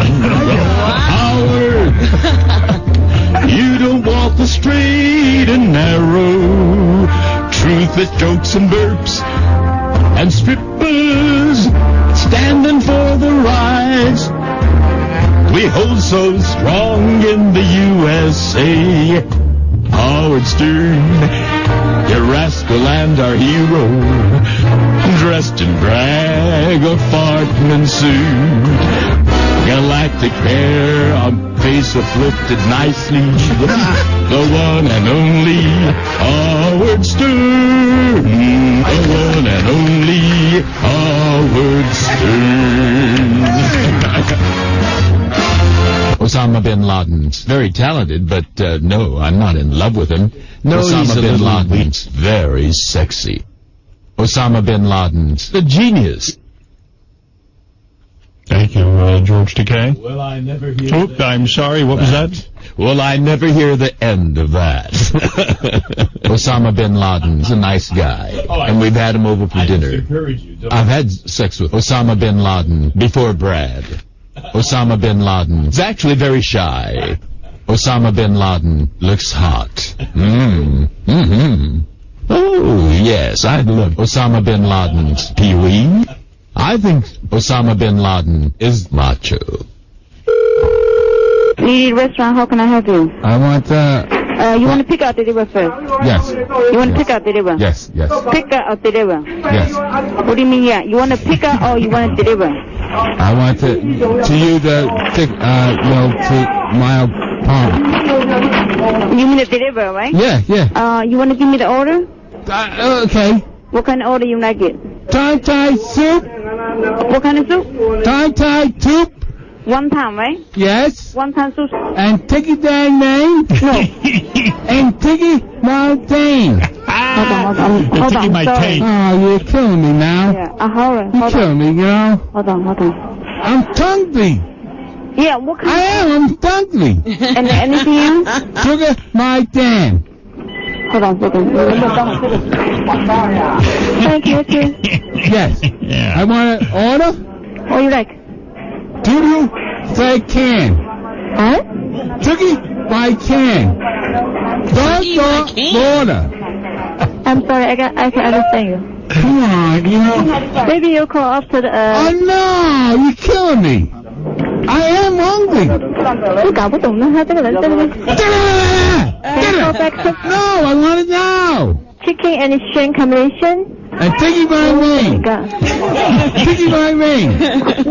Come on. I want to eat and you're fucking me. You're fucking me now. Stand up. Fucking this you. Stand up there. Wendy and Gary the Retard. The only show where retards answer your questions. Oh, whatever. Hi, Gary and Wendy. This is Maria from Long Island. Hi, Marie. Oh, shut the fuck up, Gary. I'd like to try anal sex. So what's the best way to prepare myself without getting hurt? Do what? Repeat that again? Anal sex, you retard! I know what anal sex is. We have sex with women, goddammit. 2 women and a man, you jerk. Anal sex is where you play with yourself. Guys, anal sex is when the penis goes in the behind. How can I try it without getting hurt? I have no clue. Put rubbers on? Rubbers on for pussy, you retard! You know what? Okay, I got something to say about this shit. What happens if you catch AIDS? What are we supposed to do then? You can't get AIDS from the ass, dumbass. Hey, have you had sex before, bitch? No. Okay, so shut the fuck up. You shut the fuck up. You type of AIDS for getting fucked in the ass. To get AIDS from the ass. Fucking retard. Did somebody die from that shit, you fucking little bitch retard? Oh, no, you can't, you stupid ass. Not when you put powder. What you need to do for access is to put some powder on your butt and then use a stick. Yeah, that's really good. Have the guy put a rubber on and fuck you in the ass. And use a tampon. You don't need tampons to have sex in the ass, you fucking horny little bitch. Don't fuck your ass and die like a faggot, you stupid ass motherfucker. Oh, shut up, bitch. Hey, quit. You hung up. Fucking little bitch. Hey. Toby, where's Alex? He went in with Joseph. Oh. Are you okay? I never went to bed in a tent before. Do you think you can go to sleep? I'll try. You want some help? I think so. Is there room for 2 in there? Uh-huh. Hey, anybody seen that clip on the internet of the black kid yelling at the Korean deli owner? No. You know, blacks and Koreans in the ghetto have a real adversarial relationship. Yeah, I found that out from Do the Right Thing, the movie. They touch on that. Oh, black people don't like that Koreans come to this country and have stores and prosper, but, I mean, nothing is preventing any person who lives in a ghetto from starting a store. And Spike Lee, to his credit in that movie, touches on both of those angles. Yeah, and there's 2 sides, too, because, you know, they have to know that they're in an African-American neighborhood, and I think that they need to make some compromises. Well, there certainly is some cultural stuff that goes on. Right. You know, they may not have the same courtesy or ability. You know, they don't converse or interact the same way as Americans do. Not only a language difficulty, maybe they don't smile when they say something to you or whatever. Right. Japanese never like Koreans, right? You guys don't get along. Well, you know, that's the old country. I mean, you know, Japan conquered and colonized Korea, and so there's a lot of antipathy towards Japanese. Yeah, well, that's a nice way of saying enslaved. That's right. Yeah. It was horrible, the Japanese occupation. In fact, you know, as a Japanese American, when I travel throughout Asia, I feel guilty. I mean, you know, you go to Korea, and Queen Min was assassinated here by the Japanese. See, George has guilt too. Oh, absolutely we do. There's white guilt and George. So I don't know if you need the visual on this, but I saw it on the internet, and it was pretty funny, but you have to listen for a while. It's this little black kid. He's probably about, I'm going to say 10, and he's yelling at this Korean woman at a candy store, and she's behind the counter. You know what the deal about y'all Chinese motherfuckers? Chinese? You know what Chinese means? Japanese! Don't make it anymore! You got it? What we talking about new Japanese shit over here? This is America. I'm gonna blow this motherfucker up if I don't get my motherfucking shit. Don't make it anymore! Go home! Some got shot. Hey, not the Japanese shit! Homeboy, go home! Well, I don't even know where to. I'll get my motherfucking shit. You gotta open it up. You know something about my ass. I want my fucking shit. You gotta go home. Go home. Focus your head. I'm gonna hear my ass. Get my fucking shit. I ain't playing with you. Wow. You know, it pains me, though. It pains me because this is America, and, you know, this is the classic legacy of our history, our inability to understand each other's culture in this diverse society. It really is painful. I made a fortune off it. Japanese? I think the woman was Japanese. She was Japanese. Yes, she got offended by the moniker Chinese. Hey, you know, let's just take a few phone calls here. George Takei is with us. It's great to have him all week. He is our announcer all week long. And, yes, to answer that guy's question from a ways back in the show, we will play that game that you requested. Kendra Jade? The Kendra Jade game, that's right. The Drunken Kendra Jade IQ game. Oh, boy. I'll play it tomorrow, though, because, you know, at some point we do have to end the show. You understand that, Robin? Yes. And then you want to stay here all day, but I can't. We have to go? Well, yeah, at some point. Okay. Tonight in particular flew by. I think it was a good show. Oh, yeah, it went really fast. 10:15. George? You know, I was just wondering something. If we got off the air at 10, would the wrap-up show be 2 hours? The wrap-up show, theoretically, is supposed to start at 11 and end at noon. Oh, I see. So no matter when we stop, you're supposed to be an hour-long show. Okay. Rick, you're on the air in Rochester, New York. Hey, Howard, how you doing, man? Hey, now. This is truck driver Rick, dude. I just want to tell you congratulations on getting your tapes back. Thank you. And, man, it is so cool to be able to listen to you all the way from Maine, where I start my truck, all the way to Wyoming, where I'm going. I told someone. Miss anything. I told someone the other day, perfect Father's Day gift. The gift of Sirius. Oh, yeah. What do you think? I could give one quick shout out. I already gave my dad one, dude. Yeah. My parents both have Sirius in their car and in their house. And I had to set up on my boombox. I hear you, man. Thank you. If I can give one quick yell out. All right. I'd like to say hey to everybody at SFN and iHeart to douchebag. Thanks, Howard. Have a good day. See, I'm actually aware that iHeart is someone on the Stern Fan Network. They have a whole thing going on. Who's that? I read that thing. What is iHeart? Is it a... It's a girl who was supposed to blow some guys from the Stern Fan Network that Bubba set up. There's the Bubba thing. Yeah. I remember hearing something like that, yeah. Bubba's promo today was really funny. Did you hear that? Will told me about it, yeah. What was it? I got to hear it live, because Will just did a good impression, but I got to hear it live. Yeah, I don't have it. Yeah. Oh. It's something about, he goes, I'll be interviewing that guy from, the guy who was in Iraq who got beheaded. I'm going to have his dad on the phone, and boy, he's got to be pissed, huh?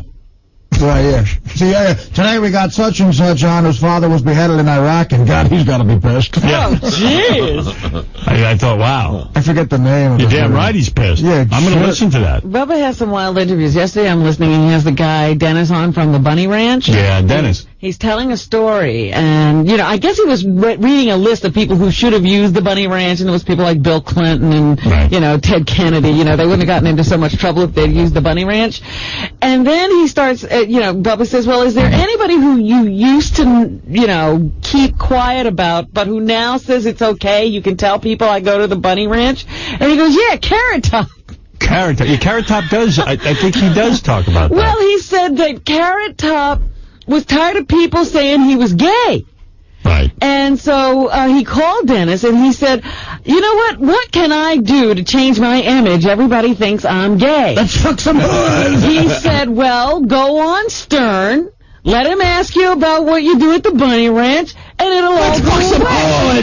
Right. And so he says now Carrot Top says his whole life has changed for the better because he outed himself as straight on this show. What happened to my show that I want to produce, the Live from the Bunny Ranch? I was thinking that as I listened to the entire interview. I know. I don't understand where that's at. I know we have it in development, but development around here could be years. Do you know that Heidi Fleiss has started up a men's bunny ranch? Is she broke yet? Women aren't known for paying to get laid. You know what I mean? They kind of can do it for free. Well, but there are men who might. All right, let me see what I have here.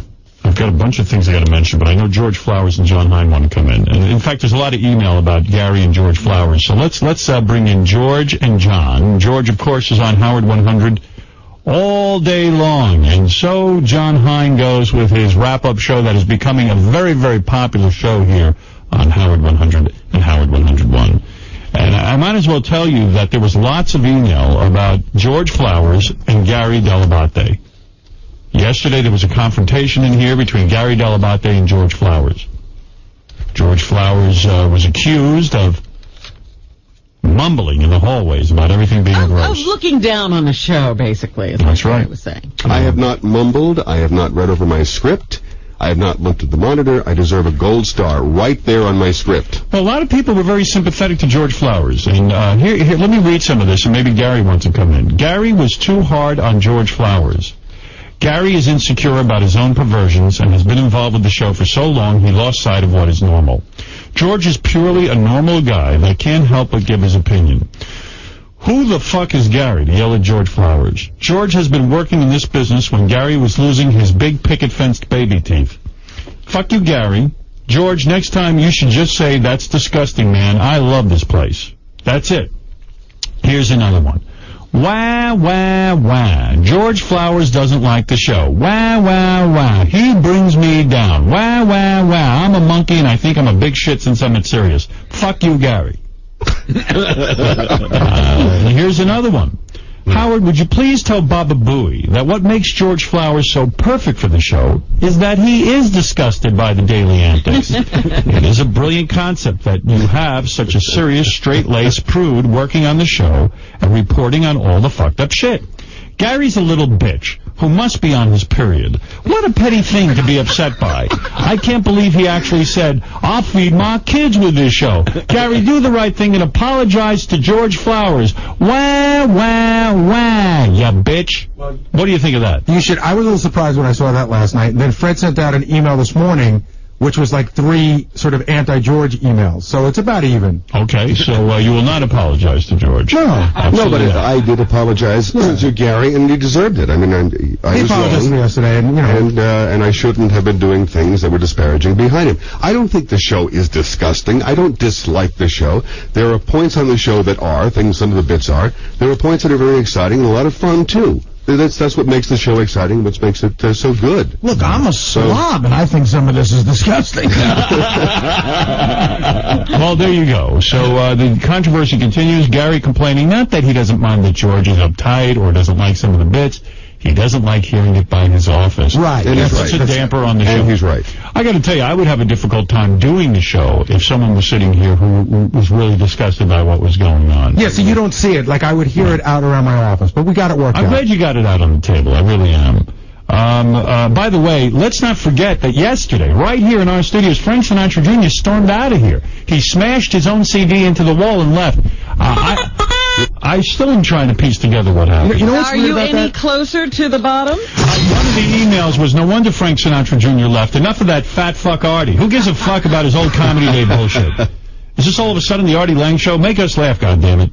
So he thinks it was Artie that drove Frank Sinatra Jr. away. I'll tell you what I was surprised. I don't agree. I thought Artie was on fire yesterday, yes. I was surprised that, I booked him through a record company, and I thought for sure I would get a call from the guy at the record company yesterday with some sort of explanation. Nothing. But I didn't get a call. Got nothing, all right. And then I think on top of it, the people at Sirius were mad at us because a little bit because he was booked to do a whole day of stuff. But I said I didn't drive him out of here. We just asked him to sign a release. Yeah, I never even got the chance to talk to him to try to smooth it over. It did seem like there might have been something about my story that aggravated him, maybe. Maybe You he thought think? the whole show was about coke and... I don't know. So who could be against that? Yeah. What the hell is that all about? George, what are you guys following in the newsroom? Okay, Crazy Alice verbally brutalized our Penny Crone yesterday on the show. Well, Penny later called Alice. What a big difference a few hours made. We'll tell you all about that. A Stern fan has alerted Howard 100 News that a multi-CD set of the Artie Lang roast already for sale on the internet, on eBay. There are bidders. It's amazing how fast the pirates move in. George Takei's return to the show has been very well received. It is unanimous. Fans want him to be a permanent part of the show. And plus, we've also done stories in the past on Scott the Engineer's chronic lung problem. Have an interesting article that says the key to breathing easier may be found in the harmonica. You know, every day you read reports about something. They had a report today that if you drink 11, or the first headline is beer cures, the hell was it? Prostate cancer or something like that. And then you read, they say, well, you'd have to drink 17 to 20 beers a day. Well, then you'd have other problems. Yeah, you read these things, and it's like, well, if you're drinking 17 to 20 beers a day, you're probably not living a really healthy lifestyle. You're going to get liver cancer. That's right. John Hine, what are you following? Well, today we learned that Screech from Saved by the Bell is selling T-shirts to get his house back, and then he also packs 10 inches. We'll discuss Dustin Diamond's interview and his new upcoming stand-up gig with Artie in Pittsburgh. Were you shocked that Screech has that big a penis? It surprised me. That's for sure. It surprised the hell out of me. Also, everybody in here had a tough childhood, and Louis C.K. certainly could rival it. We'll talk about him attending a retarded camp for 3 years, his hooker stories, and his attitude after the release of Pootie Tang and how he recovered from that. That's amazing. I mean, he's lucky he recovered from that. You know, you get a bomb in Hollywood, they try to bury you. They really do. Is that it? Nope. George weighed in with some thoughts earlier on Osama bin Laden. Yeah, what was up with that? Very controversial. You're ruining me. Yes, he did. We're making you. We're going to talk to Richard about how he put all that together and get everybody's reaction on the surprise return of My Turban is Dirty, which came out of nowhere. That's right. I should not have played that because I said I'm only going to play the new material when we're completely ready, but I couldn't resist. And last but not least, George also had a discussion with Shirley from God Hates Fags earlier. Big debate went on here. Yeah, early in the morning. A big debate that didn't seem to change anybody's mind. We're going to take calls on whether people think Shirley is the most annoying woman who calls into the show. Osama bin Laden. Nice guy. And we've had him over for dinner. I've had sex with Osama bin Laden before Brad. Osama bin Laden is actually very shy. Osama bin Laden looks hot. Will there be no end to this? Oh, yes, I love Osama bin Laden's Pee-wee. I think Osama bin Laden is macho. Who doesn't? Osama bin Laden's very talented, but no, I'm not in love with him. No, he's a little weird. Osama bin Laden's very sexy. Osama bin Laden's a genius. All right, thank you. That's the quite end. enough. That's the end. I love the Final word. I love that the Osama bin Laden's always in the same cadence. Osama bin Laden. Osama bin Laden. Well, yes. That's it. That's All on right, the wrap-up show. John, thank you. We look forward to the wrap-up show today. And George Flowers, we look forward to you all day on Howard 100 News. What a team. Yeah. tune in at 6, they'll tell you exactly how to buy the roast on eBay and rip us off.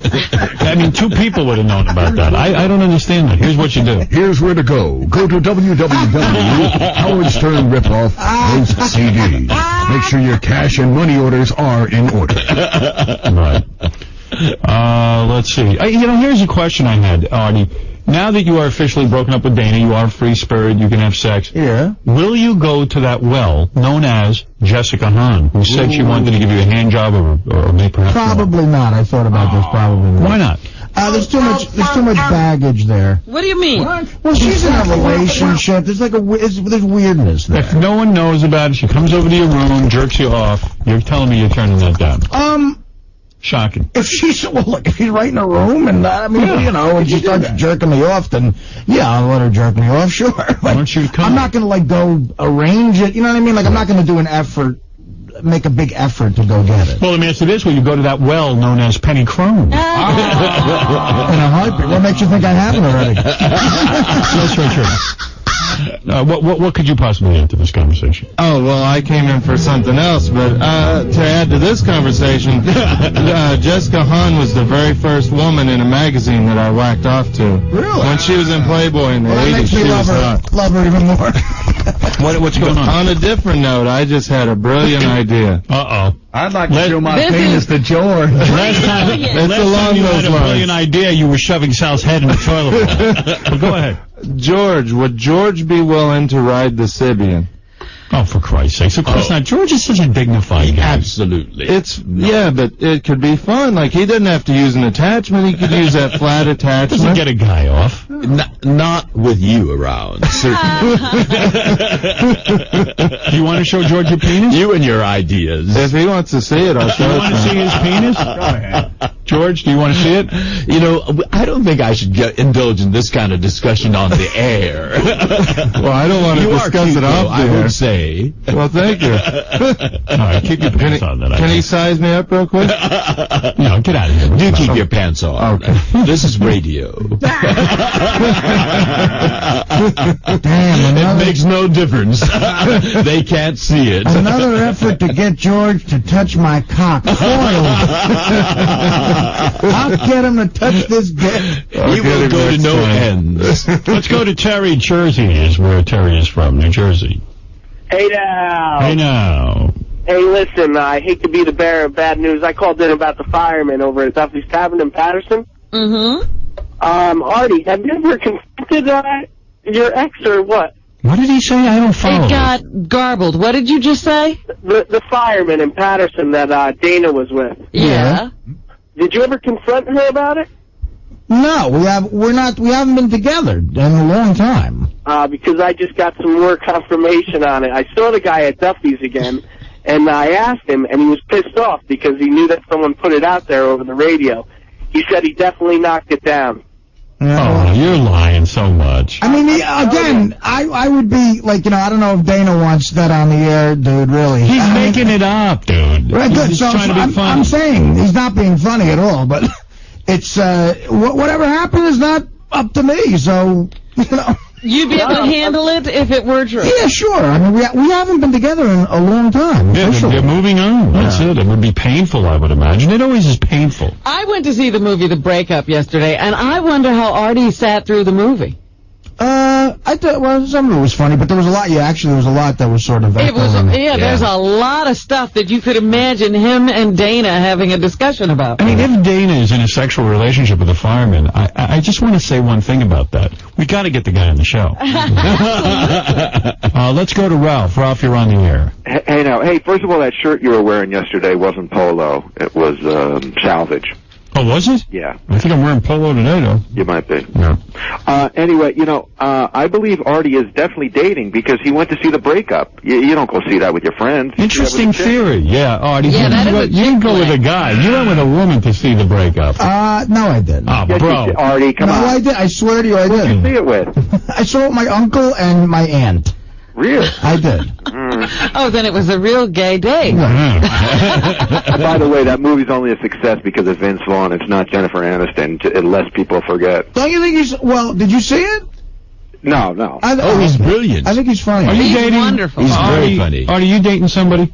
I swear to God, I'm not. Is your uncle being an aunt so that you can be with your beer so you can be with your aunt? Oh God, no. Have you gotten laid since the breakup? No. Be honest. Swear to God. That Hand job from a woman? Swear to God, nothing. Nothing. Nothing. Nothing. No, Fred. Load on. That's well, that was, by the way, Ralph, good theory. Let me remind you, Are you Las. walking with George today? I'll vouch for that. He stood me up. Let me remind Just you like on that breakup. Las Vegas is coming up this week. Oh. This will be a while. I'm certainly going to try. You're going to unwrap the penis. Will you resort to a hooker if you can't get a girl a regular way? Why not? Okay. Anything goes. 500, you could get a fucking beautiful broad. What's the odds on Artie dying this weekend? There's probably a good 30% chance. Sure. We got to check the internet, Ron. Hey, look who's on the line. Bubba the Love Sponge. Bubba. Hey, guys, I was working out. I'm a little bit out of breath. I was in the gym, and I had to run to the phone to see if I can chime in on the Artie deal. Yeah? Are you with Hulk Hogan? No, he moved to Miami. We broke up. He had to move away from Bubba. Shut up, Ralph. He's the only guy that comes down to Florida and doesn't come up and see us and get laid with some puss because you're gay and you went and hung out with your mom the entire time.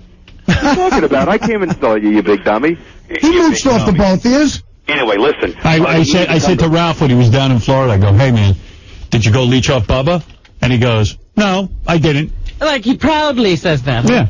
You only want to leech off Bubba if you want to hook up with some hot puss, and I don't think that Ralph is all about that. Well, Hogan's definitely gone and leached with Bubba, but it didn't happen. Anyway, we need to bring Artie to Bubba's Bed Bath and Way Beyond. Well, listen, I might schedule, on purpose, I might schedule a stand-up in Tampa, dude. Just to go down there. Because I've been at that dollhouse before. Holy shit. My next-door neighbor owns it. Wow. Howard Scores is the best, but this is a close second. What a strip club. Artie, I hate to correct you, but I got a lot of stroke in Tampa, but I'm not near Howard-esque when I walk into... I'm not talking about pull, I'm talking about just quality of chicks. Like, yeah, the quality of chicks is the same, but I don't get quite the amount of dollhouse dollars at Howard. Well, I'm sure, you know. But well, I'll tell you what, though, you go down to Bubba there, he's got a lot of activity going on. No, I might go, honestly, I might schedule something in Tampa, without question. Be careful, though. Hook you up with some Cialis with a backside Zoloft chaser. And Listen to this. I'll tell you what, Artie's going to get the Rattler.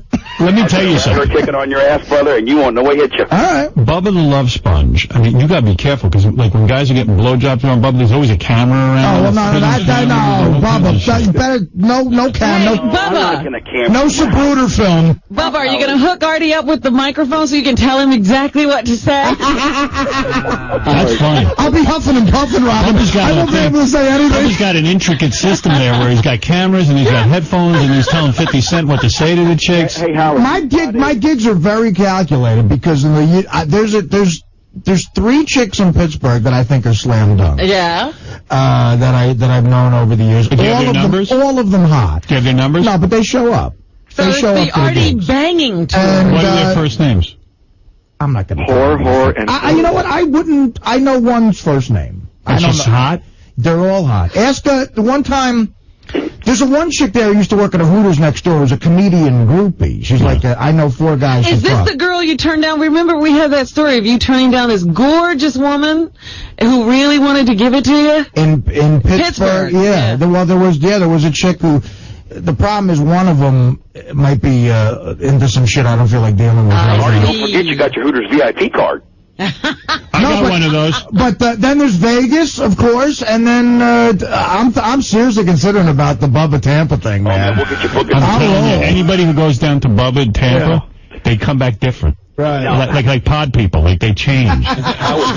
this guy will shock puss. He'll put fizzies in puss. What were you doing yesterday that the girls couldn't handle? I had to leave the car, and when I came back, the girl said, I have to try that again. Howard, you should see this chick. She is the hottest, most natural. By the way, I got so many things to tell you. Fuck it, I might come down this weekend. It's good Pittsburgh.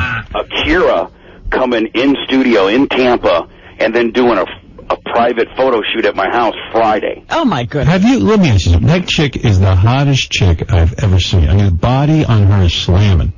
But you haven't banged her with your girlfriend? no, I've tried, but I haven't. But she does have a little bit of a black mark to the fact by her name because she made out with Ralphie Cakes on the fucking couch at Scores. That really kind of sends me down to the bottom. Hey, Ralph, whatever happened? Yeah, definitely. That would definitely. Ralphie Cakes was on the phone with Akira, and you were getting the whole thing set up. What happened? I don't know. I don't know. I mean, Ralphie Cakes. I don't know. We missed each other a couple times, and then when I lost my phone, I lost her number. He lost the phone. See, I don't lose numbers like that. I had this girl in the studio. I'll get back in. Next to Akira, I call her the Asian invasion. But next, the hottest, most natural white girl that doesn't have fake tits that ever came into my studio that I've ever seen was this Melissa Midwest chick that came into the studio yesterday.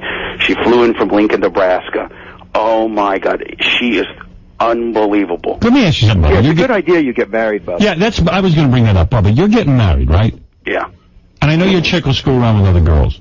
Well, yeah, I guess. I mean, you know. I mean, you're the horniest fucking guy. You're on Cialis, you're on Viagra's, you got pills. He's trying to get everybody else laid. It would be him if he wasn't engaged. I mean, you can't get married.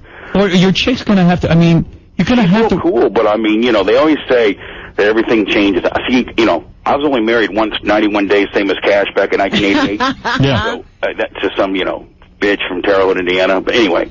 But you got a prenup with this one? Yeah. Well, that's what we're working on right now, the prenup deal. So. What's going into that? Yeah, I mean, hey. Oh, you don't even want to know. Lay down the law, dude. Oh, I am. Kimmy's not going to put up with their shenanigans. Hey, Ralph, she'll kick your fucking gay ass if you call her Kimmy. Stop calling her Kimmy. She wants to fight Penny old ass Crone for that deal. I don't understand. Who is Kimmy? Kimmy is nobody. Kimmy is what Penny Crone called Heather, called her Kimmy. Bubba's fiance Kimmy, and that led me to a whole fucking set of. Isn't that an honest mistake? Saying, who's Kimmy? Is Kimmy a girl that I don't know about? Is Kimmy a chick that I'm like, got me almost killed my deal. Oh, so Heather thought that Kimmy was some chick you were having an affair with. Right. Like you might have a double life or something. Now I get it. Which, you know, is possible, but I'm just saying, right. Don't blow it. Anyway, Ralphie Cakes, and I got Akira coming. She's going to stay at I better get to her before Bubba completely destroys her. She's going to stay at my house, Ralph, on Thursday, and then she's going to do the show, and then she's going to do a big photo shoot. Who's the photographer? At my house. You're the photographer? No, I'm bringing, my guys are, I'm going to direct it. It'll be Scorsese. His guy. Wait a second, Bubba. See that crew. What's going on over there? You're going to have one of your wackos take some pictures of her? No, I'm going to do a whole video production, a whole big deal, Ralph. Don't fuck my deal up, Ralph, because you're gay. So wait a minute. What were they doing yesterday, Bubba? Was some girl was supposed to use a strap-on on another girl? Well, we had Melissa Midwest from MelissaMidwest.com, which, Howard, you've got to check this girl out. I'm going to look at her today, yeah. And MelissaMidwest.com. I was jacking my meat to her last night. Oh, my goodness. So, how's your meat? Let me see. Oh, that's her? Oh, she's nice. I'm looking at your website. God, I'm coming to Tampa. Oh, so by the way, Artie, she would fuck you. I could get her to fuck you in a minute. See, now, here's the thing. See, now, I'm ready to roll here because... Hold it. You're saying this chick will fuck Artie? Yeah, done deal. I'll be down in Tampa as soon as possible. Go down to the airport. Yeah, what time can you get there today? What are you doing? Artie, you're a big-time superstar, Artie. I could get... Well, here's the thing. This is what my buddy... I didn't realize, like Artie, right after I broke up with Dana, one of my buddies was really good with women. He said, I told him, it's really over. So he goes, come down to the Jersey Shore. I'm going to show you what's going to be possible. Because you don't realize the Stern Show, what it could do for you, right? Because 4 years I've been in a relationship. I didn't even realize what the Stern Show could do for me. You've never even seen the magic. He goes, all I'm going to do is, and this kid's good with women. He goes, I'll be the wingman. He goes, I'm going to show you. We'll do a little experiment. I'm going to get your phone numbers. We're going to see how many phone numbers I'm going to get you. George is looking at you like, why would you want a girl's phone number? We go to these two bars. We go to these two bars at the Jersey Shore, and he gets me 8 phone numbers in 4 hours. All of them at least an 8. Bubba, the girl I'm looking at here, who you call Lincoln, Nebraska. What? What's her name? Melissa Midwest. Melissa Midwest. She's smoking hot. Now you're saying it's a slam dunk if Artie comes down there? Yes. Not only that. Not only her. Now she is those pictures. I mean, there's some girls who photograph well and then don't look that good in person. This chick is 10 times even prettier in real life. Oh, Christ. Look at that. We're looking at a shot of her ass. It's hot. What makes you say that it's a slam dunk, though? I'm just saying she'll do anything I say. So you're going to say, well, that's a little weird. But Artie will go down there, and you'll say, rack of those girls in Tampa, man. Girls from New York are real assholes when it comes to fucking radio dudes. But I got this town conditioned to like heavier set fucking superstars like me and Artie. So Artie, you gotta see these chicks. These chicks, they didn't care about the weight, nothing. They could care less. So you can eat and screw. Yeah. And the guys at my studio have been known to, smoke big doobies out back and stuff because we don't have the corporate stuff like you guys do. Wow. Well, she is a beauty, and I got to tell you, Artie, Artie's looking at her like that's his next meal. I mean, because we were talking a few weeks ago to that other chick you got on the phone. She looked like, Artie, you might have to cancel Vegas this weekend. No, nobody's canceling Vegas. Artie, won't you meet me in Vegas on the 7th and 8th? We're going out there for the UFC fights. I'll be in Pittsburgh. Okay. He's got 3 chicks lined up in Pittsburgh, or guaranteed. Well, nothing's lined up, but they usually show up. So. Artie, have you ever screwed 3 or 4 girls at the same time? I had 2 girls at once. Really? But they were technically hookers. Men. I didn't pay for them. They were technically men? But I didn't pay for them. It was a setup. This guy, somebody in Vegas sent 2 broads to my room when I was there years ago doing stand-up, and they were... It was a blonde and a brunette, and they sent them because they're fans of the show? No, it was before I was on here. Wow. I was doing stand-up when I was part of the Norm show out there. And they knock on the door and they go, "Hey, we were sent to you as a gift." The host says to me, "Go upstairs and I'll send somebody up with itineraries." I'm like, "All right." He got me a nice suite and everything, and 20 minutes later, knock on the door comes, and it's a blonde and a brunette, really great bodies, fake tits. They're fake, a little bit of a butterfish. Who even gives a shit? They come in, they're like, he had, booze set up for me, and they go, "Can we have a drink?" I give them a drink. They put some music on. They said, "So-and-so wants us to give you a lap dance." I'm like, all right. So we start having a lap dance, and they get naked. I get naked. I start making out with the girl. The one blows me. Then we go into bed, and I fuck the other one, and then it was like a 3-hour thing. Wow. And how much? I tried to give them money because he spotted me chips too. He goes, no, this was taken care of. We take money, we'll be in a lot of trouble. Oh, so I'm like, okay, thank you. She goes, thanks. So I go downstairs. I'm like all disheveled. The kid who set it up is at the craps table, and he starts laughing. He goes, "How was your itinerary?" And I go, and I had a line that killed him. I said, "What, no redhead?" So they were technically hookers. I didn't do it on my own, but I did not pay. So that's not a hooker. So, who knows? What do you want to say, Will? No, I was just going to let you know that Melissa Midwest has been trying to get on the show forever. Yeah. She would definitely bang Artie if it meant that she could get on the show. Why doesn't she just come down here? My deal up, Will. That's my deal. You're you're taking Bubba right out of the equation. We don't need Bubba, the middleman. That's Bubba. Just bring her down here. Lower tier fucker, Will. Hey, guys who could somehow, that's why after that experience, guys who could somehow work 2 regular chicks who aren't whores into that, God, like a Stamos, whoever has those stories. You guys are... God, I'm like, I would pray to them like a god. Because these broads were technically hookers, but if you could just do that with regular chicks, would it count? I do that with that, Artie. Bubba, you do it with regular 2 chicks who aren't hookers have double teamed you. That don't fuck for money. They're just hot off the fucking Tampa streets that want to get close to a superstar like Artie Lang. Wow. What does Warren Sapp get, for Christ's sake? He gets illegitimate kids in New Jersey. Whoa. Calm down. What does that mean? Bubba has his own thing there. I don't know. I don't know anything about Warren Sapp. I don't know what that means. That's Bubba. Why do you think Warren hates me so bad? Because I'm the one that had a private investigator find out that he got a chick from Kansas City. I don't want to know about it. No, stop.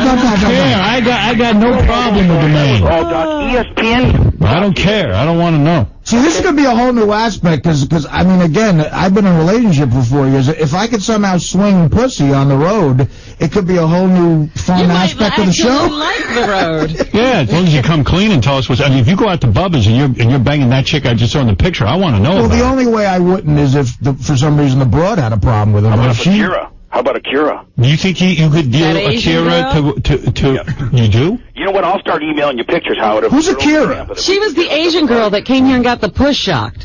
Akira is a male name. Wait a second. What do you think? She's just a hooker? She's just You guys are Ralph, you don't even know. You know what, Ralph? You had your chance and you fagged out. So don't even. I have my chance every fucking day. You don't tell me. Okay, whatever. Tell me when I have my chance, you big dumb. I heard Ralph was a ladies' man of some sort. Ralph, you want to get into a puss off between me and you, Ralph? What's a puss off? See, that's why I'm not. What's a puss off? You're married, man. You can't do anything. Ralph, that's what you. And you can't get a hard on without fucking drugs. So. Hey, Ralph, at least I get a hard on with drugs for girls. Here's the deal. Wait a second, Bubba. You were saying something. Everyone stepped all over you, and I don't even know what the hell. Puss off?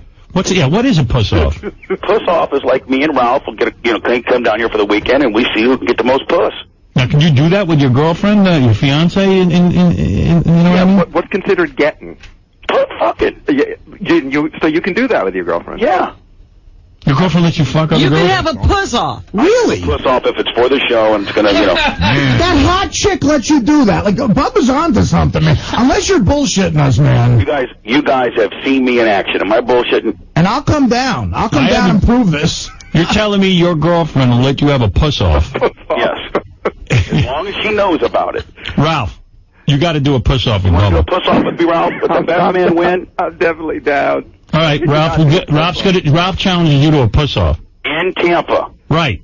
In Tampa. It's my town. See, I'm coming from a different angle. I am not a ladies' man like these two, but I get because the show business sometimes they just hang a curve chicks and I swing. All right, I'll tell you what. You guys have a puss off, but listen to this. The loser has to fuck Siobhan. Oh, no way. The problem is Bubba knows everybody, so he'll just have to he'll tie it up. Oh, now you're backing out, Ralph? Robin, stick up for me, Robin. That fucking faggot. Listen, we're having a puss off, but I don't know who Siobhan is, and I don't want to fuck. Don't say that. I don't know who Siobhan is. Siobhan used to be a man. No way. Ralph may want to do that, but I don't. Bubba, go fuck yourself, you fat fuck. Listen, Ralph. Ralph's getting there. Listen to me, Ralph. I used to like you. All of a sudden, I gotta be a fat fuck because I called you Howard Stern wannabe. What's that? You heard me. Oh, my. Oh, Ralph, Jesus, can't you? Don't you do your wrestling act with me. You love me. Stop it. I do think you're a good guy, but you don't have to fucking, be something that you're not, and you're not heterosexual.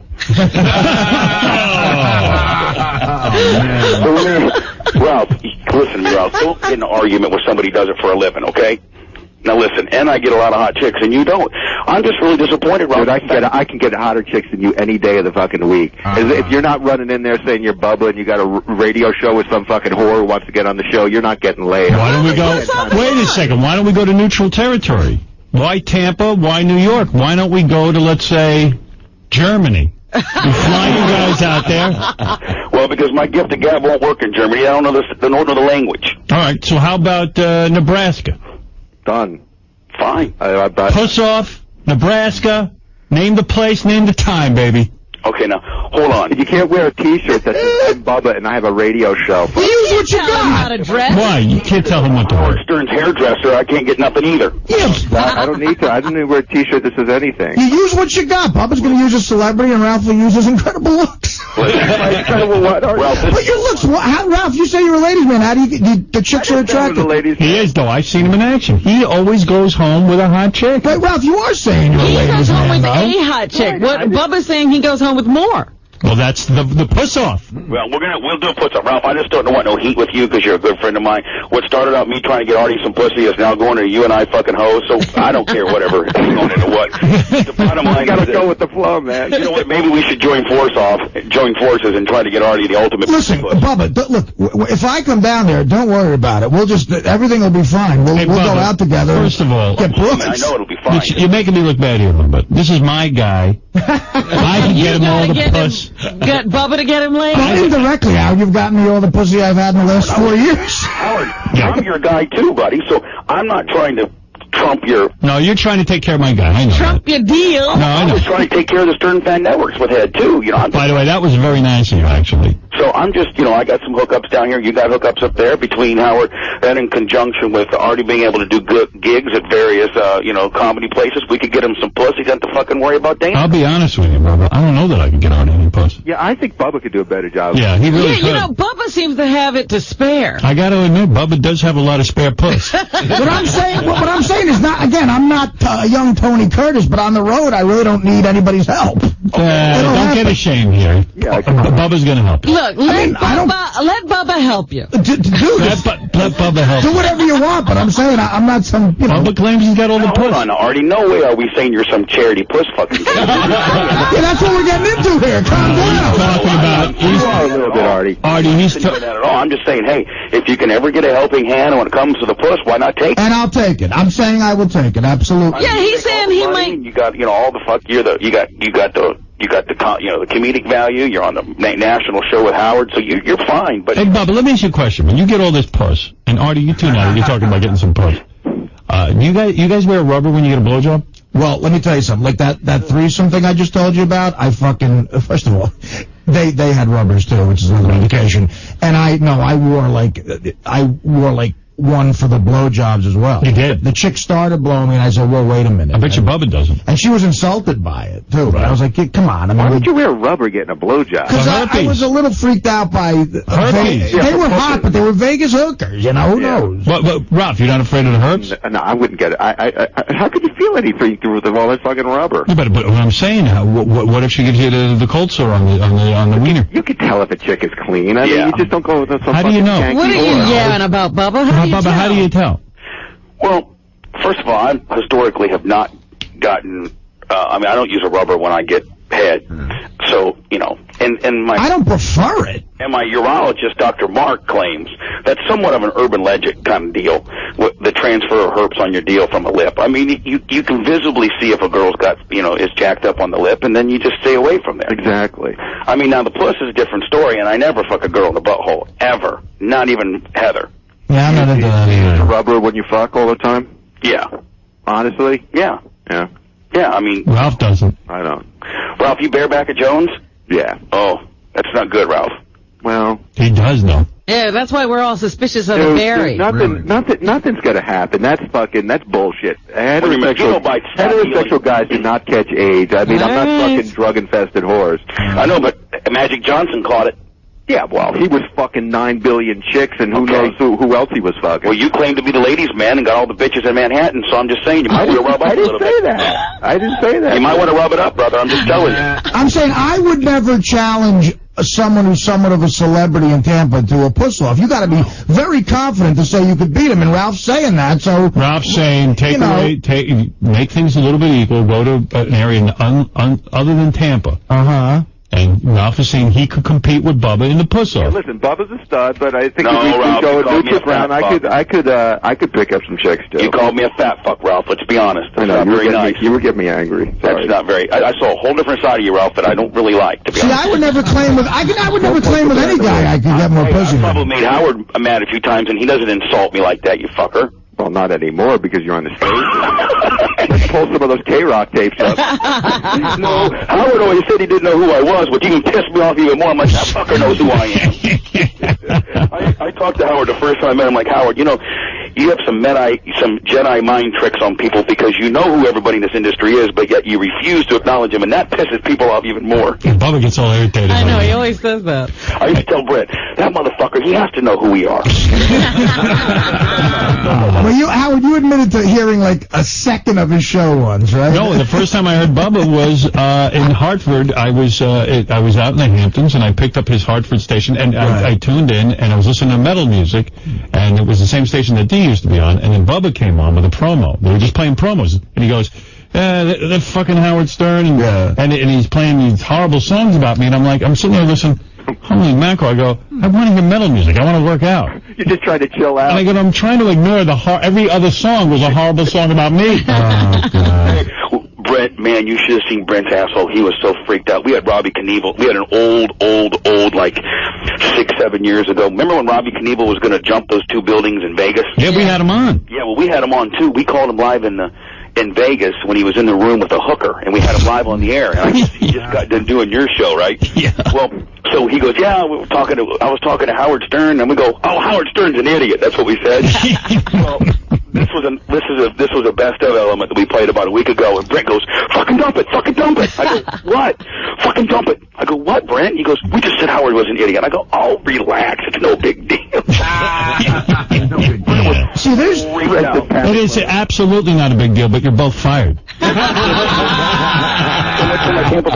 Yeah, there's so much for Tampa puss off as well. You know, Artie, you can't get down here fast enough, Bubba's. Artie, you gotta go down to Bubba's place. I will book. You know what? I'll call my agent. Says it's insane. I'll call my agent this week. Tampa Bubba style. Yeah. And come back and tell us all about it. It's Bubbalicious. Every gig is technically supposed to promote the film, and I don't think we're opening in Tampa. But who cares? Open in Tampa. Yeah, open in Tampa, dummy. Well, that's not up to me. The distributors said they can't get it. Melissa Midwest in that studio. She'll do a girl-on-girl show. I tried. I couldn't get the scheduling down, but I almost had her and Kira doing a double-head of Jones. But I got Akira obviously coming on this week. But this Melissa Midwest, I guess she's been trying to get on the show. She's unbelievable. Hey, by the way, I was watching Hulk Hogan. He used one of your words again. He's so miserable. He called me up last night. He wants to move back worse than you ever can imagine. He hates it in Miami? Hates it. So you're going to get a divorce? Yeah, I think so. So I can move back to Bubba. I don't know, man. It's just not a good thing. You know what I'm thinking about going with? There's hookers in Vegas. A friend of mine told me this now. For a certain amount of money, which I understand is very affordable, they will just be like the perfect girlfriend for the whole weekend? Like, they'll come to dinner with you and everything. They'll stay quiet. They won't nag or anything, and you can just fuck them whenever you want, and it's for like a price. What's about $2,000? Yeah, my buddy said he paid $3,500. Yep, for how long? And he was there for a 3-day weekend, Memorial Day weekend. That's like the Pretty Woman weekend. Yeah. And the website. That's a good deal. Except Artie's not Richard Gere. Well, no, I'm paying 3 G's for it. I mean, I'm saying website. My buddy Fabrizi found this website of these like Hollywood people, like B-list celebrities that will do what Artie just said. Yeah, you get like. I like that. And he said the chick's really hot. He showed me a picture. And I'm like, like a solid 8. Do you think that these girls are so good at it that, like, after the weekend, you're not even sure if they really love you and stuff? Yeah, they might have fallen in love with you. Yeah, like, Howard, could you spend a weekend with a chick like that and know she's not into you for the whole, you know what I mean? Just. You want to know something? I think I could. Artie doesn't want anybody interrupting his gambling but and just drinking. Like, they'll sit there if I'm at the, like, in other words. That's what Artie really wanted Dana to be, but she just wouldn't comply. I did not want Dana to be a whore. I did not. Not a whore, but you didn't want her nagging you about I'm just saying, like the type of chick, like if I'm playing craps and I say, go, get me a drink, she'll go get me a drink. Right. And she'll come back. That's a waitress. And then she'll fuck me. That's not a waitress. But think about it. If Dana never nagged you, listen to me, never nagged you, let you gamble, let you drink, then came back to the room and fucked you, You'd still be there. You'd still be there. In a way, in other words, no. The only way you're going to get in a relationship like that is if you pay for it. When me and Dana were doing well, it was a give and take. I'd have stuff like that. I'd give her things to do and she'd take them. No, she would do for me and I would do for her. But this, I'm saying, there's no consequences. Exactly. Like she does it all for you, and I bet you'll fall in love. I bet you'll fall in love with one of these girls. No way. Sure you will. Not a whore. Artie, I got some respect for my mother. Come on. Ah, please. Artie, have you heard about that website, that millionaire? Take a whore home. What is this, Bubba? It's millionairematch.com, and it's chicks that want to date rich dudes with that pretense of knowing that, they need to do fucking take some orders and stuff. Right. They're looking for, rich dudes, and I like that. Yeah, millionaire. Learn to work your computer, Artie. See, whores have over flooded the Vegas market. That's the problem. Like I could. It's a glut. I could compete with guys with more money than me. Hey, Artie, Heather is. I'm not trying to. Artie's all proud of himself. What is he saying? Hey, wait a second. There's an offer on the phone. Hey, Ralphie, I got to hang up on you. Because you're not putting out. Bye for now. Hold on a second. Wait. All right. Or maybe I could keep both you guys on. Hold on a second. Hold on. Let me try this out. If I hang up on anybody, don't be pissed. Let's see. Just call back. Ralph, you're still there, right? Yeah. Bobby, you're there, right? Yeah, I'm here. Okay, hold on. Hey, Jessica, you there? Hey, baby. Jessica has an offer for Artie. So, Artie, I don't want you getting a hooker. Now, listen, I look so good right now. I might be able to slip away for a weekend. To go to Vegas? Really? Yeah, I mean... Honestly, this is going to sound so cold, Jessica. I'm so sorry. I could get a 23-year-old chick for a week. Yeah, you're right. No, you know what? He's right. I mean, you called in. Jessica, honestly, Jessica, you called in, and I don't want to do this to you, but... I know. You know what I'm saying? Wait. What if Jessica flies in, gives you a hand job, and leaves? She's on a better level than that. She's not going to fly in and give me a hand job. Come on. Yeah, but you can be Peter-in-laws with Jim Baker. Dude, something's scaring you off to Jessica. Yeah, what's the deal? Yeah, she's 58. She is not. How old are you, Jessica? I'm your age. What? I'm like... Yeah, She's not my age. She's late 30s. Exactly. Yeah. She's 30-something. Right. You ain't late 30s, Jessica. All right. Let me tell you something. What if Jessica holds your cock while a 23-year-old sucks your... Now, there we're talking. How about